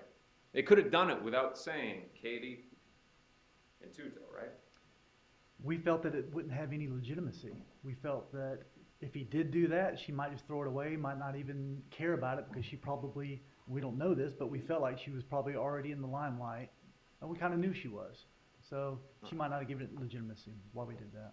Now, again, we're not saying that the Adelsons weren't involved, but what we're saying is that it allowed Charles Adelson an opportunity to use Katherine Magbanua as a pawn. Do you understand that?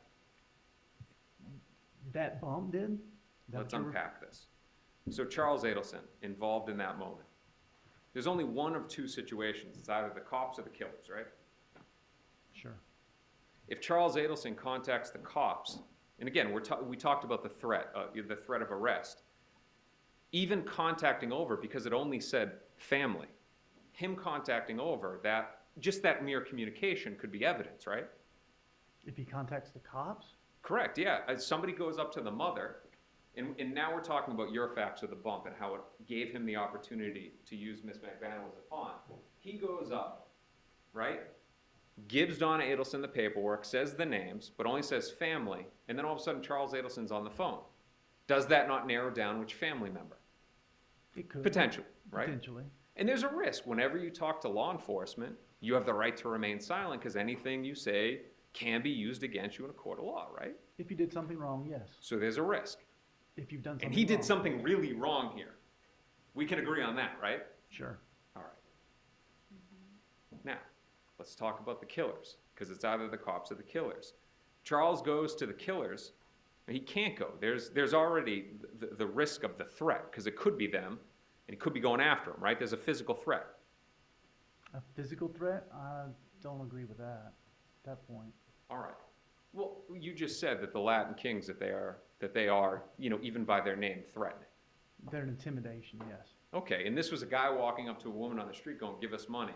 And he was threatening in his appearance, in his words, right? I disagree with that. No. Okay, but you would agree with me that there is a risk that Charles Adelson is a smart guy, right? It depends. Sometimes. Made it through dental school, Yes. right? Yes. Makes millions of dollars. Yes. You would agree that there is some level of intelligence there. Yes. All right. If he goes in and he speaks to one of the killers, he doesn't know whether they've been compromised by the FBI, right? That's correct. If he were to have called and picked up the phone and called Sigfredo Garcia, that alone would have been evidence, right? If he could have done that, yes. Do you understand that by saying Katie's name, it gave him the opportunity to use her? No, I don't agree. Okay, so let's unpack this a little bit. Said Katie's name, right? Yes. So it wouldn't be awkward if all of a sudden Katie's involved, right? Sure. Charles Adelson, being the smart guy that he is, do you honestly think that he would send Katherine Magbanua, if she were involved, to go in and speak to potentially the FBI? I don't believe he was sending her in to talk to the FBI. Well, didn't they have the thought of it's either the killers or the cops? Yeah. Okay, so there was a chance that Miss Magbanua was going in there, literally with his life in her hands. She could mess up and say the wrong thing, right? He knew she wouldn't do that because she was part of it. She could be pressured into cooperating against him, right? Pressured? Apparently she couldn't be, apparently. No. What we're talking about here is, so you agree that she's been pressured to cooperate? No, she hasn't. Well, other than being arrested. Okay. So, we're talking about Charles Adelson sending in Katherine Magbanua to either speak to the killers or the cops. You would agree with me that let's assume argumento for a moment. If she knows nothing, then he's protected. She can't say the wrong thing. There's no way the FBI is going to pressure her into cooperating against me because she doesn't know anything. True. Having gone through that, do you still not agree with me that the smarter thing to have done would have been to have given this paperwork and then see what happened? No, I disagree because, we would have been left with nothing. And we were on a timetable with the judge when we were on these Title III calls. We're only allowed to be up on them 30 days at a time. So why does that matter to the way that you did it? Because we have a time period to make things happen, to see if something happens. If you give the paperwork over, you're going to see exactly who's communicated with, but by giving the information of who you believe, you open up the opportunity for Charles to say, you know what, I can use her, and it's not going to set off any bells, right? No, because everything after that did set off the bells. Everything that happened in sequence to that did happen. So you say family, Katie, Tuto, and because then somebody in the family contacts Katie and Katie speaks to Sigfredo, because they communicated the way that you laid out, that's somehow evidence? And the things that were said, absolutely. Let's go through the things that were said. Now I'm going to go through governments.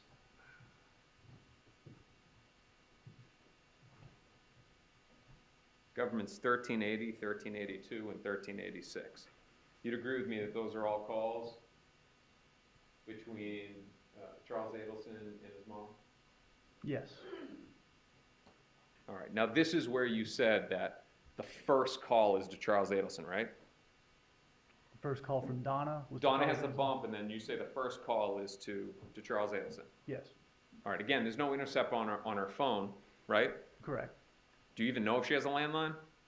I don't remember. So you don't know if she called Wendy or Robert first? I don't remember if there's a landline. Sergeant Corbett would have that information. I'm asking you. Do you know? I don't know. But you know that there was nothing, no intercepts done on Donna Adelson? That's correct. All right.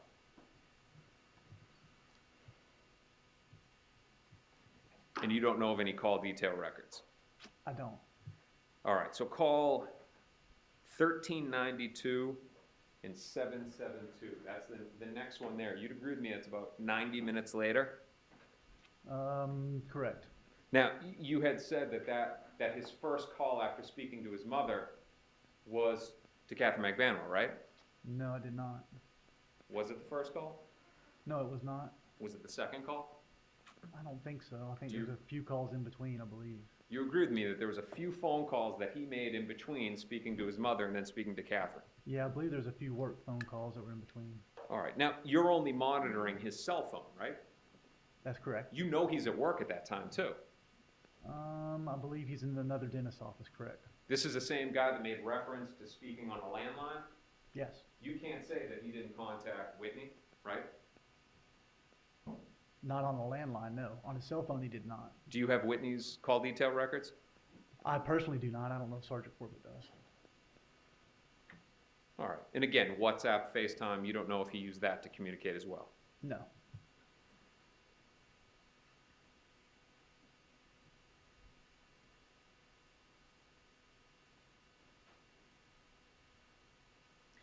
You'd agree with me that in this phone call, and again, this is the government's exhibit 1392-772, that Charles is somewhat unsure that it is her that has been referenced.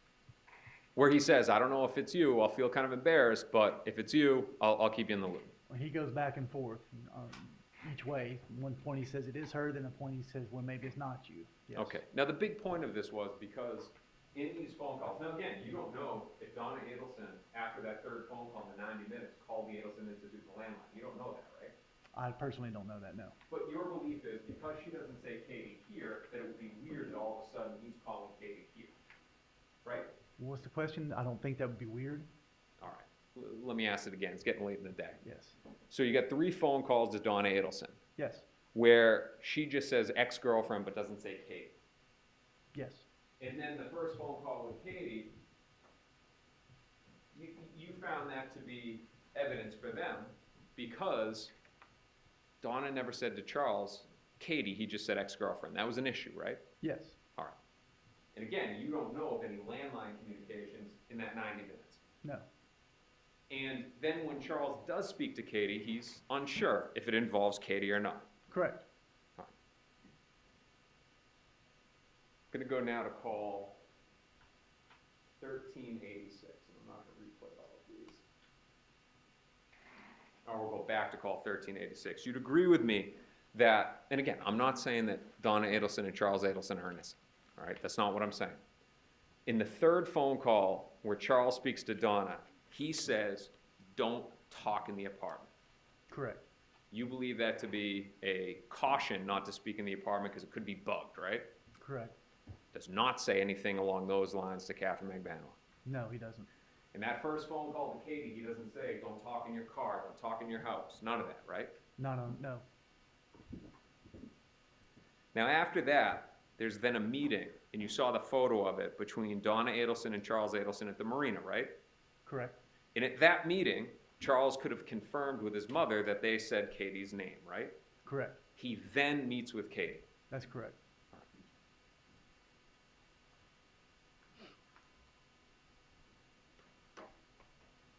Let's go to our next topic here. Oh, go back for a second. Did you ever see Charles Adelson's call detail records for the day of April 19, 2016? Wow, I'm sure I did at some point. I don't recall.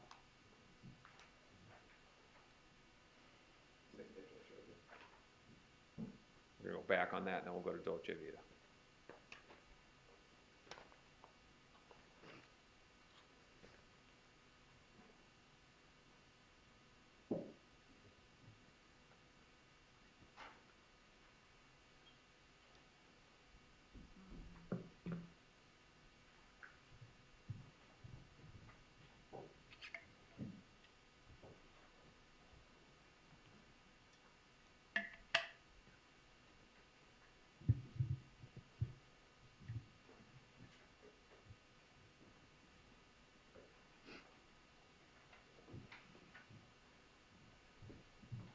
Your Honor, may I approach the witness? May. Agent, I'm showing you the pre-marked defense 27. You know what that is, right?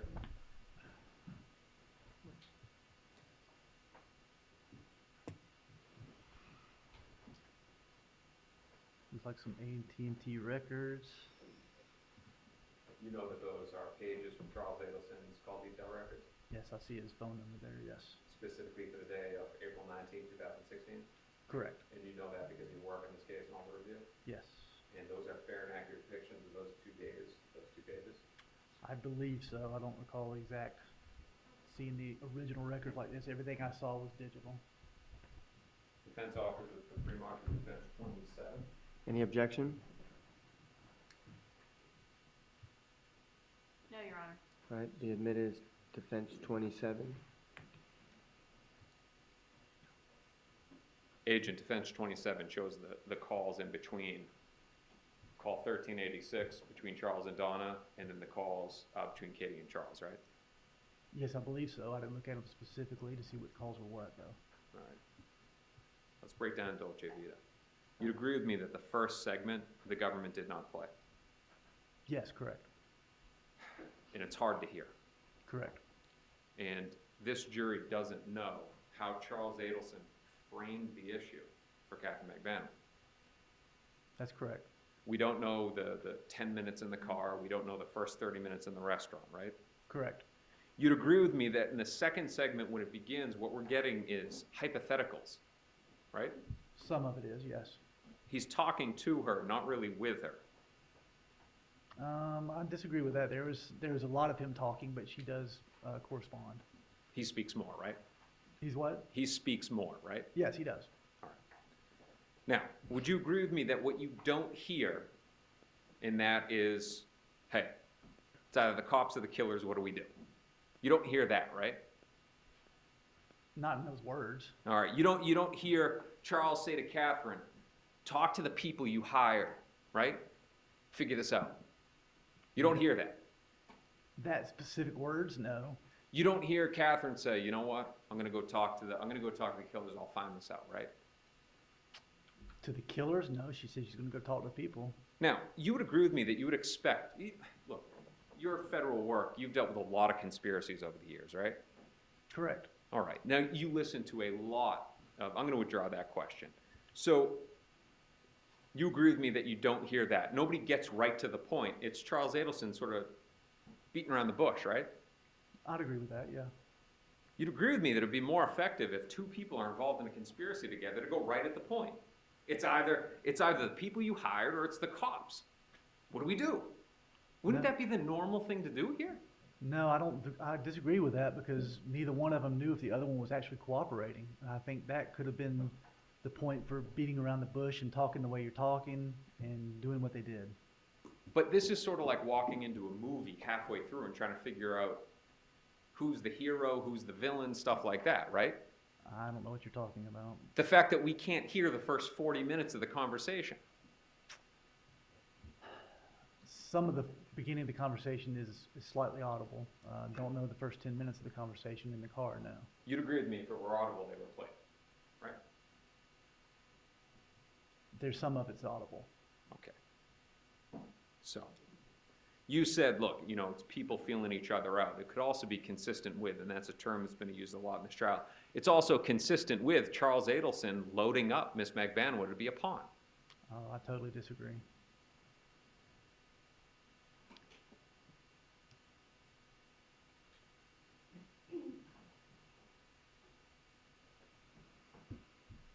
Now, on direct, you talked about how there was no mention of murder. Correct. There was no mention of Professor Markel. Correct. And what you were trying to convey there is she must have known what he was talking about, right? I was answering your question. But is that your belief? The relevance of that testimony, is that your belief? Possibly. His belief, Your Honor. Overruled. Possibly. All right. Now again, you don't know the first 40 minutes. We don't know that, right? First 40 minutes? 10 minutes in the car, 30 minutes in the restaurant? Give or take 40 minutes? I'd say we don't know the first 10 minutes, yes. The first 30 minutes, and just to make sure that it's clear, the first segment, the first 30 minutes that they're in Dolce Vita, that wasn't played and it's hard to hear, right? It is hard to hear. You were also asked about Miss Magbanua's prior statements, right? You remember that? Yes. In 2019, she made a statement that murder wasn't mentioned and Professor Markel wasn't mentioned, right? Possibly. I don't recall exactly, but possibly. Would it refresh your recollection to take a look at it? Probably, yeah, if you need me to verify it.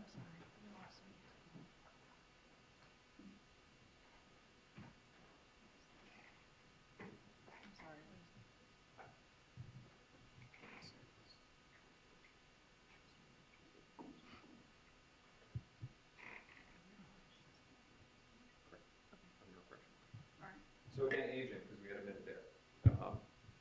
There was no paper that was shown on it, right? No paper shown that you saw in the video, right? No paper shown on the video? Correct. On the Dolce Vita video? Yeah. There was a piece of paper pulled out by Mr. Adelson. And he held it in his lap, right? He held it about table high. Okay. No mention of murder and no mention of Professor Markel, right? No, not that we could hear. Okay. So I'm going to approach to refresh. Take a look at this. Your Honor, let me approach. Yes. Let me know if that helps.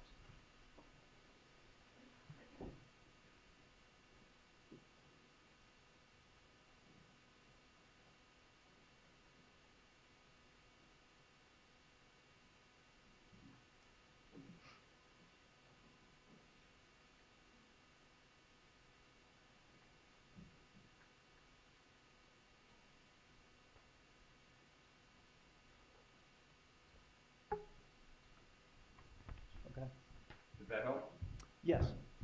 That's what Ms. Mcfadden said, right? Correct. And then 2 years later, we get this enhancement where you can start hearing things, right? Correct. And her testimony is consistent with the enhancement that came 3 years later. I don't know if I agree with that. That piece of testimony right there was. What you just read, the highlighted portion, is consistent with what was developed 3 years later. Correct. Let's go back to the intercepts. Call 825. Now, for pointers and reference, I'll turn this up. Call 825, the government played it. This is the one where there's a statement, soothe you, and the less you know. You remember that one, right? Yes. Now, your understanding of that call, Sigfredo Garcia is mad, right? Yes. That Katie has spoken to Charles. No, that's not what I took from it, no. Okay, and I don't want you to interpret it. So that phone call, that's Sigfredo Garcia and Katherine Magbanua speaking potentially about something, right? You think it's inculpatory. We believe that it's exculpatory. You'd agree with me on that, right? I don't know what you think about it, but yes. But the phone call was minimized. You heard that right in the middle of it, where and it minimizes. That means that the recording shut off for how long? I have no idea. It's not a short period of time. They got to shut it off, and then they got to come back and turn it back on, right? It's just a button they hit. Okay, Yes. so some law enforcement decided when Sigfredo Garcia is saying, the less you know, that would indicate that he knows more, right? I don't recall that call being minimized. I thought it was a different call that was minimized. All right. I don't think it was that call. It was. When you hear that zip sound, that's the minimization, right? It is. And the jury can go back and listen to call 825 if they choose to later. But you'd agree with me that phone calls where Charles Adelson is talking about Junu Chinda trying out for the Dolphins cheerleaders, that's not minimized. Right. Or the fact that they may have lobster for dinner. Sure. But the phone call where Sigfredo Garcia says the less you know, that's potentially minimized. I don't know about that part being minimized. And if Sigfredo Garcia is involved in a conspiracy with Charles Adelson, without Miss Magbanua, she would obviously know less than Mr. Garcia, right? If that was the case, then possibly, yes. All right. Call 842.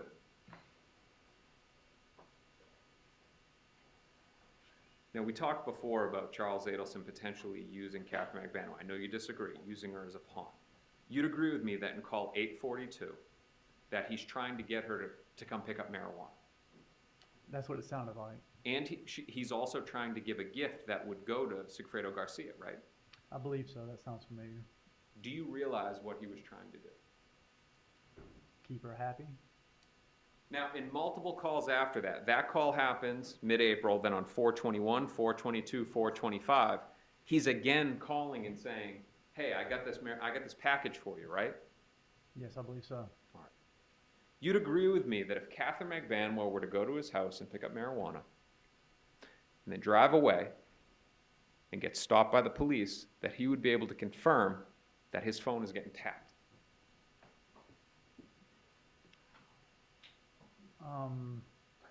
What's the question?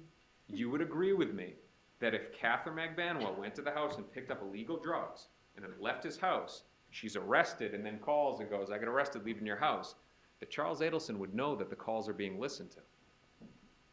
A police department or FBI investigating a murder would not stop somebody for picking up marijuana. But you don't know if he knows that, right? I would assume that he would have used common sense and know that. Well, you said that he's sort of spotty with his knowledge, right? You also said he was intelligent too. Now, you'd agree with me that somebody in his position, he's done a bad thing. Yes. And you said that he's trying to figure out, who's doing what, stuff like that. You would agree that he's suspect if he's being recorded, because he says landline. Right. He's concerned about whether he's being recorded. Later on, after everything, that's when he said landline. You have no reason to believe at the beginning when the bump happens, when he's saying it's either the cops or the killers, that he's not thinking about the fact that he may be getting tapped? Not yet, because he's saying things over the phone for the most part. All right. This would be a way that he could confirm it, right? I don't think so, no. All right. Now, if Sigfredo Garcia, and again, we're talking about Katherine Magbanua being used as a pawn, Sigfredo Garcia, if he's cooperating, he can't accept a gift from Charles Adelson, can he? If he's cooperating with us? Now again, in call 842, he's trying to push Katherine Magbanua to come and pick up marijuana, and he's also trying to push a gift onto Katherine Magbanua for her and Sigfredo Garcia, right? I think he just offered it to her. I don't know about pushing her, but go ahead. A cooperating witness with the FBI could not accept a gift from a target, could they? A gift? They could go pick it up and turn it over as evidence, absolutely. Now, let's go to knowledge of law enforcement. There was call 1371 and 2281. You remember this one where Charles is telling Katie, and I apologize, Your Honor, I'm quoting here, find out who the fuck it is. Yes. You would agree with me that there's separate phone calls where Charles Adelson is telling Donna, I'm 100% sure, I'm 1,000% sure, I'm 10,000% sure. Yes. And those would be respective dates of 4/22, 5/11, and 5/12. I'd have to take your word for it on the dates. All right, so on call 1695 on April 22nd, tells his mother, I'm 100% sure it's law enforcement, right? He never says the word law enforcement now. But he's 100% sure he knows who it is. That's what he says. Now, on May 11th, I'm 1,000% sure. I don't remember if it was in the same reference or not, but it was never with law enforcement. May 12th, I'm 10,000% sure. And again, he never said the word law enforcement. He also said investigators sometimes.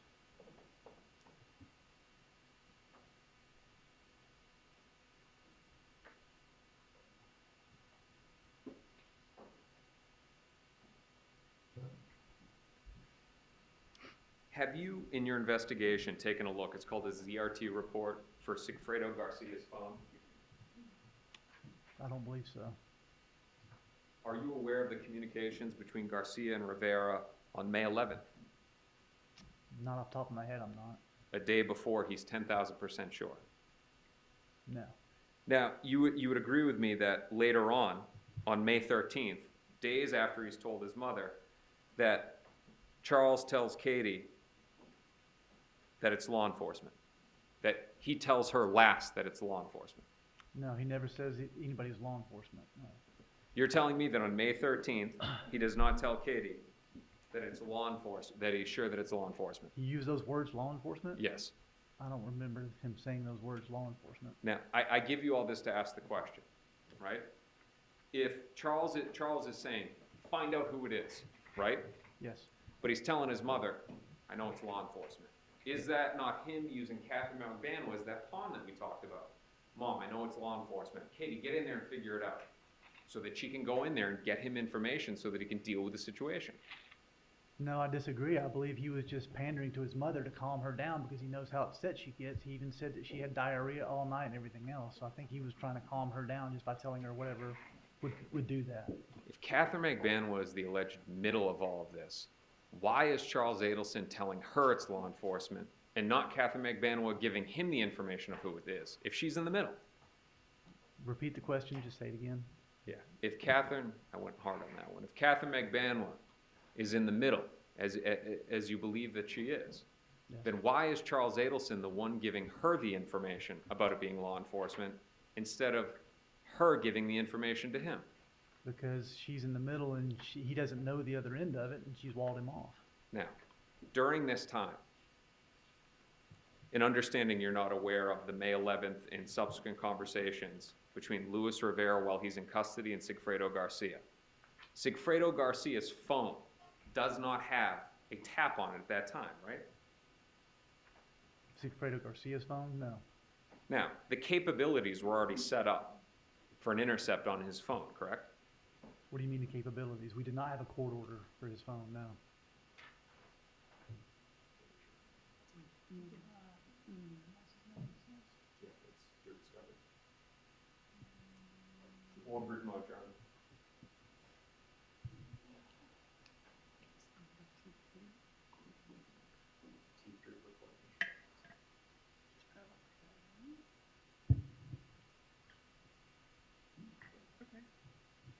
Agent, do you not, if you don't remember, you don't remember, and these questions aren't for you. Do you remember if the intercept was set up on Sigfredo Garcia's phone? No, I don't. Would it refresh your recollection to take a look at some of the T3 documents? No, because I didn't do the T3 documents, but I don't believe we would ever, we did not have a court order for his phone, as far as I know. Right. So you'd agree with me that all the phone calls that Sigfredo Garcia is making, the guy who's believed to have pulled the trigger and murdered Professor Markel, his phone is not being recorded. That's correct. So we don't know who he's communicating with.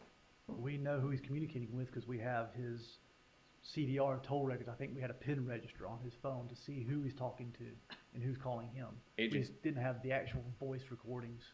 Agent, is your testimony that you have call detail records for Sigfredo Garcia? I believe you don't. we did. Okay. We don't. Would that be a question to ask Sergeant Corbett? It would be, yes, sir. All right. You'd agree with me, though, that we have no recordings of any of the calls? That's correct, yes. All right. So you can't say that it's not a matter of, and again, the dates between Donna and Charles, 100% sure, 1,000% sure, 10,000% sure. 10,000% sure on 5/12, and the day before, Garcia and Rivera are talking while Rivera is in custody. Can you say that it wasn't a situation of Garcia informing Charles Adelson, it's not the Kings, it's the cops? I have no evidence of that whatsoever. Because again, these intercepts and these call detail records, they're limited because there's so many other different ways that people can communicate, right? It's possible. First, the intercepts were only on 2 phones, Katherine Magbanua and Charles Adelson, not anybody else involved, especially Sigfredo Garcia. There's no recording, so we don't know what he's saying to anybody, right? Correct. And then call detail records are only limited to the cell phones that they're on, but it doesn't cover WhatsApp and FaceTime, and That's obviously not landlines. That's correct. So you can't rule out that that's not what happened, right? Can't rule it out, but Mr. Rivera was in prison at the time, and his phones were monitored at the prison. You've obviously, in understanding that you don't know about the ZRT report, so I want to ask you about that. You are aware that federal inmates can get cell phones, right? They can, yes. And you are aware that sometimes these cell phones are illegally held by inmates. Correct. Now, you would agree with me that, so communication for the jury, if somebody's in federal custody, they use core links to email, right? Yes. They don't have the capability to send a text message from a cell phone, right? Correct.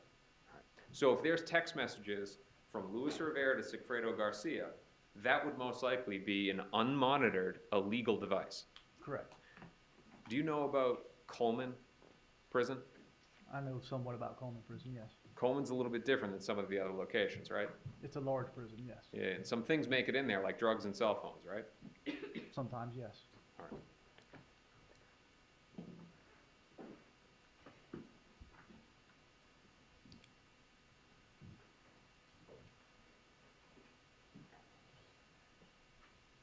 Now, let's go to call 2281. And again, the jury heard it. I'm not going to replay these, but you'll agree with me that Katherine makes a statement to Charles Adelson, I'm trying to get whoever is threatening your family and helping you guys out. Yes. Threatening your family. Yes. Not that's what us. she said. Not us. Not us, the killers. Threatening your family, and I'm helping you guys out, right? That's what she said. Now, along those same lines, you believe that Miss Magbanua somehow, if she were innocent, would have called law enforcement, right? Possibly, instead of getting involved in it, yes. But it's not her family getting threatened. But she's in the middle of it, yes. Well, I understand you believe that. I very much disagree with you. Donna Adelson is approached. That's Charles Adelson's mother, right? She's approached on the street. But her name is being put in it. Hear me out. Donna Adelson is approached on the street, right? Yes. The guy walks up to her, right? Correct. She should be calling the cops if she's innocent, right? Correct. Charles Adelson, that's his mother that was approached. His father is then approached at his dental office. If he were innocent, he should be calling the police, right? His father wasn't approached, but yes. Well, wasn't Charles Adelson's statement that somebody came by in that same phone call that dropped off paperwork last week to my father? Didn't he say that to Katie in that same phone I call? don't recall that. That didn't happen. Okay. Let's stay on Charles here, and we won't fall down that rabbit hole. Thank you. You'd agree with me that it is Charles Adelson's family that they've approached. Yes. All right. So Katie is trying to help him out because it's his family who's being impacted, right? And her name is brought into it, yes. Her name is brought into it, but she hasn't been approached by anybody, right? No, that's correct. She's not been. Okay, the people that should be going to the police are the Adelsons, not Miss Magbanua. True. Someone, in her statement in that call, is someone is harassing you, and they said my name. True. But even then, when it wasn't about her, she still says in that phone call, right? She says, I'm about to go to the FBI. Now, of course, she didn't. Correct. But she's the only one that's saying, look, I've had enough of this. Even though they just said my name, I'm calling the FBI. No, that's incorrect. Charlie said the same thing. Charles' response to her in that call wasn't no. When she said, I'm going to call the FBI, his response wasn't an attempt to calm her and also to stop her by saying no. But he made other statements and other calls about calling the police and calling the FBI too. Okay, now we're going to go off into an aside here, a short one. The government asked you about the disposable phones. And you testified that Ms. Magbanua purchased a burner phone. She didn't purchase it. There you go. So, call 3460 on May 24th, right? if you remember this one, if you don't, you don't, that Sigfredo Garcia says that he's hearing, Objection, hearsay. not introduced to the truth of the matter. Go ahead and ask the question. Sigfredo Garcia says that he's hearing noises on the phone. You can answer. I don't recall that. And that that he believes that the conversations are being monitored on May 24th. On May 24th? I don't recall that. It's possible. You'd agree that it's the following day that Sigfredo Garcia, not Miss Magbanua, walks into a Walmart and purchased 2 straight talk wireless phones, legally purchased. And I'm not saying he's innocent, but he walks in and he purchases 2 straight talk wireless phones from Walmart. I know that he walked in and bought those 2 wireless phones from Walmart the night that we tried to interview them. Okay. And he gave one of those to Miss Magbanua. Correct. And she used that to communicate with him. Correct. All right. Now, Miss Magbanua did not dispose or get rid of her 1312 number, right? Correct. She kept that up until the day she was arrested in October of 2016. That's correct. So any testimony that she ditched that phone would be incorrect, right? Not ditch the phone, no. She kept it, right? She kept the phone, yes. The antithesis of kept is ditched, right? She didn't utilize it the way she utilized it before. Now, I'm going to go back to the summary here. You, along those lines, you said that right after that, she left and never came back. You remember that? To that condo, yes. All right. She moved down the street, right? No, I disagree with moving down the street. We're not sure where she went, but I think it might have been Broward County, a whole different county away. Okay. You understand that by saying that she left and never came back is indicative of somebody who, like, fled the country, right? No, it's indicative of somebody who's trying to avoid the police who are looking for them and trying to talk to them. Okay. Now let's look at it objectively, okay? I am. It's also consistent with somebody who, the father of her children, who she relies on for financial support, is no longer there for financial support because he's just been arrested, right? That's incorrect. She fled before he was arrested. When did... I'm sorry. When was he arrested?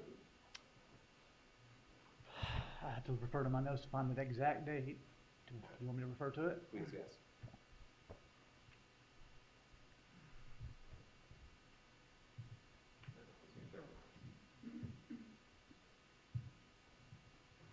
He was arrested on May 25th of 16, the evening of May 25th.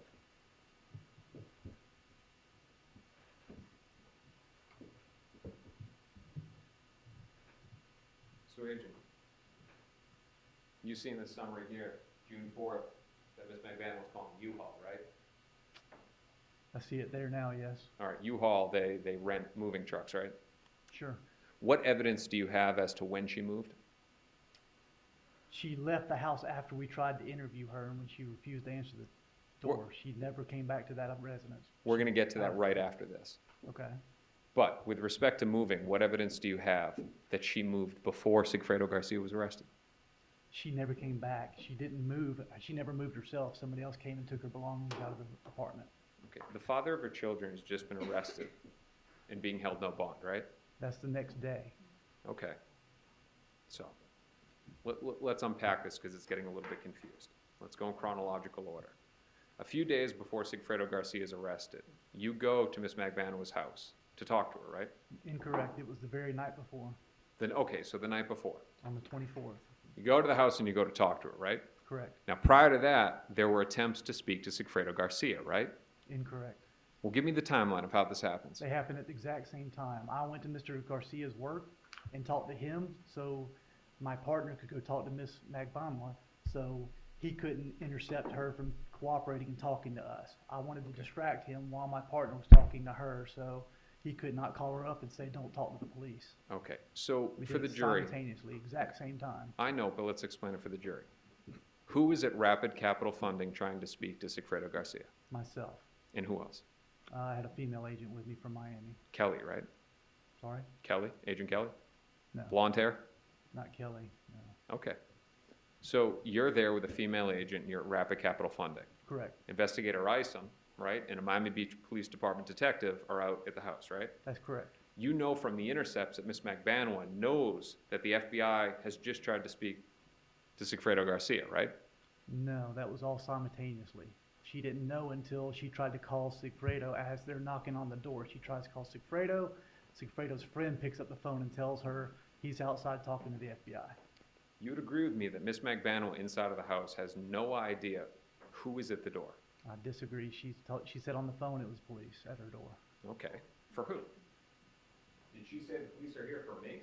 No, she said there's police knocking on my door. Or are the police here? She has a right to remain silent, right? She does. Are the police here to bother me about something that Sigfredo has done? Because he's always doing something, right? Why would she assume that? Why would you assume that she's not talking to you? And that's somehow an indication of guilt. Because she already said on one of the phone calls, I'm tired of the fucking FBI messing with us. Okay. So at that point, when you're at the door, it's a matter of a knock on the door, law enforcement. That's it. Right? I'm sorry, repeat the question? What did you say when you were at the door? No, you weren't at the door. What did Isom say at the door? If you I don't know. I wasn't there. Okay, so we should ask Investigator Isom. Correct. Fair enough.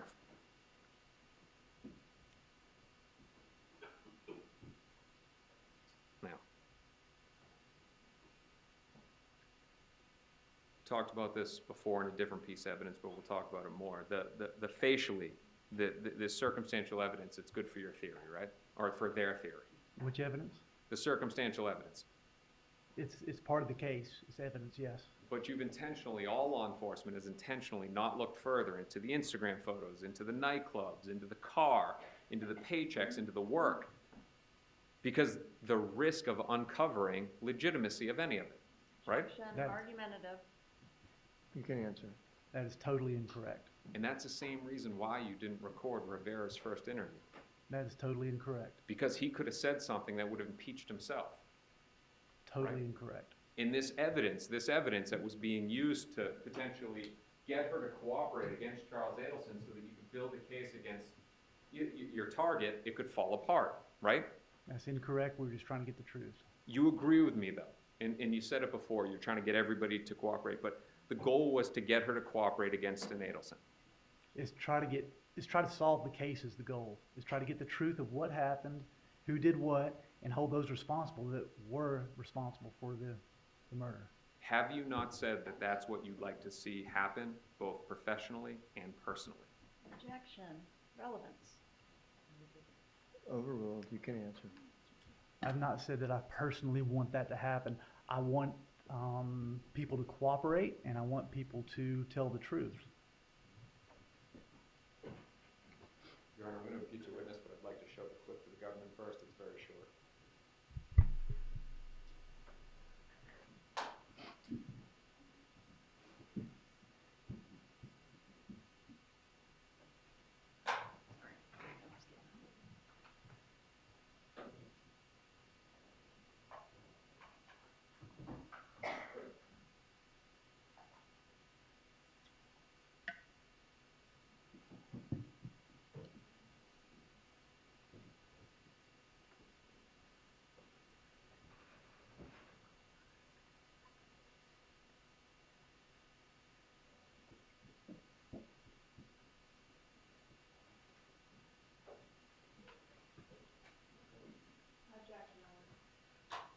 Your Honor wants to see it? I'm going to have to.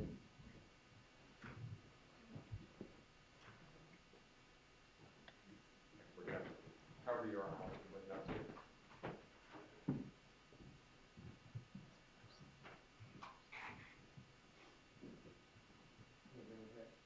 Yeah, I'm trying to not trip over this.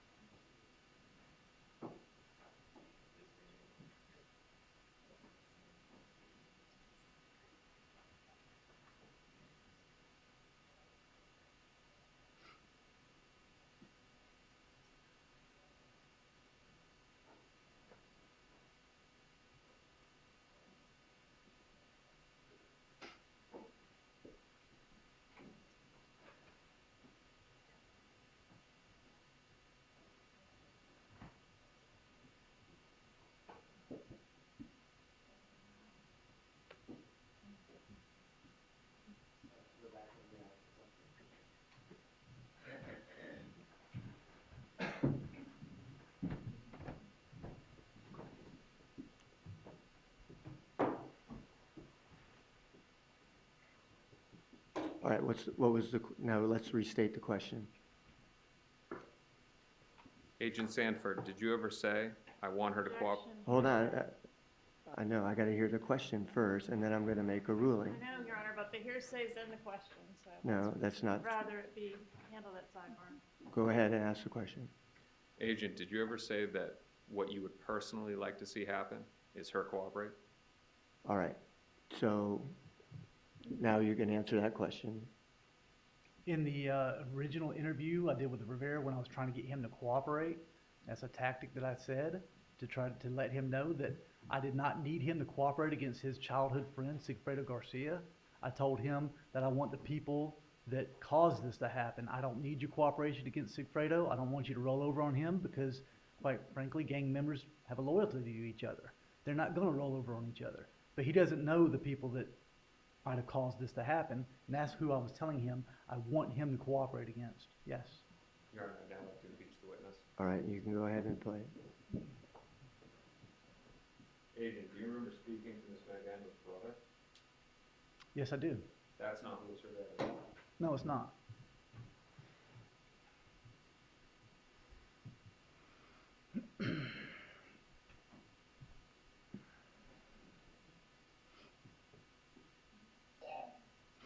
That's what I like to see.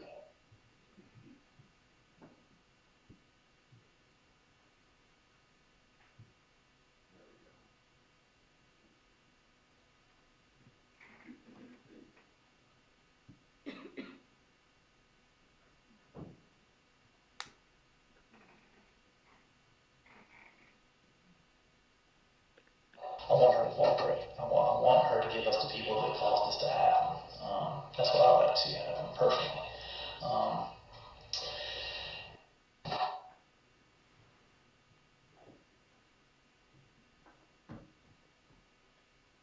Agent, you'd agree with me that you can't force someone to cooperate if the evidence shows they're innocent, correct? No, I'd agree. You'd agree? I'd agree that you can't force somebody to cooperate, yes. No. My question to you was, if the evidence shows that somebody's innocent, you can't force them to agree with evidence of innocence, can you? No. You need to build a case against them to force them to cooperate. I don't try to build a case against somebody to force them to do anything. To let Your Honor know, I'm close. All right. It shouldn't be too much longer. I'm down to the final pages here. Okay. So let's go back to Louis Rivera. Okay. And your knowledge of him. You know he's a dangerous guy, right? Yes. He's a Latin king. Yes. You have professional experience with the Latin kings. Some. You know that they're a criminal organization. Yes. They're well organized. Yes. They make money through crime. Yes. Including murder. Yes. It's a Latin-based gang. Correct. Strong presence in Miami. Yes. He was the boss. And he was the boss of just the North Miami tribe, yes. Should we rely on his testimony as to what he was the boss of? Whether it was Miami or just North Miami? I'm sorry, say that again? Who would know better of what he was the boss over, you or him? Oh, he would. Okay.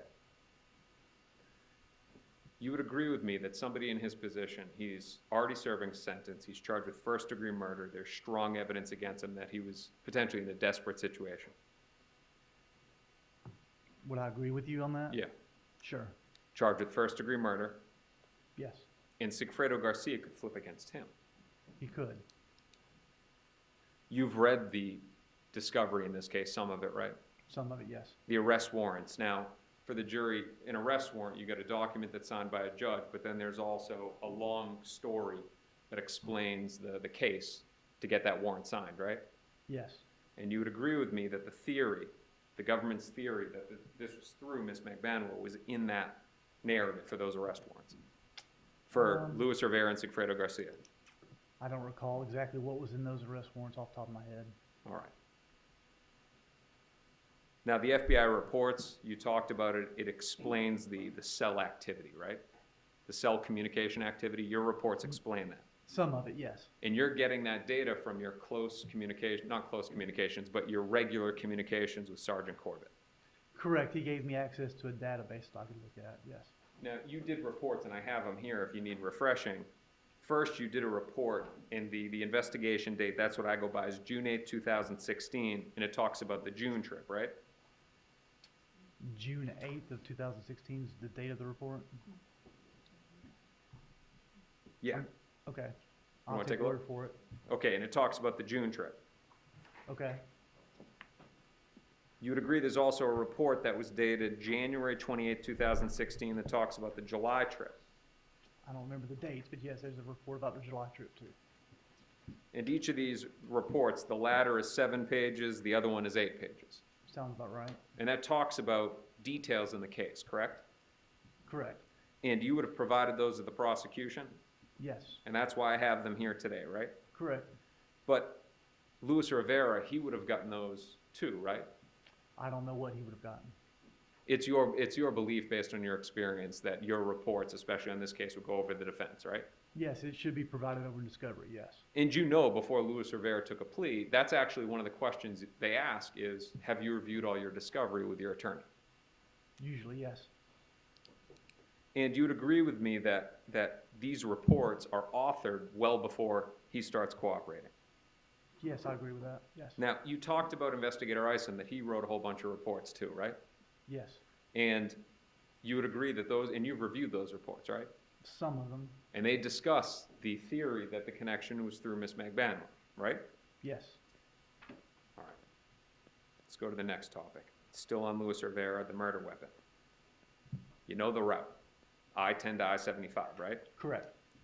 You said that, you know, maybe 30 to 40 hours you tried to do the search, Yes.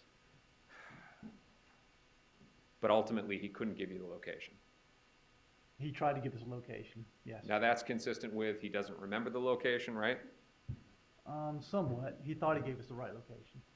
Or he doesn't want you to find the gun. It's consistent with that, right? I don't think so. Now, you as a federal agent, you've been involved in a lot of federal prosecutions, right? Yes. The one thing that could take a case like this to federal court would be interstate commerce, right? Yes. That gun and the ammunition could establish interstate commerce, correct? It could. Basically what we're saying is that the feds, federal prosecution, you get jurisdiction if you have something that ties to out of state. That's possible, yes. And you are aware that Mr. Rivera or anybody, you could be prosecuted for the same crime, the same events in both state court and federal court at the same time. That's true. Double jeopardy doesn't apply. Very true. And the legal language is that they're separate sovereigns. That's correct. So he could be prosecuted for murder in federal court as well too. No, not based on that weapon, he could not be. You couldn't establish interstate commerce on a .38 revolver manufactured out of state? If we found that weapon because he led us to it, it was under a proffer where he had immunity. We couldn't use that weapon against him. You couldn't use his statement against him, but you could use the weapon against him. Not if he led us to that weapon. All right. But you don't know what his knowledge is about whether he could be prosecuted federally or not, right? I don't know that. And this is the fact is he just came out of a federal prosecution, right, for RICO. His attorneys would tell him that though. If there's other bodies on that gun, that could also cause a problem for him as well too, right? Not if we found the gun per his instructions out of that proffer. There isn't a disclaimer in the proffer if you talk about any violent crimes that's not covered by the proffer? I don't know what proffer, I don't know what was in that proffer though. All right. So you wouldn't know then what applies to Mr. Rivera and what doesn't as to exposure to federal liability, right? I don't. It's general immunity, but I don't know the specifics of this one. Now, Agent, conclusion here, you'd agree with me that this is a dangerous criminal in a desperate situation who knows what you want to hear. I don't know if I agree with that now. You think that, and you talked about this on the direct, you think that his facts fit the story, right? Or that the facts fit his story, right? The facts fit his story for the most part. The bullet hole, stuff like that? For the most part, yes. Have you ever considered that he's fitting his story to the facts that you gave him?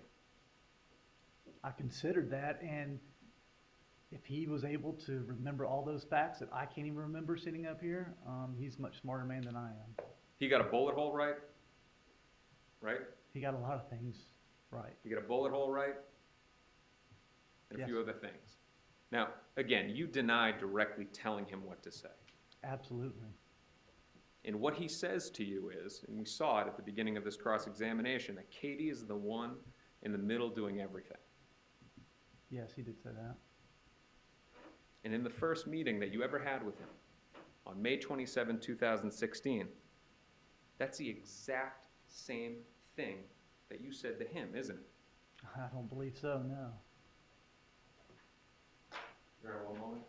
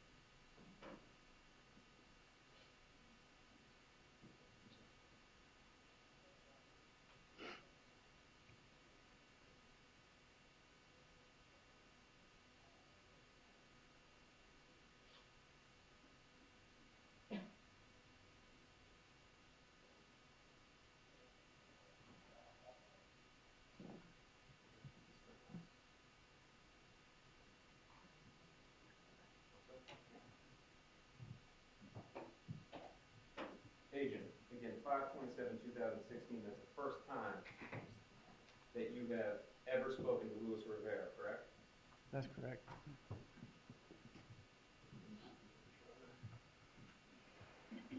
Is there an objection, Ms. Kappelman? No, Your Honor. Investigator Eisen was there? Yes, sir. It was recorded. Yes, sir.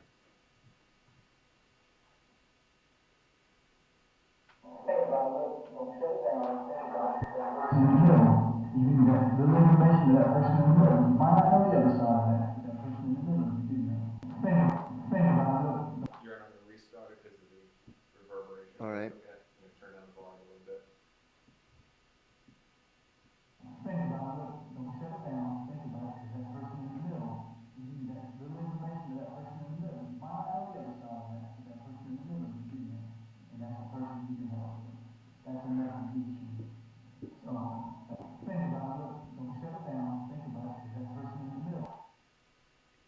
Agent, do you remember what it was that Mr. Rivera said months later after he gets his discovery? Yes. This is what he says, right? Right. So he's saying Katie is the person between the woman that wants this done. Katie's the one in the middle doing everything. Okay. And that's what he tells you. Okay. So he's saying Katie. It's the exact same thing, isn't it?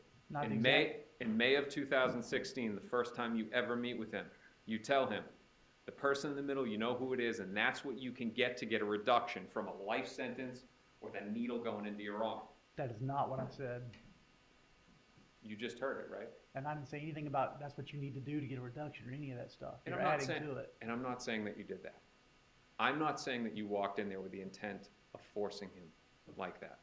What I'm talking about is that this man is intelligent, he saw an opportunity and he took it.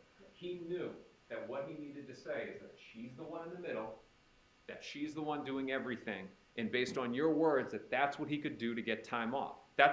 You'd agree with me that that's a reasonable understanding based on what you just said to him in May. No, if you back that recording up and hear the whole thing in context, it puts in better context about what we were talking about at that time. You would agree with me that in an earlier portion of it, what is said to him is, you can't give us Garcia because we already have him. But Investigator Isom says, you can't give us Garcia, we got him. Correct. Right? Correct. Now, again, I'm not saying that this was your intent, Agent. I'm not. But you'd agree with me that what you said was, the person in the middle, that can get you a reduction. That was said, right? I did not say that can get you a reduction. No, I did not. I said that you could, you can Do you give wanna us a hear it person again? in the middle. Do you want to hear it again? That I said it could get a reduction? I That don't could remember saying get you some time off. Did you say that? I didn't say reduction, but maybe time off is possible. Think about it. Don't shut it down. Think about it. That person in the middle. You need that little information of that person in the middle. You might not know the other side of that, but that person in the middle is getting it. And that's the person you can help with. That's enough to get you. So he's saying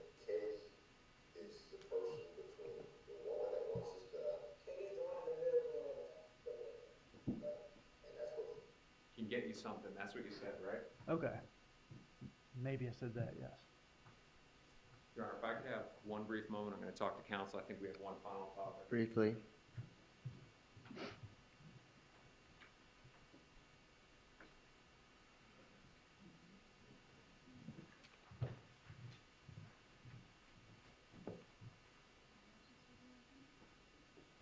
Nothing further. Thank you, Your Honor. All right.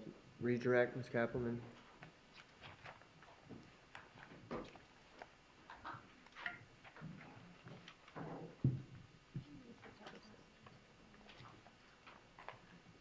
Yeah, if you don't mind me standing up, sorry. Looking for is.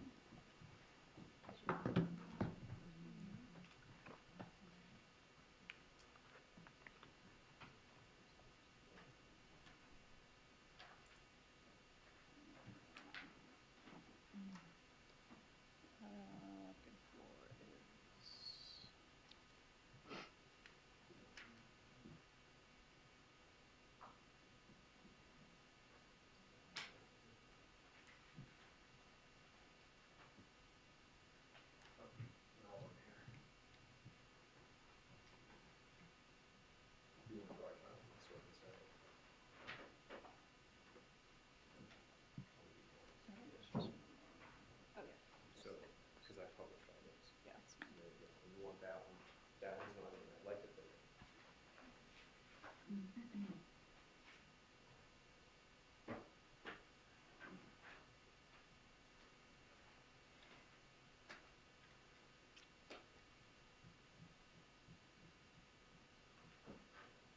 There is no final thing. Okay. Your Honor, if we can reopen cross for one final matter? Yes. The defense moves in the recording that was just played. Right. The 527 interview. Defense 28. Okay, it'll be admitted. And does that include only this witness, or are there other things in here So just that clip. of this witness? Just the clip that you just listened to. Does it include Rivera?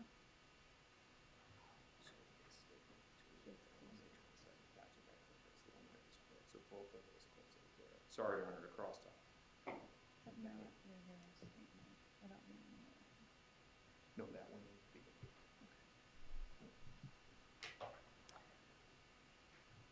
All right. But wait, there's more. All right. You were asked about, can you force somebody to cooperate? Can you force somebody to cooperate if they're innocent of a crime? Can you force someone to cooperate if they're guilty of a crime? No, you cannot. You were asked about your personal opinion, what you want to see happen in this case. You want to see all the guilty parties held accountable, right? That's correct. And you want Garcia to cooperate, right? Correct. But he didn't cooperate, did he? No. And does that mean he's innocent of the crimes that he's charged with? No. Everyone here seems to agree that he's guilty. Correct. Charlie's guilty. Everybody's guilty, except Ms. Magbanua, right? Can't force anybody to cooperate. That's correct. They have a constitutional right to a trial by jury. Absolutely. Right to have the state prove the case against them in a court. Absolutely. A defense. They have a right to that too, right? That's correct. All right. And is there anything nefarious about the fact that Mr. Rivera's attorneys were provided with his discovery in his case? No, they're right. I mean, that's how it works, right? That is how it In works. fact, it's required, right? Correct. Defense in this case was provided with the discovery, right? Correct. And in fact, they've had, 7 additional years from Mr. Rivera to study the discovery and conform a defense however they see fit. That's correct. Objection. Denigration of counsel. Overruled. You were shown exhibit...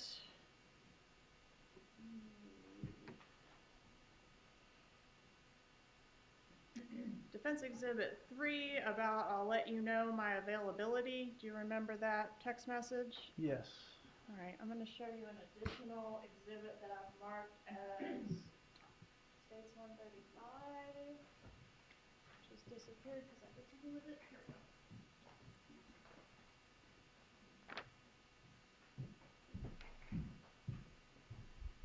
All right, if you'll You have to start at the back, work forward. Take a minute to study on that, and also defense 3, let me know when you're done.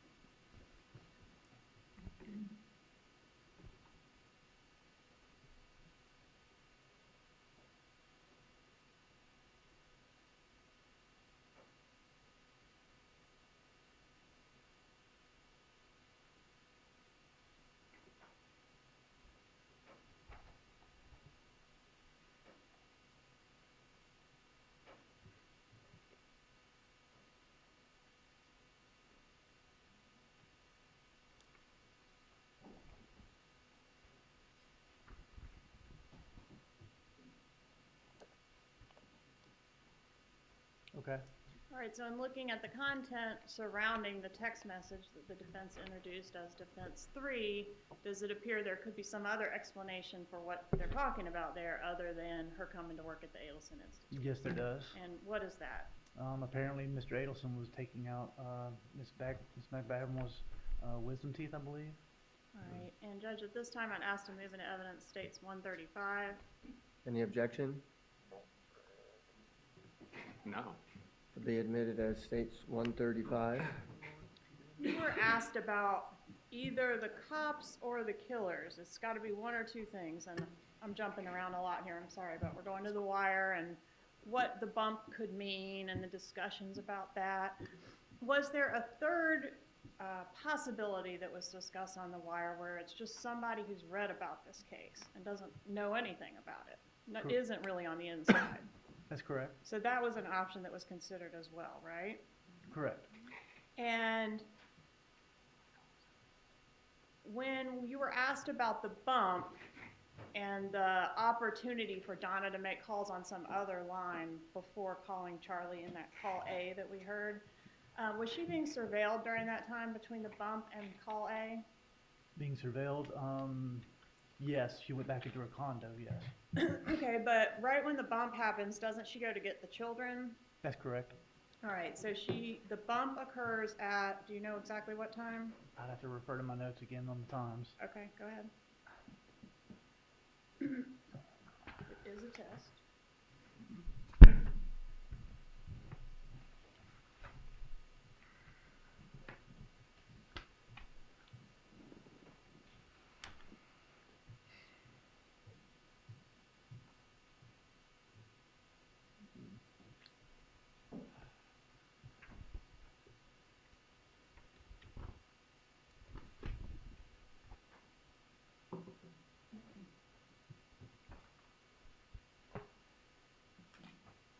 I believe it was 1:47. 1:47 p.m.? Correct. All right, and then she walks and gets the children. Do we have an idea of what time she enters the icon with the children?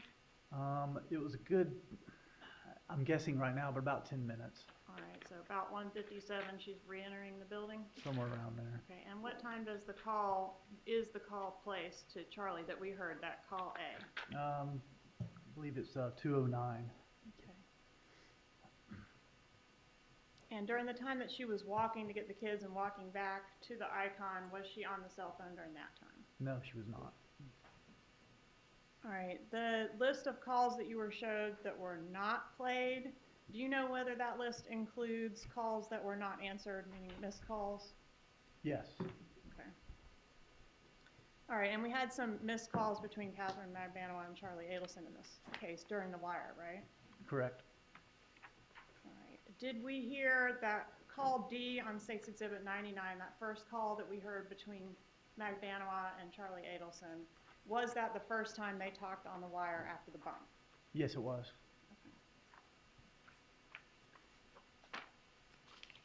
All right, you were asked about I guess there was a couple work calls that Charlie Adelson makes between the time of him talking to Donna and learning about the bump and him talking to the defendant. Yes. Objection, were- hearsay, as to the contents of unadmitted calls. Well, she hasn't asked about any content at this point. Were those calls intercepted? Yes. All right, and was there any mention on those calls of this operation, the police operation? No, none whatsoever. You previously testified that this defendant gave testimony that she had no idea there was a murder at all until Sigfredo Garcia was arrested. That's correct. All right, is that consistent or inconsistent with what has now been revealed by the Dolce Vita audio clarification? Hold on. Improper opinion. Overruled. You can answer.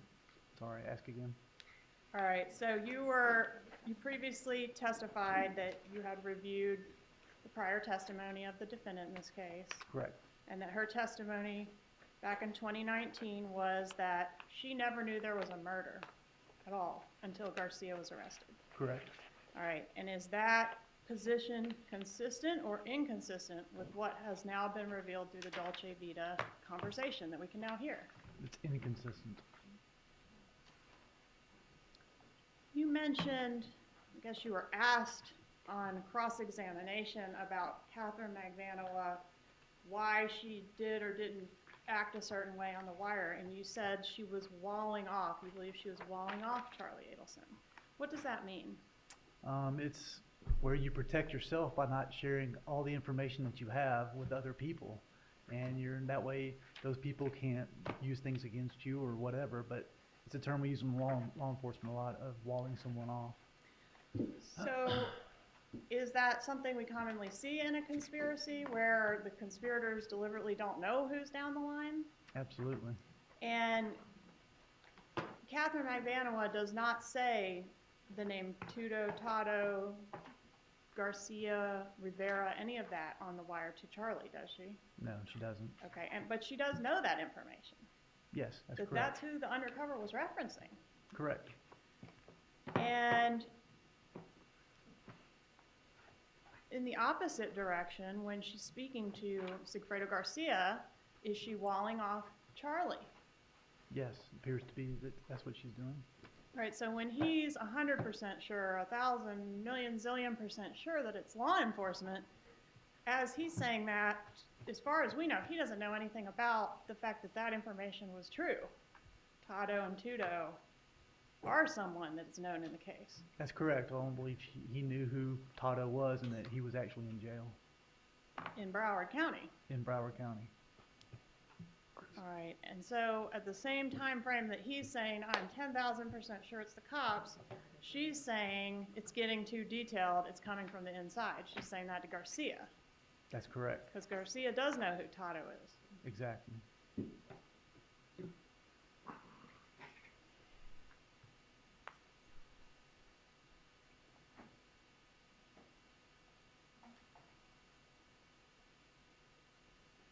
You were asked about the money drop and the locations of phones at the time of the money drop. Would you defer to Sergeant Corbett on exactly where what phones were at the time of the money drop? Yes, I would. Okay. Same with Instagram record retention policies? Yes, That's a little bit outside your area of expertise? it is. I didn't deal with that at all. All right, and you were asked about, isn't King Anthony something new that Rivera is adding? Did Rivera call King Anthony by another name in this case? I believe he called him Ortiz. Okay, but there's another name. Do you remember it? Would it refresh your recollection to review either ISOM's 930 report or the 10-4 statement of Rivera? Yes, probably. Okay, let me show you one of those.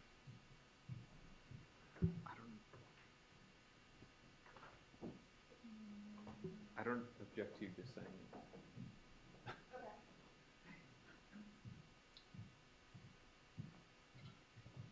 All right.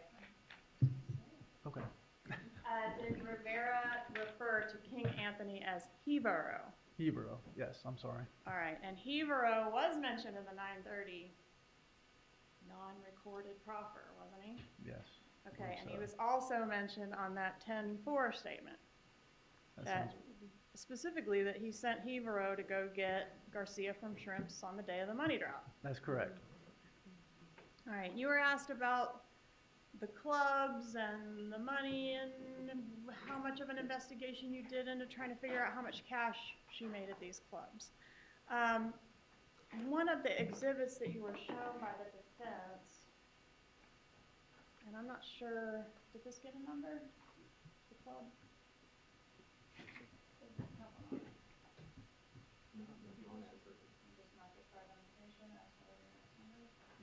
What's the next defense number down here? It'll be 29. Okay, we're going to call it defense 29 for identification.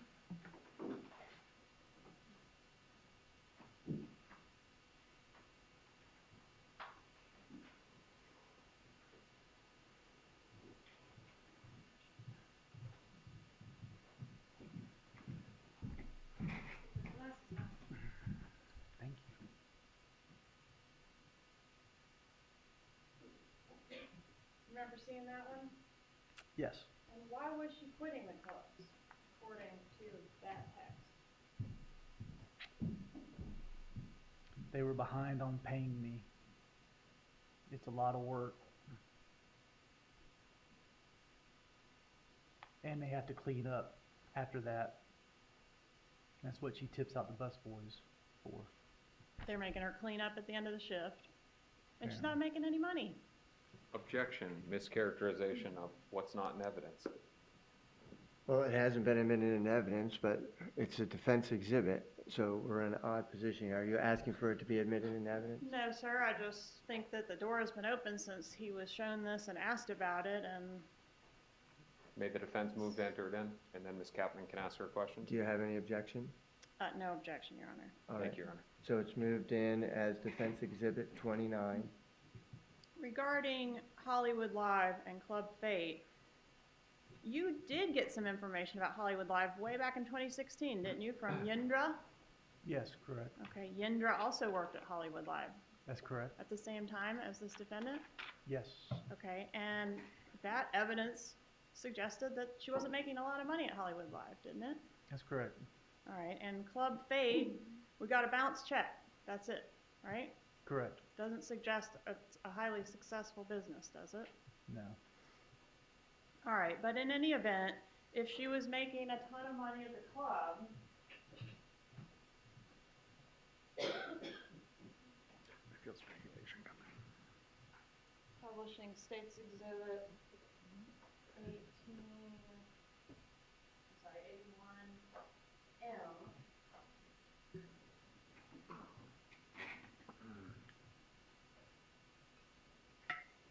She was killing it at the club. She especially killed it around the time of this murder. Hold on. Objection, speculation, and proper question as to killed it. No, it's overruled. She did real good around the murder, didn't she? She sure did. And not so good any other time, comparatively speaking. Correct. All right. All right, I want to ask you about at the time that the Dolce recording, we listened to that today. I know it's been a long time ago, but you remember hearing that this morning? Yes. And you've heard it before? Yes. Okay, and you heard the discussion on there about the vehicle. If your DNA is in the vehicle, if they can put you in the vehicle, that can't prove anything, right? Correct. Was the photo of the Prius, I know there was a photo of the Prius, the suspect vehicle, that was blasted out to the media. Was that done before or after the Dolce? That was done before the Dolce. That was on the 1-year anniversary, I believe, of the murder. All right, so that had been out for some time, that information that there was a suspect vehicle, and this was it. That's correct. All right, while we're on the topic of vehicles, let's switch over to the Lexus. You were asked about the value of the Lexus, and I think you started to say you did know it. What was the value of the Lexus? My partner reported did research on it and found that it was, I believe it was 6,000. Objection, hearsay, move to That's, strike. that's hearsay, that's sustained. All right, so she paid $1,700. Let's assume she did pay $1,700 for a Lexus. That evidence you have that it was in mint condition. She got a good deal, right? Yes, very good deal. It's not like she's driving a Bentley, right? Right. All right, you were asked about the pattern of the calls. And is the pattern of the calls and communication between the parties in this case consistent with guilt? Does it prove guilt? And the point that the defense was making, I believe, is that, you know, these people had relationships outside of doing a murder together, right? That's correct. Okay. So the fact that they were communicating with each other does not in and of itself prove that they did a murder together. That's correct. All right. When you see the flurry of activity right before important events in this case, is that something that raises your suspicion about those particular calls? Yes, it does. All right. And you're not able to, I mean, some people think law enforcement can just go into the cloud, no, I don't know, and listen to any of our calls retroactively. Is that something that can be done? Absolutely not. Okay, so you can't go back to before the June trip when everybody was calling everybody and listen to those calls and hear what they were saying? No. All right, same thing with the July trip. Can't do that, can you? No. All right, so we can't be sure from that activity if that pattern really does relate to the flow of information passing from one conspirator to the other as we suspect. Correct. All right, is there a way that we could plant some information and listen to what these folks are saying to demonstrate that fact or ferret out that suspicion? Yes, that's why we did the bump. That's why we did the wire. And they do talk about it, don't they? Yes, they do. No further questions. All right, you want the witness subject to recall? Yes, sir. Okay. Yes. Okay, you're subject to recall, and so they'll let you know if you need to reappear, okay? Okay. All right, thank you. Thank you, Judge. Does the state have another witness? May I have 1 moment to confer with the clerk, Your Honor?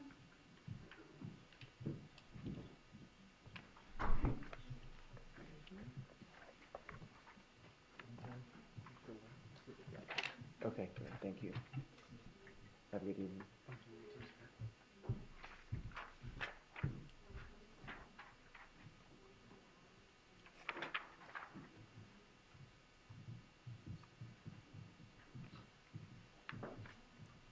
Is there an exhibit remaining up here?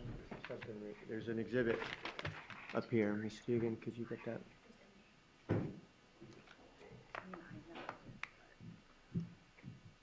I think that's 135.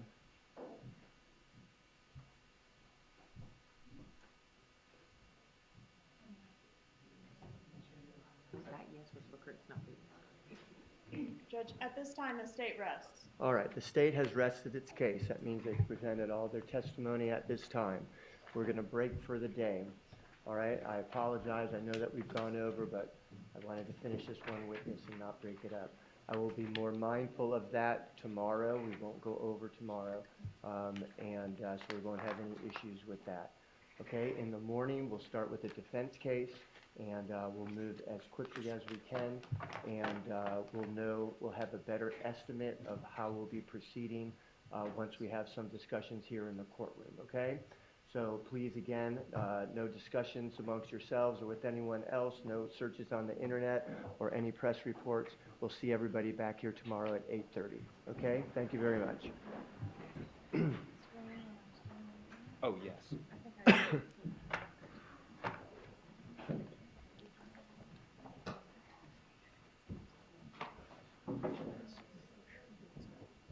don't think so. Might not buy you a beer, though.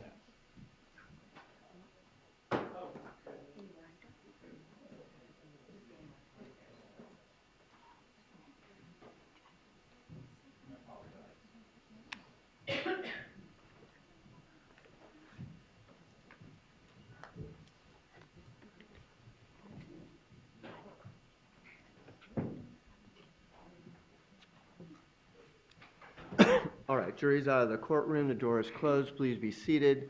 The state has rested its case. Any motions on behalf of the defense?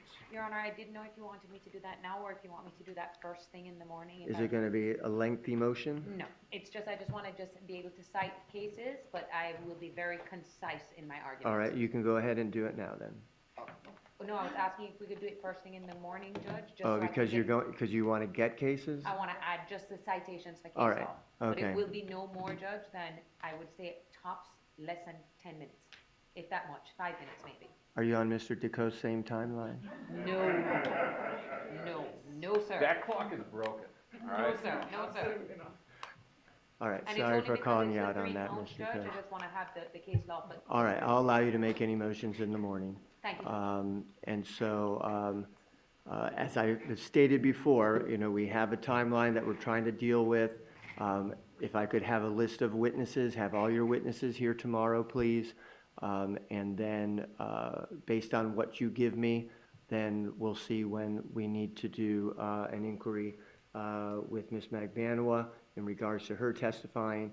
We'll get through tomorrow as efficiently as possible, and as we know, we're going to break by 5 o'clock tomorrow, okay? And then we'll see where we stand. Anything before we break? We do have one issue that we can handle now that would be helpful. So Stephen Downing, who is a sergeant with Florida Highway Patrol, is our witness. It was, the government has them listed, but he testified for the defense in the previous trial. He's testifying again for the defense. While I was cross-examining Agent Sanford right before it, ASA Dugan emailed that she had a conversation with our witness, that he went back in his records, and now his testimony is perhaps changed, and we've received a new document. So we've received now a document right before the state has rested their case that is a new document, and the relevance of it is this. Trooper Downing testified in a deposition and a trial consistently over the course of years that when he pulled over Luis Rivera, he was alone in the car. Now all of a sudden, his testimony apparently has changed after a conversation with ASA Dugan, that there's perhaps now an indication that there was a passenger in the vehicle. All right, what's the document that has been provided to you? It's a screenshot from a database. Okay, and so Ms. Dugan, was this just provided to you by the trooper today? Yes, sir. Okay, so as far as a Richardson hearing, I mean, I don't think that there was any intentional hiding of this. It was just presented to the state today, and so I think in regards to the prejudice, I know that it changes the testimony that you were expecting, but the trooper will be here. He'll be here in the morning, and he'll give you an opportunity to speak with him in the morning or whenever you choose to call him. The issue that I want to make for the record is this, and Your Honor, I don't say this lightly. This trooper with other prosecutors, Ms. Dugan is new to this case, with previous prosecutors, and there's many that were involved. We sat down for deposition. We did not, beat around the bush with these questions. We were very detailed in the questions. Same thing in the trial, same thing in the prep. How? During trial, there was a conversation with a new prosecutor, and all of a sudden it's, oh, the testimony changes. I cannot help but think that this is an attempt to change his testimony. All right, because Mr. it's so DeCoe, harmful. I'm not even going to hear that. You're going to have to talk to the witness about that. Understood. Only the witness will know that if you're making any type of accusations. I'm going to say that it was inadvertent. It's in the scope of things. It's not. It's important to you. I understand that. And so it certainly can be substantial, because I know that this is an issue in regards to whether he was traveling 2 people or 1 person in the car. But you can talk to the trooper about it tomorrow.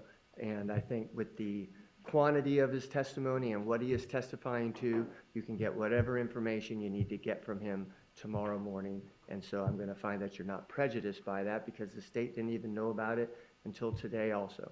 And I don't have any indication that the state is feeding this witness. They're entitled to talk to the witness just as you are. So the witness will know that. Certainly if there's any indication from the witness of that, then it's a different issue. Okay? Understood. All right. So we'll be in recess then until tomorrow. 8:45 we'll meet back and start with the defense case. We'll hear motions first and then proceed accordingly. Okay? Yes, All right. Everyone have a good evening. You too, Judge, thank you.